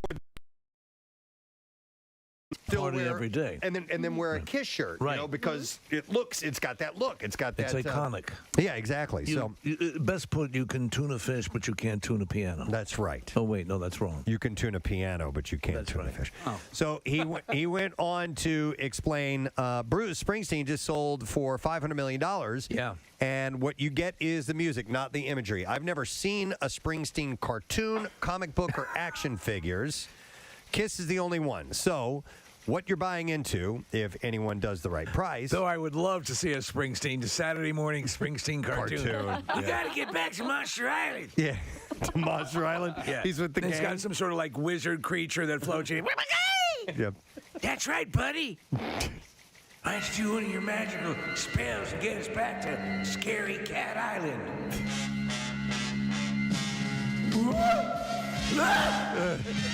Hey, Brucey! Okay. So he said, if anyone does the right price, you're into buying the imagery that has stood the test of time. Our analogy is Santa Claus Superman. This is what Santa's got to go. This is what Gene Simmons is saying. Santa's got to go. Santa Claus Superman. He says Santa Claus Superman. Imagery that is trademarked so that no one can reproduce, and no other musical act has that. So he's making a legitimate point. Yeah. When pressed as to whether Kiss could continue as a live act without him, I don't know. Santa's got to go. or Stanley, Simmons said, well, anything is possible. Did I think that there would ever be a Kiss cruise, the museum, and thousands of licensed products? No. Nothing is impossible. A few years ago, producer Mark Burnett and I were pitching a TV show called Kiss the Next Generation, which was going to be kind of a competition show to find out who's worthy to wear the crown, who's got the stuff, the physicality, and the ability to write the song. I think maybe there's money in like Kiss NFTs, maybe? Sure. Yeah. Oh, yeah. The fan base absolutely would gravitate towards that. Regarding the health of the Kiss brand, Gene went on to list the plans for 2022.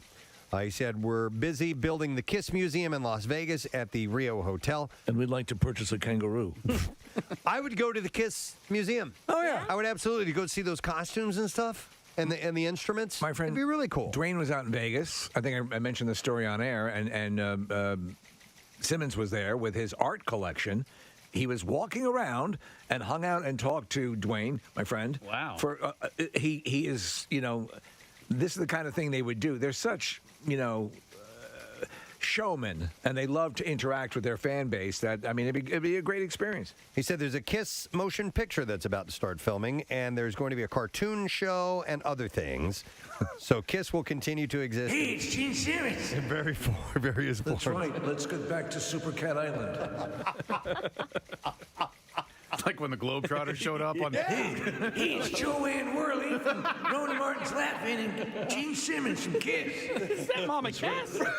Bruce, did Phyllis Diller just show up? It's probably Phyllis Diller. She's got that crazy hair that she was known for. It was a Mama Cass, Phyllis Diller, Laurel and Hardy, right? Yeah. They showed up. Yeah. Oh my The Globetrotters. Yeah. Batman and Robin. Is that Red Buttons? Oh, did Kiss ever go? I think Kiss was on the latter days of Scooby, the more current ones, like when my kids were younger. I don't doubt it. I think there was a Kiss Scooby-Doo episode. If you could look that up. Is there? Scooby-Doo and Kiss, Rock and Roll Mystery. Yeah. I was made for loving you. Yep, I thought so. Stop and think about, at the time, even when those Scooby-Doo cartoons were airing on Saturday morning television, kids didn't give a rat's ass about Joanne Worley and Ruth Buzzy and Don Knotts. Yeah. There were a couple of them I liked. The Globetrotters I was excited about when they were on there. But yeah, some of those actors. Right. And I remember the Mama Cass one. Yeah. I remember it because she said she was eating nothing but grapefruit, and they were all covered with ice cream and whipped cream. Like she was making fat jokes at herself. At her own expense. On that. But anyhow, going on back to this story. He said that the touring band should stop. He said, I'm 72, still have some hair, and I don't want to stay on stage too long. I've seen so many bands I've liked, and what's missing now are wheelchairs. We have some self-respect, go out on top, and that's what we're doing. So. Self-deprecating, I like that. Yep. I look forward to the day when I can see Gene Simmons do one of those walk-in bathtub commercials. Oh, my God, that'd be great. It's a gift from heaven, honestly. After years of lifting those huge shoes, I lost all feeling in my kneecaps, which makes taking an actual bath very problematic. You can't step up I can't over step that. up, and Yeah, that's the to get issue. into the tub. Just walking right in is a beautiful thing. Craig Lagans texted me and said that Jerry Reed was a low for him as far as Scooby-Doo guests. I remember Jerry Reed as well. Yep. All right. Being a part of a successful rock band does not necessarily make you rich. Just ask former Anthrax member John Bush. Bush said, the bottom line is I've never really made enough money, even when I was in Anthrax, to justify not having to work again or not having another job. He offered some sage advice to today's musicians. He said, if I was giving advice to somebody right now, I'd say take your merchandise advance, go on the road, and then when you come back, still do your job. So you're not just depleting the money that you got as advances. That's the conversation I would have with myself now. But I don't regret any of those things, and it's not like something I look back on and go, man, I really screwed up. I just think that was the way life went. He's been working alongside his wife for the past several years at her casting studio, which she had when they married 20 years ago. He said, it's our mom and pop business. It's not this enormous cash cow, but it certainly helps pay the bills, and I'm so kind of ingrained in that when I'm home, and I just kind of juggle that with my music career, and that's another way of earning money. I always think that notion, Preston, of so you're working on a project and you get an advance. I think I would always prefer when I complete it, you can pay me. You got to be careful. Just as a psychological thing. Yep. You know? Yeah. Because you're like, I think my work ethic is really good, and I think I would still fall prey to, give it to me at the end. Right. Yeah. Right. All right, and then finally, this is exciting news. Jackson's Local Shots Artist of the Month, Froggy. Isn't that great? Yeah. Sponsored So when by, was this decided? I don't know, but it was just handed to me. So it is sponsored by Family and Company Jewelers, and you can listen to Jackson's show every Wednesday at 6:30 to hear Froggy. They'll be playing.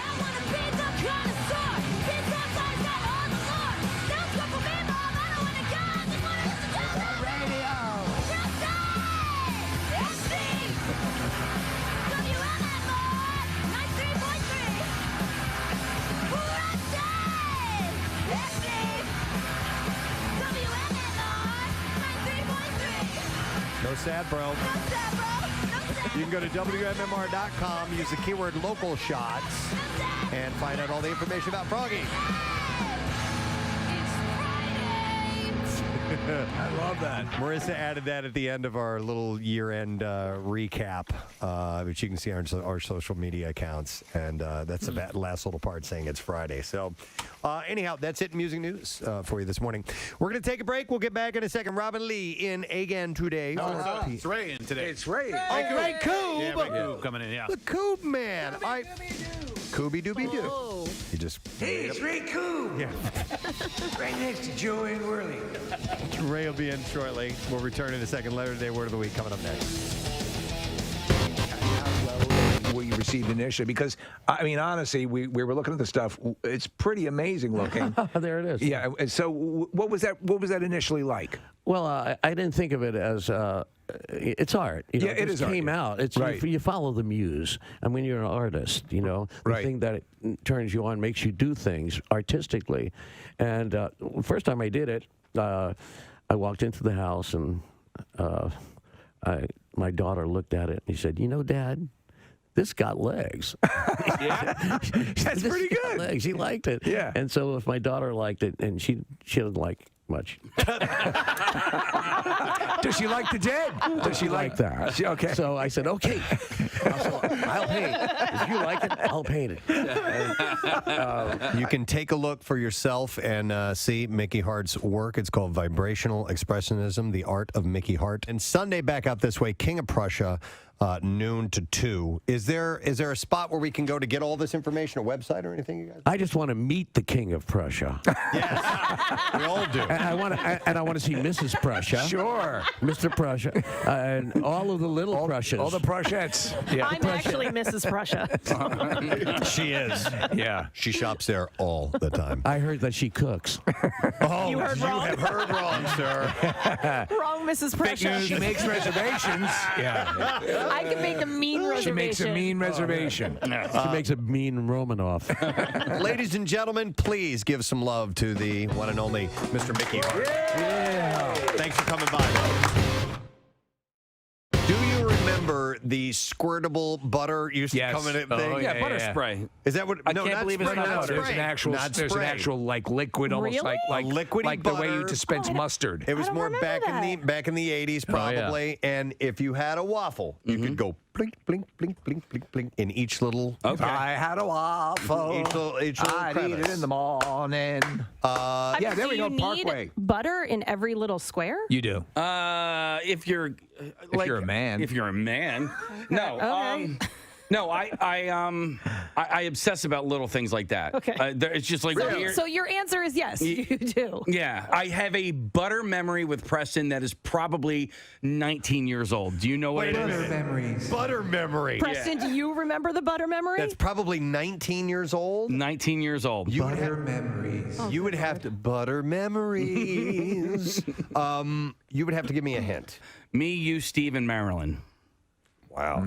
that wraps it up. Butterfest, did a show 1998. for 3 years together. Media Court Diner. Oh, okay. Oh, yeah. Okay. You know the butter memory? Yeah. Oh, well, do tell. So we're sitting there, and it's after we had done a show, and we're having lunch, and there was We're all just getting to know each other, by the way. yeah, we're all getting to know each other, and so they had a little ramekin full of butter, which is a small dish. And so I guess it was a ball of butter or something like that. And we're just talking, and I just reach out and grab it and just squish it with my hand, just to be outrageous, Provocative. I'm like, ooh, butter. Yeah. And I did that, and he died laughing. So. I was like, what? I wish I would have done that. On the first sight. That looked fun. Butter memories. But if I owned a diner and I dine in the morning. and I was serving waffles, there would be a special little spray that I would put melted butter in so that you could go.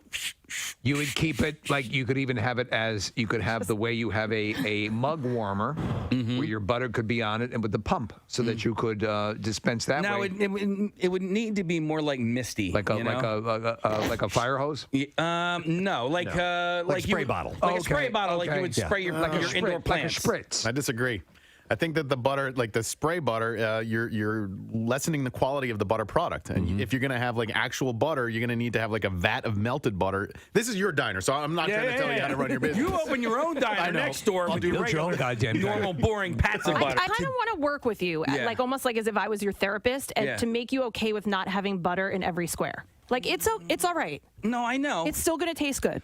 You're going to get enough butter. Believe me, I've Touchstone Pictures. He had to have butter in every square until a concerned therapist came into his life. My name is Romano. I think I can help you. Then we need some good music like yes, Peter inspiring. Gabriel, Salisbury Hill. Salisbury Hill. Yeah. See if you can pull that. So the serious part when he realizes he has a problem. Oh no, I can't even get it together anymore. Every time I go into the diner, I start trembling like crazy. I think I know someone you can talk to. And then she came into his life. My name's Romano, and today's the day we start making changes. From Touchstone Pictures, the story of a boy who learned now how to not have butter in every square of his waffle. Butter squareless waffle boy. Butter squareless waffle boy. Or something to that effect. It's a butter therapist. I feel like I already went through this with Jace. Like at breakfast time. It's okay, honey. Unbutterable. Is that the name of the movie? Yeah. I'm doing it. I heard recently that isn't even. I mean, just the old, sneaking the look at your next door neighbor's paper is not necessarily the chosen form of cheating these days, because so much stuff is done online now that students are using Google Docs quite a bit to cheat with. All the time. Yeah. And so now they're trying to make. In fact, they've said they've noticed a general increase in grades that they believe is artificially manipulated. Really? And so much so that Google itself has stepped up and has, like I'm looking at an article here, they're trying to set up ways to prevent Google Docs being used for cheating. So here's the way I understand that this works, and if I'm wrong, please tell me. Yeah. We've got students here, we've got strippers that know the answers as well, because Victoria was chiming in on this while we were off air. That if someone takes a test in a class before you, that you're going to have that same class, and they therefore can get that exact exam that you're about to take and send that to you before you take the exam. Is that kind of the way it works? Is that what I understand? You know who knows? Ben knows. Ben, come in here. Ben here. Intern Ben, we're going to get him on the mic. And by the way, Ben, are you currently a student? Yes, I go to Temple University right now. I've been there for 3 years now. Okay. All right. So what I was just saying, I know you guys are busy in the other room there. When someone is taking an exam, they can take that exam and give it to someone else who has that same test later on in the day. Is that how it works? So it totally depends, but like a lot of the times it will just be on your laptop in class, and it's impossible to govern everyone's laptop, as you can imagine. Okay. Okay. You all right? Had to run in. He's a little nervous. I was wondering why you talk like that. And actually, it's not the thing. It's the Google documents. I've talked to Ben many times. I've never heard his voice quite like that before. It's as we matriculate through the process of the Temple University. We, of course, enriched by the learning that we have. So I guess. You poor kid. I guess Ben doesn't talk like that. Excited to come on air with us. We just pulled him in by. It's not his fault. It's not his fault. Call off guard, that's all. Okay. So Ben, I guess what Preston's asking is, how does start over. How does the document get disseminated to everyone who's looking to cheat off that original document? So you can have a Google Doc open on your laptop in like a separate tab, and then you can send it to anybody that has like a Google email. And of course, our school uses Google for everything. So you can have the Google Doc, I guess, open on a different browser. Right. And just sort of toggle between the two, the test and the Google Doc test, Google Doc. I don't know. Gabby's here as well. She's also a student. You know. What's your take on it? Yes. Stop it. I'm just kidding. Poor Ben. We pull him in while he's trying to do other work. So What's your take on it, Gabby? Yeah. So if you're in a group, just like in a group, when you're doing one of your assignments, you obviously have everybody's email. So you can set up this Google Doc where you can share everything that you do. So even if you're in one class earlier and you have a friend that's in the next class later in the day, you can just share that document with other people in other classes. Okay. And Victoria, were you the student? Did you do this or hear about this happening as well? Yes. Oh, why is your mic not on? I'm sorry. Go ahead. Yeah. Yes. So when I was in school, it was just super easy. Well, first of all, the website is pretty, like, once you, like, get it down, it's super easy to, like, use. And yes, like, sharing is, like, so easy, and it's so easy to communicate on there amongst many people. Did anyone ever float? I mean, because they're saying that it has had, and Google has actually had to step in to give teachers ways to fight this. Do you know anyone who's ever cheated using the system? Yes, Tuesday is coming and going for us morning Pickles. About ready to open up for many others as your day continues on. And I'd like to thank you for everyone for calling in this morning. And I would like to award a prize because today is Tattoos Day. We're going to give away our Tattoos Day gift certificate to Mr. Mike Sweeney, who is from Parkside, Pennsylvania. Nice work, Mike. Got yourself a $350 gift certificate for Floating World Tattoo and Piercing, and Tattoos Day on the President Steve Show is presented by Floating World Tattoo and Piercing, 1729 South Street in Philadelphia. For artwork samples, visit floatingworldtattoos.com or check them out on Instagram at Floating World Tattoos. We continue to add to that collection of people walking around with Preston and Steve inked on their bodies. Yeah. And we appreciate that. Thank you very much. Ray Koob is here. Hey! How you guys doing? How's everybody doing? We're good, man. How you doing? It's good to see you guys for the first time in a new year. You guys kind of like stumbled in Monday morning when I was finishing. Right. Which, you know, was the beginning of your year, you know. But it's good to see you guys all bright-eyed and bushy-tailed. I saw you Monday morning. You seemed like revved up and ready to go more so than usual because I come in at the tail end of your shift, right? And you were all fired up about something. I forgot what it was, but you were like you had a lot of energy. I was ready to go home. Good to see you, Preston. Yeah. Actually, it's good to see everybody making their way in, and you know, you guys had a week plus off, so you got to get like restarted, and we did a big live broadcast. Seems to be fine this morning, you know. Yeah, no, we did a live broadcast that week before we left. Yeah, I mean during that week, you know, But you know, once you get back on this early clock, you know, still doing pretty good. But I think tomorrow is when it'll hit us. That's what I was telling him. I said Wednesday. That's when we'll feel the sting. I wake up this morning. I look. It's 3:30. Which is what time I've been getting up for the last couple weeks to come in and host the best of. Yeah. So it's like my body clock is still on your. I didn't stay up. I got back to sleep. I didn't get up and wait by the radio for you guys. Nice. It's a different animal. It is. And, you know, you kind of get in the swing of it. Yeah. You guys sounding like you didn't have a day off or miss a step, and that's what you do. That's what we try to do. And I also learned something this morning that you guys don't know anything about olives. No. And Nick has an excuse. He doesn't like them, but I was like, wow. And the thing I've had that was it you, Casey? The fried olives and the breading. Oh my God, that is the best. It's amazing. It really is. It's just not to get back into olives, but No, it takes too long. It takes a long time to make them all, and so that's why my cousin's wife only makes them once a year. That's right. That's kind of the norm with that. Tedious work. It is Absolutely. Well, we need to get the letter of the day. Oh, ready yes. for that? Yesterday was M. Well, we don't reveal, but sure. Yeah.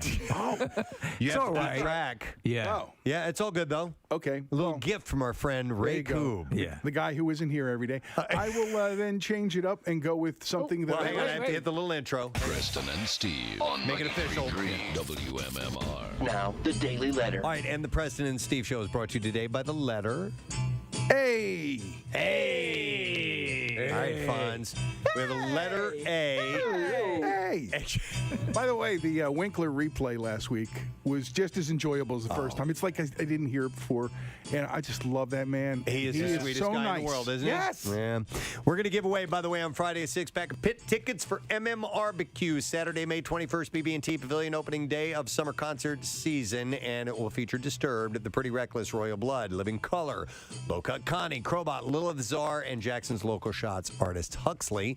Tickets start at just $25 while the supplies last. They're on sale now at Ticketmaster.com. Complete details at WMMR.com, and that includes a look back at every WMMRBQ event ever, and backstage interviews and band photos and all that stuff. So it's all good. What's coming up on today's program, man? Well, it is a double shot Tuesday, so we'll rock right up to the workforce blocks. Got some good blocks to share with everybody, looking for their input as well. And I don't think I'll get away with it, but if I could, I would do a double shot of Froggy. Fit him in there, you know. Yeah. How about that? Yeah. Do we have Froggy songs? I don't know. I'm gonna find out. Yeah, we have the one, and that's it. I only need like 3 minutes, right? It's like remote. Yes, it's super short, but they love what they're doing. And we've got tickets for the Barbecue too. So sometime between now and the workforce blocks. Let's say that. Ray's got you, gang. Thank you, Ray. Have fun today. I want to thank our sponsors. Preston and Steve Show is brought to you today by Dunkin', the official coffee of the Preston and Steve Show. Also by Acme. Download the Acme app to see your all-new deals, rewards, and perks today. Visit acmemarkets.com for details.